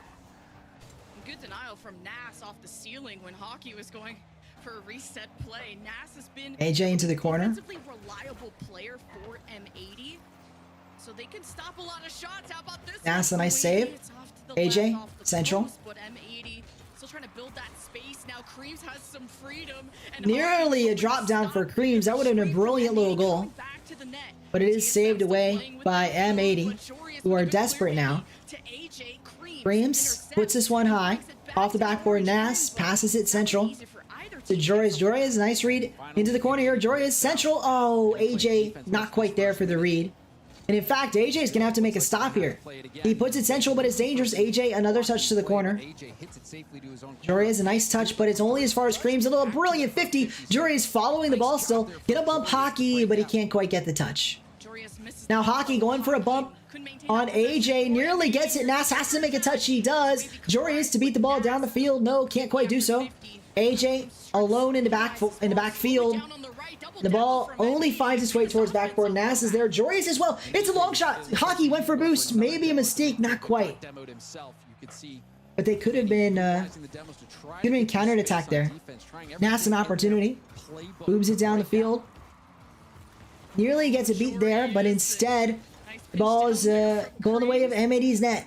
TSM stealing the boost, bumping the defenders. Hockey might just get an easy goal, but no! AJ makes a brilliant save on the goal line, keeps the score sheet clean as M80 hope to tie this series up by winning this game. Nasi does shoot that one on, but it is an easy save. He shot it right at the defender. Jory is an opportunity, but nothing comes of it. AJ gonna try and boom this ball towards Nas. Actually booming it towards Jorius. Jorius gets this one airborne. Does 50 Creams, but is it enough? It is. Nas will have a chance on this ball. He gets it under one. He gets it by two. Oh, if only he could have doubled that in. A brilliant play from Nas, but it was too much to do it all himself. Nas another chance. Nearly does it all himself into the corner. Saved away by Creams. Oh, another flip, reset, and again, shot after shot, possession after possession. M80 can't get it done, and although Jorius is going to get it clear here, it's still TSM ball through and through, and they might get another shot on net. Assortment of those have come out so far as TSM has really been putting it to M80. And although M80's had some great shots, some great looks, they really haven't been able to even seemingly make TSM sweat on the goal line. That's a nice touch. The ball falls to Jorius. Jorius, another boom. And maybe this is the problem. It's a lot of boomer ball from M80. They keep putting this ball down the field and really just giving it to TSM. And yeah, they're chasing TSM down, but if you keep giving the ball away, are you really going to be able to put sustained pressure? Or any pressure at all as Kareems nails a goal from the side while no one back in net. AJ getting boosts. Jory is too far forward. And no one can make the save. TSM take another lead.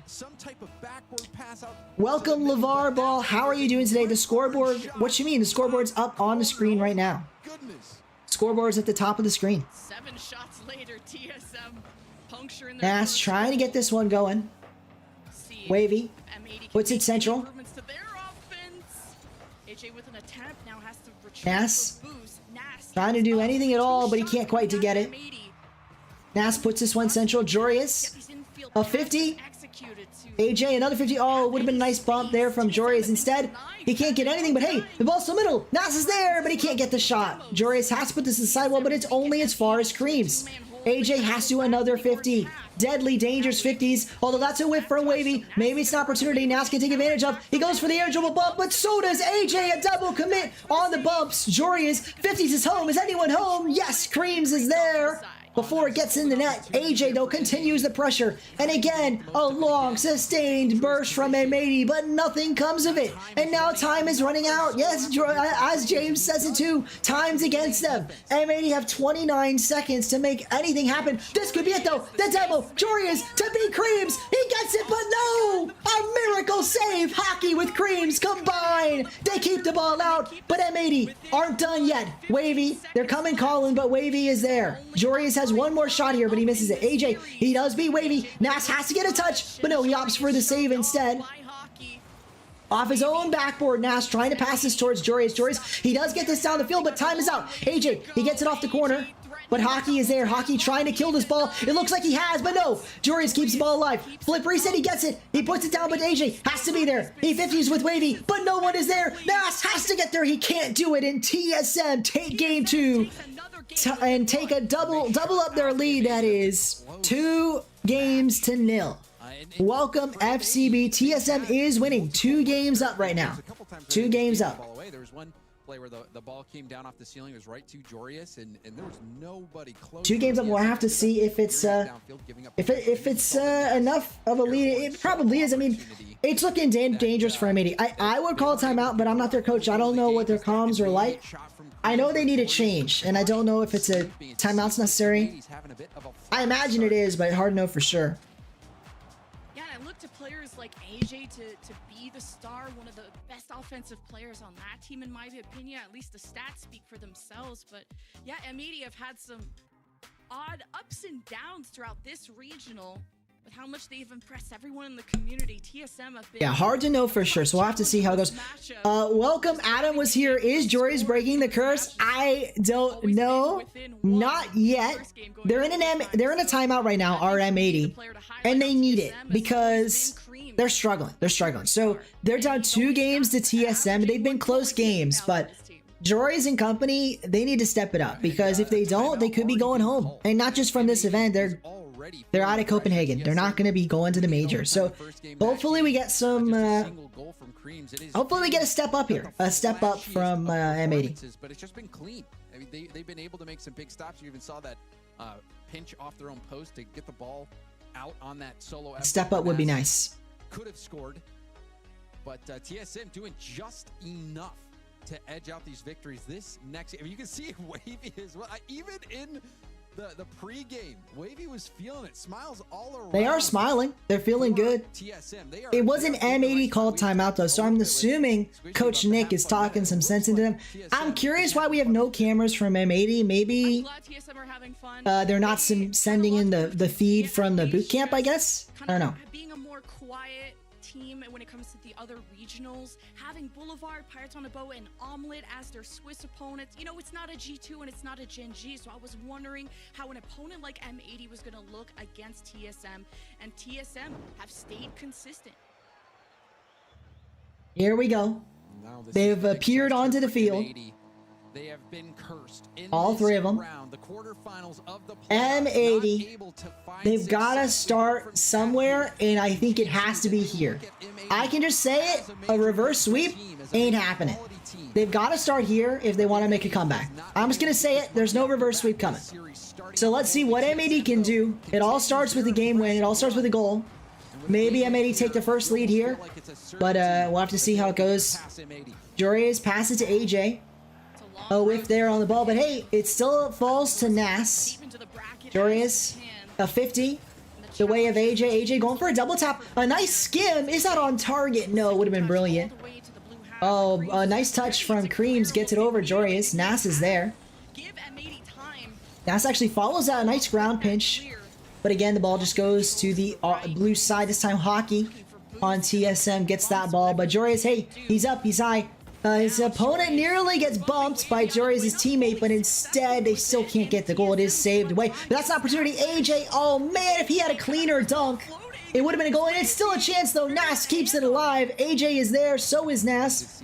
But not enough. Not enough. AJ, here's this ball towards the backboard. Hockey reads it. It's about bringing it together.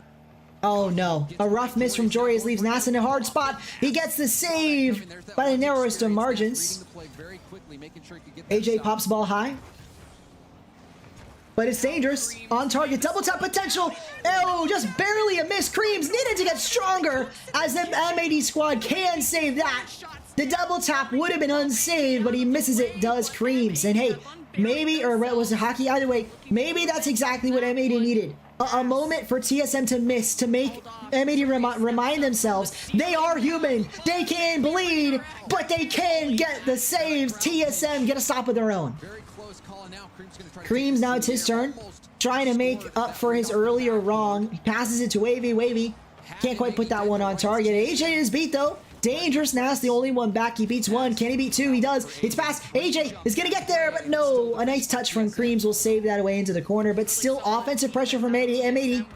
Trying to prop to make this a drop down. It is a drop down. Hockey is there, but it remains. He dropped down again. Nas off the ceiling. Are you kidding me? Nas! With the goal you would get in a 1v1, a mechanical wonder off the backboard, excuse me, not the ceiling. Feels the same either way. Nas gets that one in and puts M80 on top for the first time this series. Could go 0-4 for predictions today. I feels the same as Sean, even though I predicted Genji and G2, but it feels like I'm going 0-4. Jory is an opportunity. Nas is there. Another Doomsy maybe? No, not quite. AJ puts this one central. But he misses that ball. Hockey puts it down the field.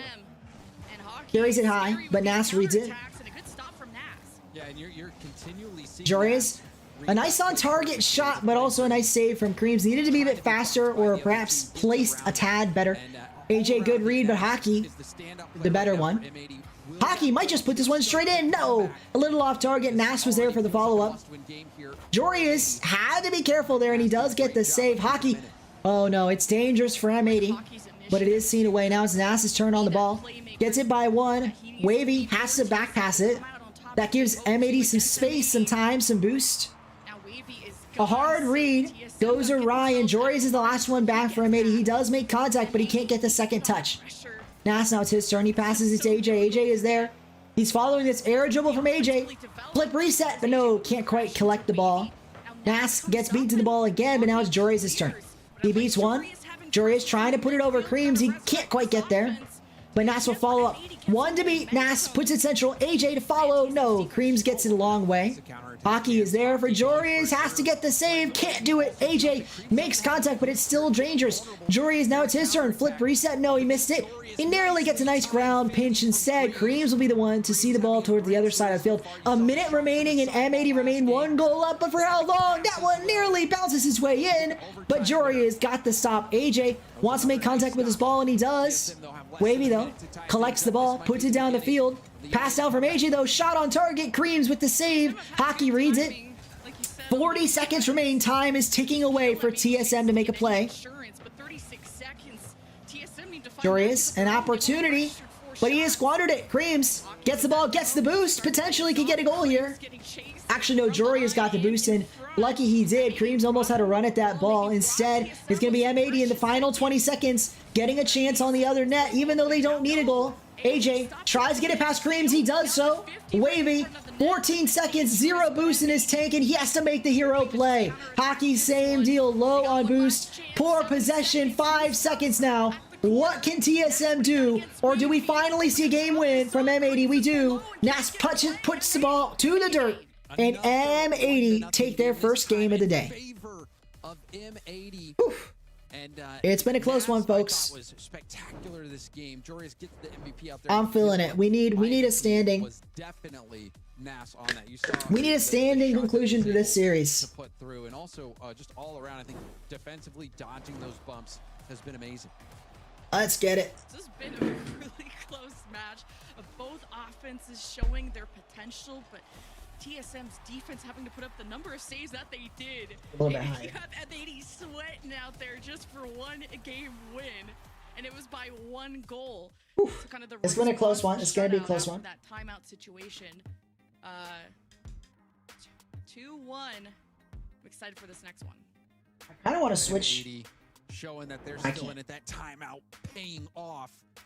TSM now gonna have to go back to the drawing board. Both of these games, or all these games. What a close series, guys. What do you think? Do you think there's anything? Let me rearrange Starting to see a this. little bit of a spark from Nas. Jorius, I think he did have. Is there amazing shot anything earlier off the passing that play. M80 can do to, you know, improve their odds here? Obviously, they won off the timeout, but that was off the timeout. I don't know if they'll be able to keep it up. They've been playing that To be frank. consistent, calm game. They've been working with one another, and they might get a kickoff goal here, but AJ there to block it off.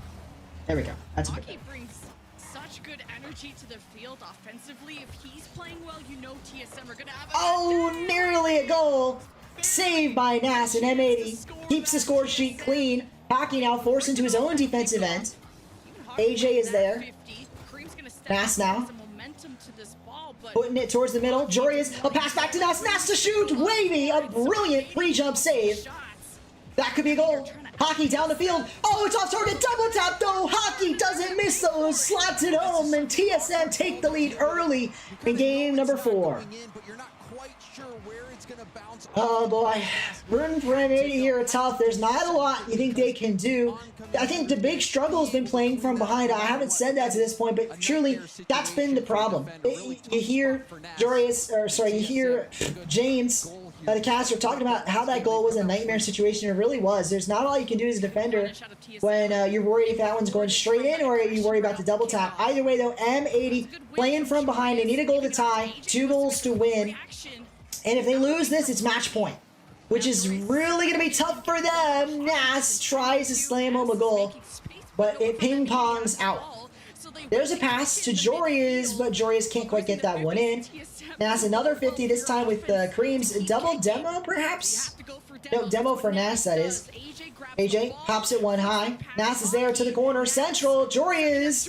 He misses it. Open net if Hockey could redirect it, but that was a tough read and he doesn't make it. It's still dangerous though for M80. It's an open net for the double, but no. Hockey gets 1 double, but he can't get 2. This isn't a 2-for-1. A buy one, get one free. Instead, TSM only have 1 goal, but maybe I spoke too soon. They nearly do get 1 for free. Instead, M80 another save. 3 minutes, 20 seconds on the clock, and M80 have a lot of work to do. Jorius playing a bit forward, playing a bit risky, but Nas does get that touch just barely.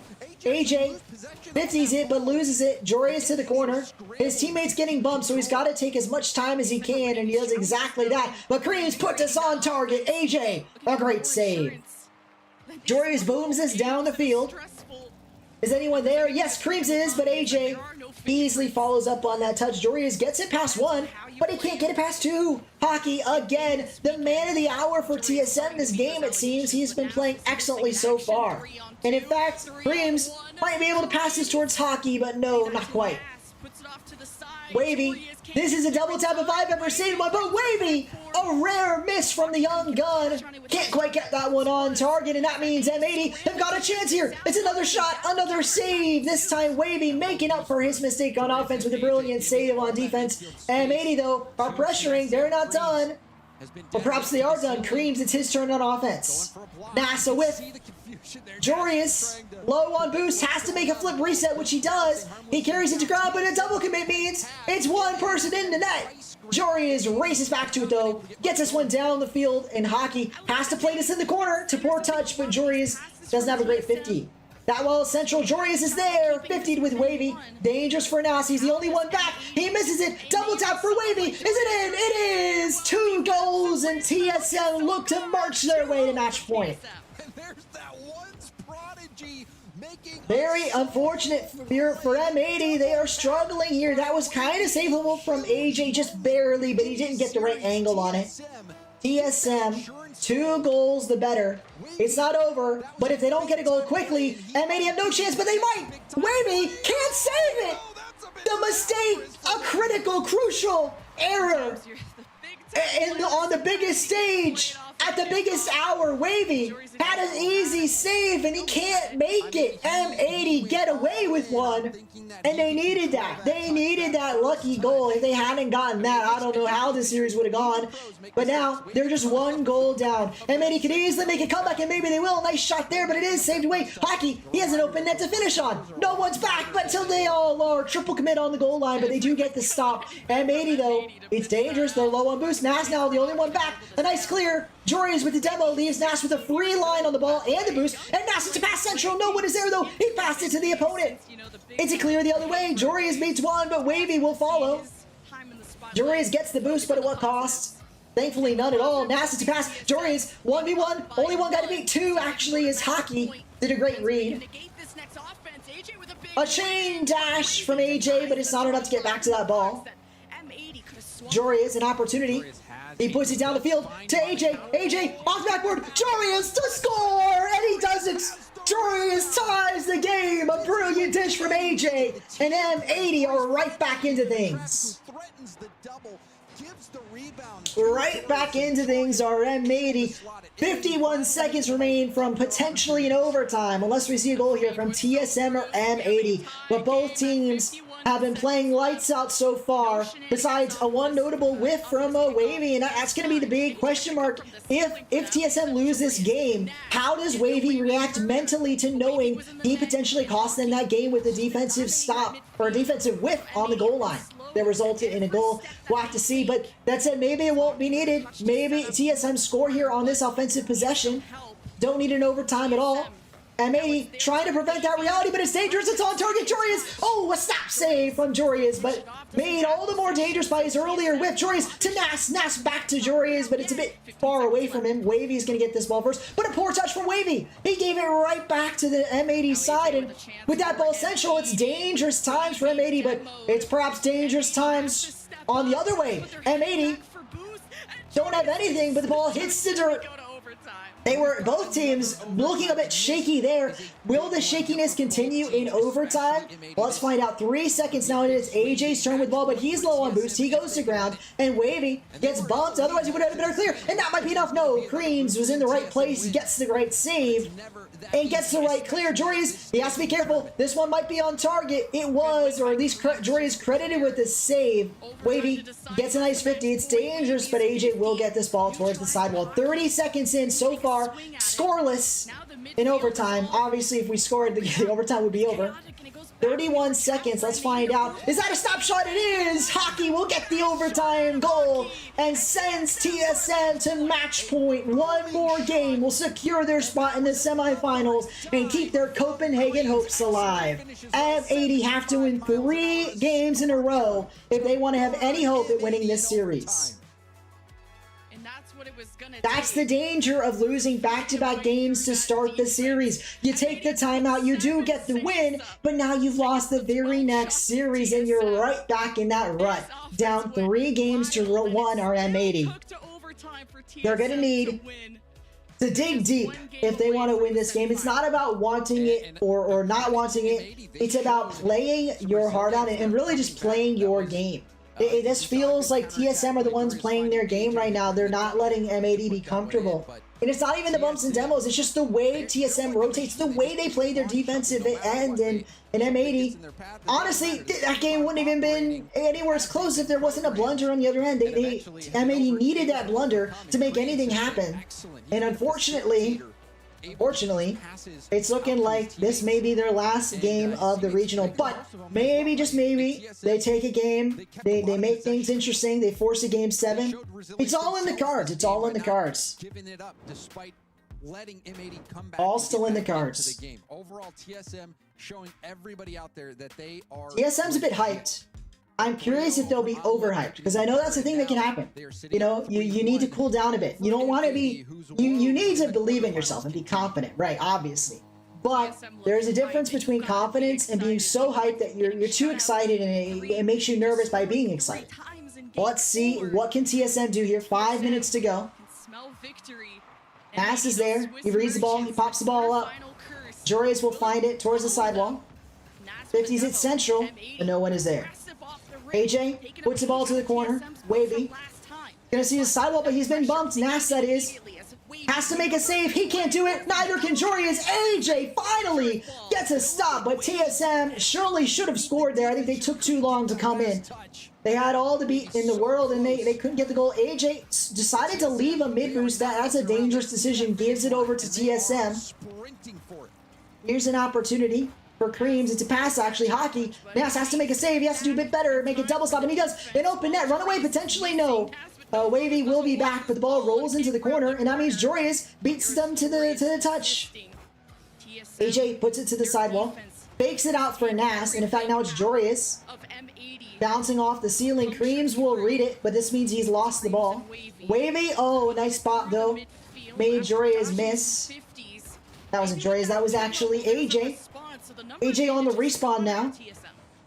Good win here by AJ, but he just a chance, but it immediately goes to Hockey. Joreuz, what can you do? Yeah, boost, he pops it over one defender, but it's immediately to the way of Wavy. Or offender, I should say, at that point, because TSM are the ones looking like they're on offense. They're looking like the ones that are going to score the goal, and they nearly do there. They still may. Creams to the corner, but AJ reads it. AJ, a 50 here. Forces the ball into the corner, and now, although Wavy has the ball, he doesn't have any boost. But he doesn't need it. He manages to beat Nas. Joreuz puts his ball to AJ. AJ off the sidewall. Tries to beat Creams, and he kind of does, but he doesn't get a bump on Wavy.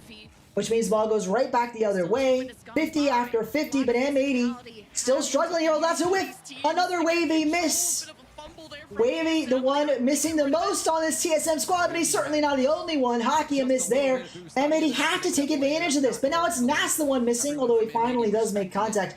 They have to take advantage, do M80, or they're never going to beat this TSM squad. That's a nice touch from AJ. It's an open net for Joreuz. He just has to put it on target, and he does exactly that. M80 take their first lead in a very long time.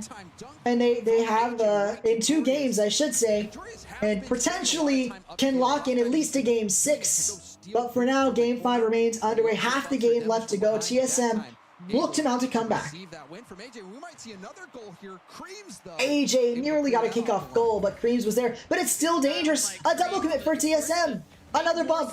A Joreuz shot. Nas rather puts it central, but it is easily saved away. Wavy to Hockey. Joreuz reads it out, and Nas has followed the ball. Nas going for an air dribble bump. We see this at one point. Going for a double tap. Instead, he faked out the defender and made it work, but still couldn't get the goal.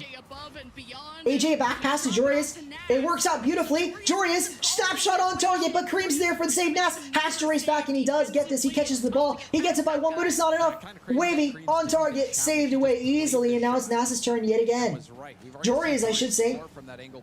Oh, but Joreuz just passes it down to Hockey.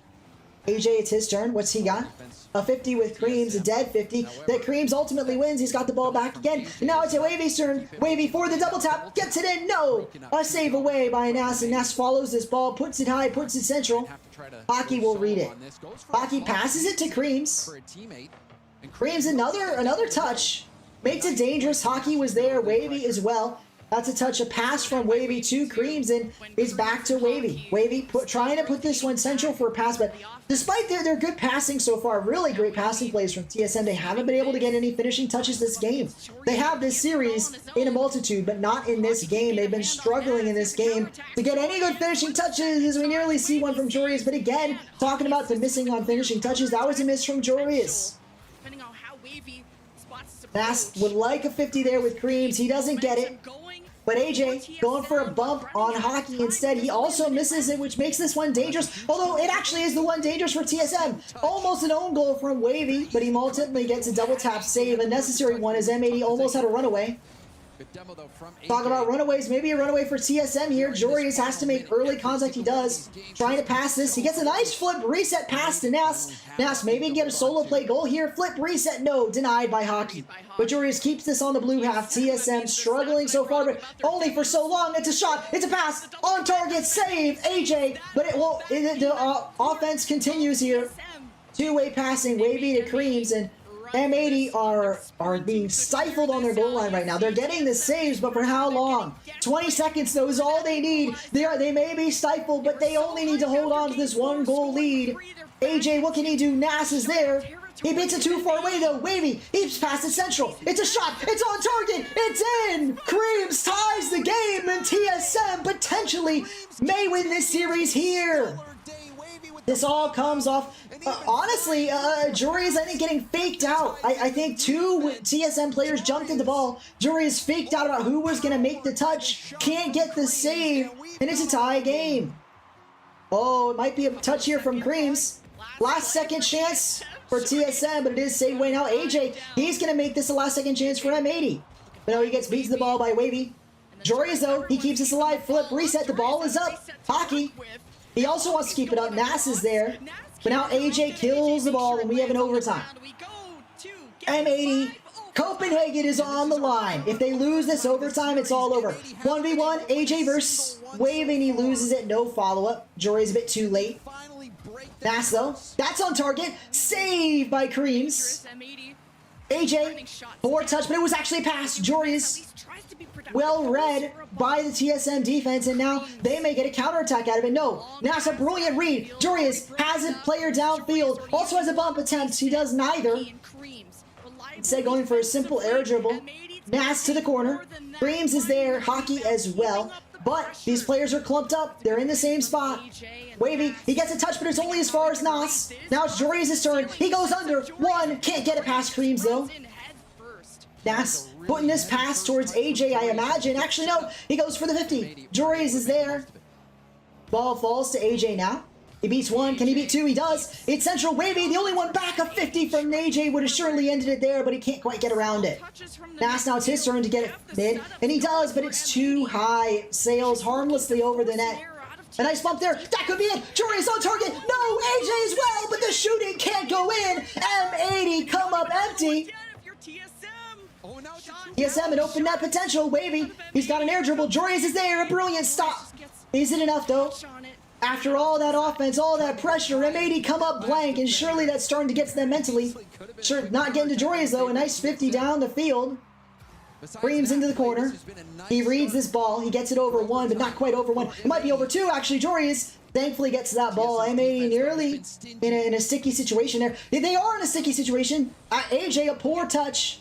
Nas gets there, but that was a scary situation when you miss the ball in this kind of a overtime. AJ off the Jorius bump, but no goal. It stays central, though. Hockey is there, but it's only as far. Actually, no, Nas can't make contact. The ball runs down the field. 2 minutes of overtime, and for the first time in a long time, TSM has some offense. A chance, a shot, no, comes through. AJ gets the clear. But it's only clear as far as Creams, who gets another shot, this time hit away from the corner by the M80 side.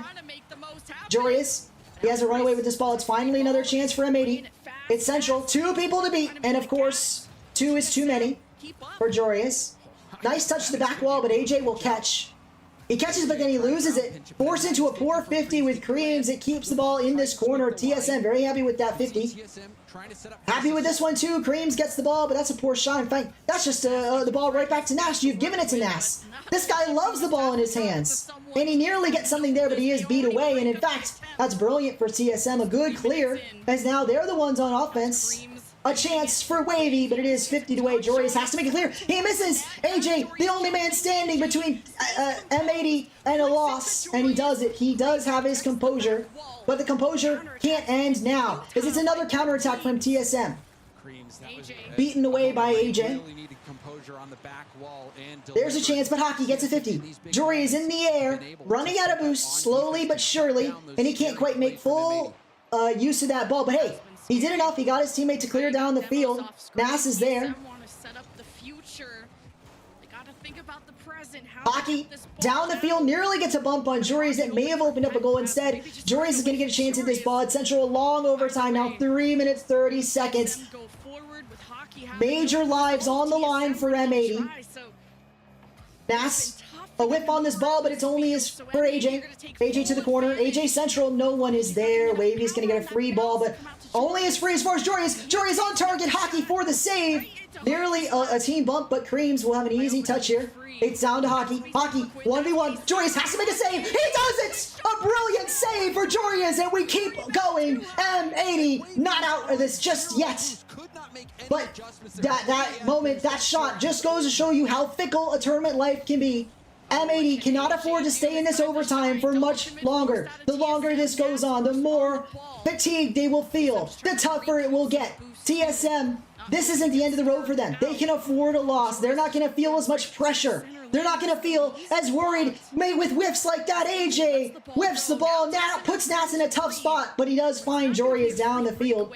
Still, though, it's looking dangerous for M80. They're looking fatigued. They're looking in trouble. They're looking like they don't believe in the win here. Maybe Joreas can put all those rests aside, as he would have loved to dribble that into the corner. It is seen away by the defender, and I think it was a little bit off target regardless. Hey, that's a good ball for them if they can get the 50, and they do. AJ for the second touch. It's still Central. Joreas, another 50-50 after 50, and TSM keep their defense pristine in this overtime. That might be it, though. AJ, he beats one. No, Creams gets back. Needed a speedier shot there, did AJ. A bump on the goal line. Maybe that's what they need for M80. But Creams reads that ball easily. Joreas, back to the corner. Triple touch. It's high. It's Central. AJ is there, but that's a weak shot. Weak shot, but some poor saves out of TSM. Keep this ball alive for M80, but only as far as Creams. It's dangerous. I'm lagging. Hockey nearly ends it there. Nas to AJ. AJ puts it high, but Nas, an open net. No, Creams will land in time. M80 over almost 6 minutes rather of overtime now. Have M80 been in, and this is where it starts to get concerning. Again, the longer this goes on, the more I believe in the team this life isn't on the line. TSM, M80 struggling more and more as this overtime goes on, but one goal will be the decider, and at this point, it's really hard to tell who that will be. Joreas puts it down the field. Creams is there. It seems to me like it's going to come down to who makes a mistake first at this rate. Will it be M80? Will it be TSM? Hard to say. Hockey puts that to the corner. Wavy is there. Bit of a double commit. This could be it, though. Joreas has to make a touch, and he does. Hits it over one, but Hockey to get a shot down to Creams. Double save. Joreas and Nas both combined. Get the stop. Nas has to get another touch. He does, but it's only as far as Hockey. AJ might get bumped. Again, a lag. Why a lag at the worst of times? It was down the field to Joreas. To AJ to put it in, and he gets it. Joreas, AJ, and M80 keep their hopes going. Keep the series going. The bomb has not gone off just yet, but TSM can't seal the deal either. They can't seal the deal either. What an overtime. And why am I lagging? Let's reload while we've got a chance. I'm shaking. I'm shaking because of this series, man. It's so close. It's so close. Like, it's so close. It's so close. To try to get past that quarterfinals curse, which this was a huge step. And TSM were just beating M80 to the ball when it comes to TSM's defense, and the one time they did. Look at the saves. Look at the shots. A lot of shots on both sides, but 4 more shots for M80. 4 saves on TSM's side. Every ounce of effort out of M80. It's going to be a lot, but M80 can win this series. They just got to dig deep like that. It's been a gauntlet for both these teams. 2 more games for M80 if they want to move on. And it's a tough road. This is as tough as it gets.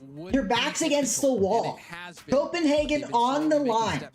You want to make the major? You got to dig deep. You got to beat the teams like TSM that aren't easy to beat by any means, but they're the teams that are gatekeeping you out of that land. M80, what do they got in the tank? Joreas, AJ, Nas.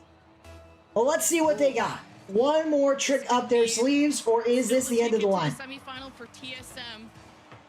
You need to stay composed, especially when TSM, I believe, doesn't have a chance there on the offense, but it's been a triple commit. Nas actually is back. I did not realize they had a guy back there. That was almost open net. Joreas though. After going down 0-2, and it turned out to yeah, TSM has a timeout, but M80 doesn't. AJ, a chance there. M80 already started off an aggressive kickoff. Putting this ball down the field, flip reset to pass to Joris. The shot, it's in! M80 passing on pure display. This is what did the two. This is why Joris and AJ teamed up. Passing plays like that, the respect they have to be given that they're going to shoot the ball opens up the spacing, allows the pass, and allows them to take the lead here in game number 6, a crucial game in the story of M80. If they win this game, they force Champions Field for a shot at Copenhagen. If they lose this game, it's all over. They miss the first major, and they end their split near the bottom half of the top 8, if even in the top 8. So it does. These soft shots towards the back wall. A chance for Creams. And he does get it by 1, but he can't beat out Nos. And in fact, Nos is going to get a ground pinch here to give Joris a chance at this ball. He pops it over to Creams. Why? We're all 3 back. But TSM has an excellent rotation on pure display there. And they have better than that. They have Creams, who is unstoppable today. Another beauty of a goal. His solo plays are something to behold. What was this from Creams? I called a solo play, but I missed it. There was a bump on the sidewall, assisted by a teammate. I don't know which one, but TSM got the bump they needed. And they've tied up this game, and it really just goes to show you that this is not going to be an easy fight for M80. It's going to be a battle. It's going to be a war. And one they must win if they want to attend the major. We'll see what they can do here. 3 minutes 30 left on the clock. FCB back rooting for TSM in the chat. Let's see, what can M80 do? What can TSM do for that record? I mean, they could end this here and now if they win in regulation. They're going to need another goal if they want that to happen. M80 from M80 would like to see them come back into this, but again, it's this weird thing where it's gonna take grit, it's gonna take determination, it's gonna take wanting it, but it's more than that. You can want it all. You know the common saying is you gotta want it more than your opponent. Wait, we're beyond that. At this level of RLCS, everybody wants it. Everybody needs it. It's about who can execute on the day, and that's what M80 has struggled with, the execution. This is their final test, their last chance to prove they can execute when it matters most. They can get the job done. They can shore up their defensive errors. They can put their offense to work, get the goals when they need them, and qualify for this Copenhagen major. But it's got to be a win here in this series, and it's got to be a comeback. 3 games to 1. We were just a moment ago. Now they've won a game, but they need 2 more if they want to win this series. Hockey beats the defenders. Joris is there, though. And in fact, this is a nice pass. Joris, a double tap. Almost gets it in. A brilliant save from Creams, but it's still dangerous. AJ going for another double tap. A triple commit on the save. Well, I mean, NASA's a free ball, and he actually uses this as a pass to AJ. AJ, ground pinch. Fakes it out. Joris can't make contact. Creams might get to this ball first. Actually, no. Bumped away by Joris, so NASA's a free land on this ball.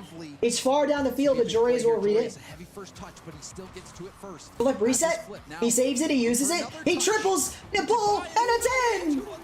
He twirls, he whirls, he gets the reset, and he passes it off to an AJ finish. Joris, what was this? He faked out the defender. He thought that was it, and he got one more touch. AJ slots it home, and M80 up a goal in game number 6, trying to force game 7 Champs Field. And again, prove themselves that they are the top 4 team in NA, that they do have what it takes. But it's going to take better defense as they nearly concede there to TSM. 1:30 to go, and they got to hold on to this lead if they don't want to score any more goals. Creams, deadly shooter, stopped this time by a M80 save. AJ, ooh, this is an opportunity. He gets a nice read, but no, Wavy beats him to the ball. Still, great read from AJ. In fact, AJ could cherry pick this one. Opts not to, goes for the boost instead, but might regret that as Hockey's going to get a chance on that. Now it's Creams' turn. AJ puts his ball high. Nas is there. 50's it dangerous though.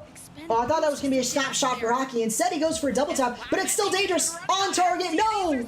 Wavy! Again, a miss. You've got to do better than that, Wavy. You've had the misses on offense, the misses on defense. Got to do better. Creams, a poor touch. Can't get the save. M80 double up the lead with an AJ goal. Wavy Wavy, Creams, they're struggling in this series, in these games, these final clutch or you're out moments, and TSM is not clutching up. They're not clutching up. On the mistakes from TSM as well, and now all the Here we go. is in the M80. Creams an opportunity, but he is beat by Nas. Creams seeing the 50, bringing it low. A chance now, Jorius. He's got a read on the ball.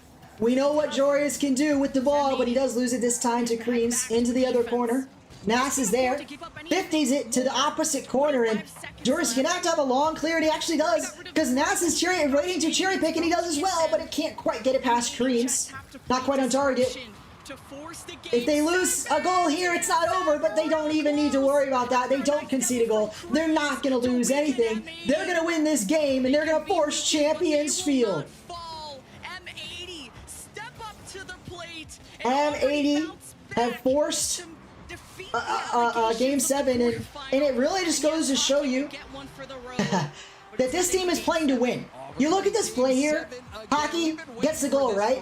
But that's because M80 was literally playing for time. And then Jorius, he was keeping the ball up until time ran out, such that they couldn't reach it. And as long as TSM couldn't reach the ball, that was the game. They were up 2 goals. It was over. It was done. It was dusted. And M80 forced game number 7. W7M versus Complexity is tied 1-1. Sounds exciting. Sounds exciting. I'm not going to be able to watch that on stream after, but obviously, hopefully, I'm kind of hoping for a Complexity win. But I understand people that want Nip obviously want to see something different. I get that. What a series! I'm on my feet, like literally, obviously, but I'm worried, man. As a fan now of Jorius, I want to see him succeed. This is tough. This is tough. You forced the game 7. That was crucial. But this TSM squad is not to be underestimated. They're probably going to call a timeout. Let's see if they do. From M80, the fact that they have now forced Game 7 from a healthy I don't know if they've called a timeout or not, but if they don't, using their timeout. They don't. Okay. I think that helps M80, I think. But then again, M80 has a coach. TSM doesn't have a coach. Maybe timeouts only help M80. All right, well then I would like Complexity to win. I don't mind saying it because I would like Complexity to make the major. I want to see if Dorito is actually worse, because a lot of people were saying, oh, it's a downgrade. I think it's at least a side grade, and I think Complexity are still a top 8 team in the world because they were last season. And I think it's not a downgrade. Anyway, here we go.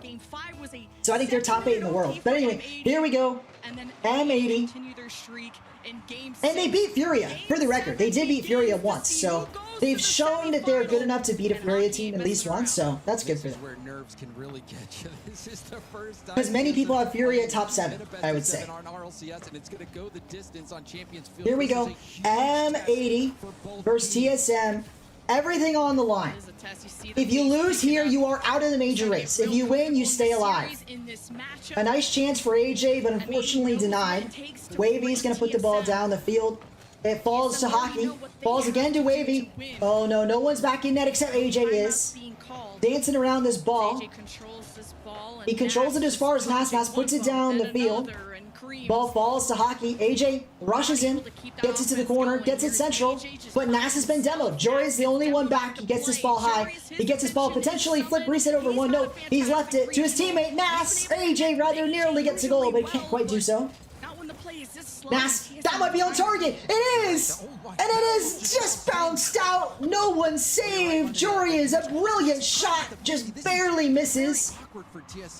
But TSM still on the back foot because of that. And in fact, AJ could slam one home, but he doesn't. He's missed the balls all the way down the field, and luckily for M80, it's off target, but only as long as Creams doesn't get the double.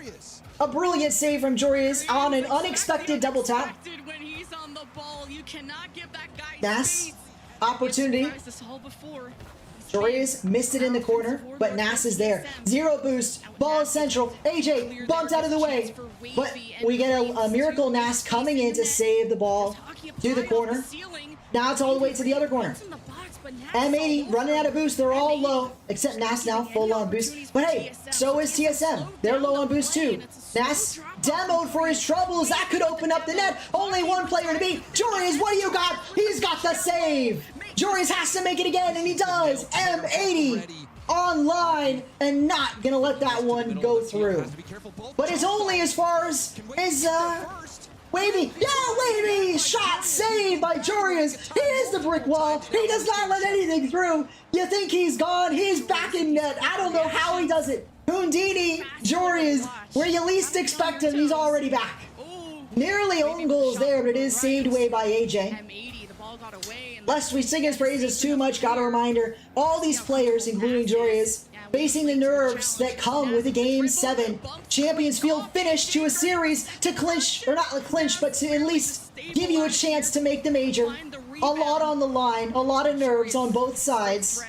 AJ, he reads this ball, but Wavy will read his touch. And now it's Nas's turn. Boost has been stolen, M80 low, but Nas expertly weaves the ball around the defenders, gets the ball out. TSM, now they're the ones on the back foot. Now they're the ones that have to make a save, and they do with ease, though. Creams, a pinch for the century, nearly a Cuxer-esque pinch off the corner, but it doesn't go in. M80 keeping everything out, but so have TSM. With a minute 40 to go, we get closer and closer to what may be golden goal territory. We could be in a one-goal only game. Can't quite get to there, but AJ to shoot it on target. It's missed, but Joreuz follows up again, 50. Nas is his turn on the ceiling. He goes for the fake. Now it's Joreuz's turn. Double tap, left open. He goes for a triple instead, and unfortunately no teammate to follow. Creams, it's down the field to Wavy. Wavy is there for the read. Joreuz jumped at it, but he was beat. A pass actually from AJ, a brilliant pass, but AJ can't finish. You've got to have better shooting. A tough shot to be sure, but Nas had a brilliant pass to AJ. He needs to shoot that a tad better. AJ, what can he do? Not a lot here. Push it down the field to the corner. Hockey is there, but he actually misses the read on the ball. AJ now, it's his turn to the ball. Wavy, a pinch. Hockey has to make contact. That's a poor touch until it's a bit better. Actually, not that poor at all. But Nas has seen the ball. It's a 2v2 in the box. No one can get it. AJ, a brilliant pinch, but he gets bumped out of what could have been a pitch-perfect play. Instead, now it's Hockey down the corner. Joreuz has to be careful here. He has conceded the ball, but his teammates get back in time. Only one. Nas makes the stop. 20 seconds remain. We are in golden goal territory, and M80 are not going to let one in. The ball 50s it down the middle. Wavy is there. 10 seconds remain. Who will get the last good look? Joreuz wants it to be him. Musty flick to make it so. Down to the corner. Wavy is there for the read. He steals the boost though, and the ball hits the dirt. Overtime, Game 7, Champs Field. This is where you prove your merit, you prove your worth, and you make it known that you deserve to be going to the land. You deserve to be making the major. Joreuz is trying to do exactly that with an early kickoff goal. He can't quite snake that one through. Hockey. That's a demo. That could be dangerous for M80, but Joreuz easily sees ball away, gets the flip reset pass one, gets the pass, Nas to follow. It's central for AJ, but he opts not to jump for it. Now it's Joreuz's turn, a 50, still dangerous. AJ has to make the save. He doesn't do it, but it's a miss again. Wavy, gotta be doing better than that. Nas clears it down. AJ is still there. It's in M80 half. It's another shot, but Nas again, a brilliant save. M80 have been saving shot after shot after shot, but still the pressure comes from TSM. The ball is central. AJ, a brilliant long clear, is going to put the defense in a terrible spot. Nas makes it deadly for him. AJ, the double tap back to Nas. A minute of overtime, and we're still no closer. Although this is a good threatening look from M80, but an easy clear from Creams. Now AJ, the only one back, he has to be careful here, and that's exactly what he is. But Hockey has right this ball. Joreuz, a strange save, but he manages to make it. Another chance, this time it's Nas. It's deadly though. TSM are looking the better. Nas has to be careful. He gets to the 50. He beats one. He beats two. Can he beat three? No, but it's a good 50. Joreuz will follow up. Hockey beats him to the ball, but AJ with a nice catch. It's a pass. Nas is there. Flip reset from him to the corner. The ball has been read, but that's a nice clear from Joreuz. It's central, but no one to follow up. It was an open net for a moment, but only a moment, and it was fleeting by. Hockey waits to see how AJ AJ handles the ball. struggling with this ball. He's giving it to Creams. Creams a shot. A brilliant save. Joria's again. Joria's and Nas combined for the save after save of the centuries. They're not letting anything through. But so are TSM. TSM had the better offense. They've had the better looks. Maybe they'll finally find the one that can break this tough defense from M80. Maybe it's here. Hockey puts this central, but no one for the finishing touches there. It's going to be Nas's turn with the ball. It's his turn. Maybe he beats Creams here. He does. He flip resets. It's a pass. But thankfully for TSM, Wavy was there for the stop. Wavy, a nice clear down the field, but this might only go Nas way. It won't be. Hockey, a brilliant shot, but Nas gets back in time. AJ has to clear this. He does, but Wavy demos it. And now it's a shot from Creams. Joria's, he gets it down the field, but it's only as far as Hockey. Now Kareem's gets the ball. It's a shot, but there is a M80 player on the backboard. It's AJ. It's still dangerous for M80. They're struggling right now. Hockey maybe gets a shot on target. He can't do it. Creams does not quite do it either. Although that's a miss, a rare miss from Joria's. He does manage to wake his way back to the ball, but Hockey is there. Save after save, but M80, they're looking shaky. They're looking like a struggle. That could be it. No, but now it's Creams' turn. It's his turn to potentially get it. Here to pass 2, pass 3. TSM have won. Moving on to the semifinals. M80 crushing defeat again. Another quarterfinal loss for the M80 squad.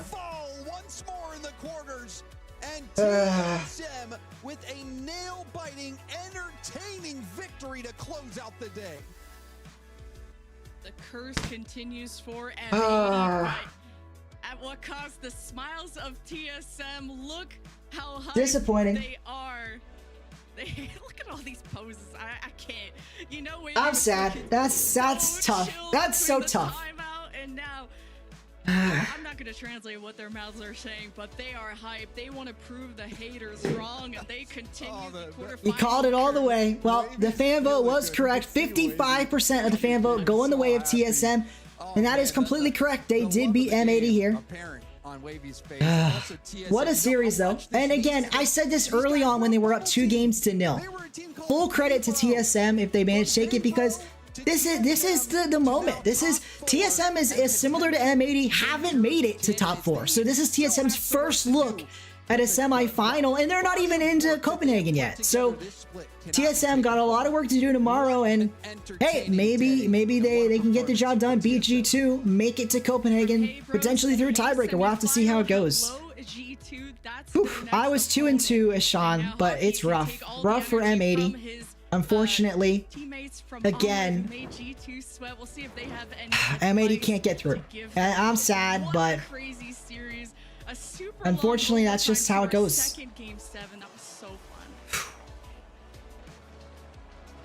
The realities of Rocket League. It is a brutal sport, a brutal esport. Game 7 overtime, 2 matches in a row to close out the quarterfinals. How about a brutal esport? Gibbs, a team neither of us were power ranking, is now made top 4 in the US. This is going to be a pretty fun week for the Take care, guys. I kind of want to listen, but I think I should end it here. So if you want to listen to what they're saying, head on over to the North American RLCS broadcast on Rocket League, Twitch TV/Rocket League, right? I think it is. Anyway, already with that, folks, we're going to end it. So thank you guys so much for watching. I hope you enjoyed. Have a good one. And we'll see you guys next week on Thursday, talking about the final region with major clinchers, Europe.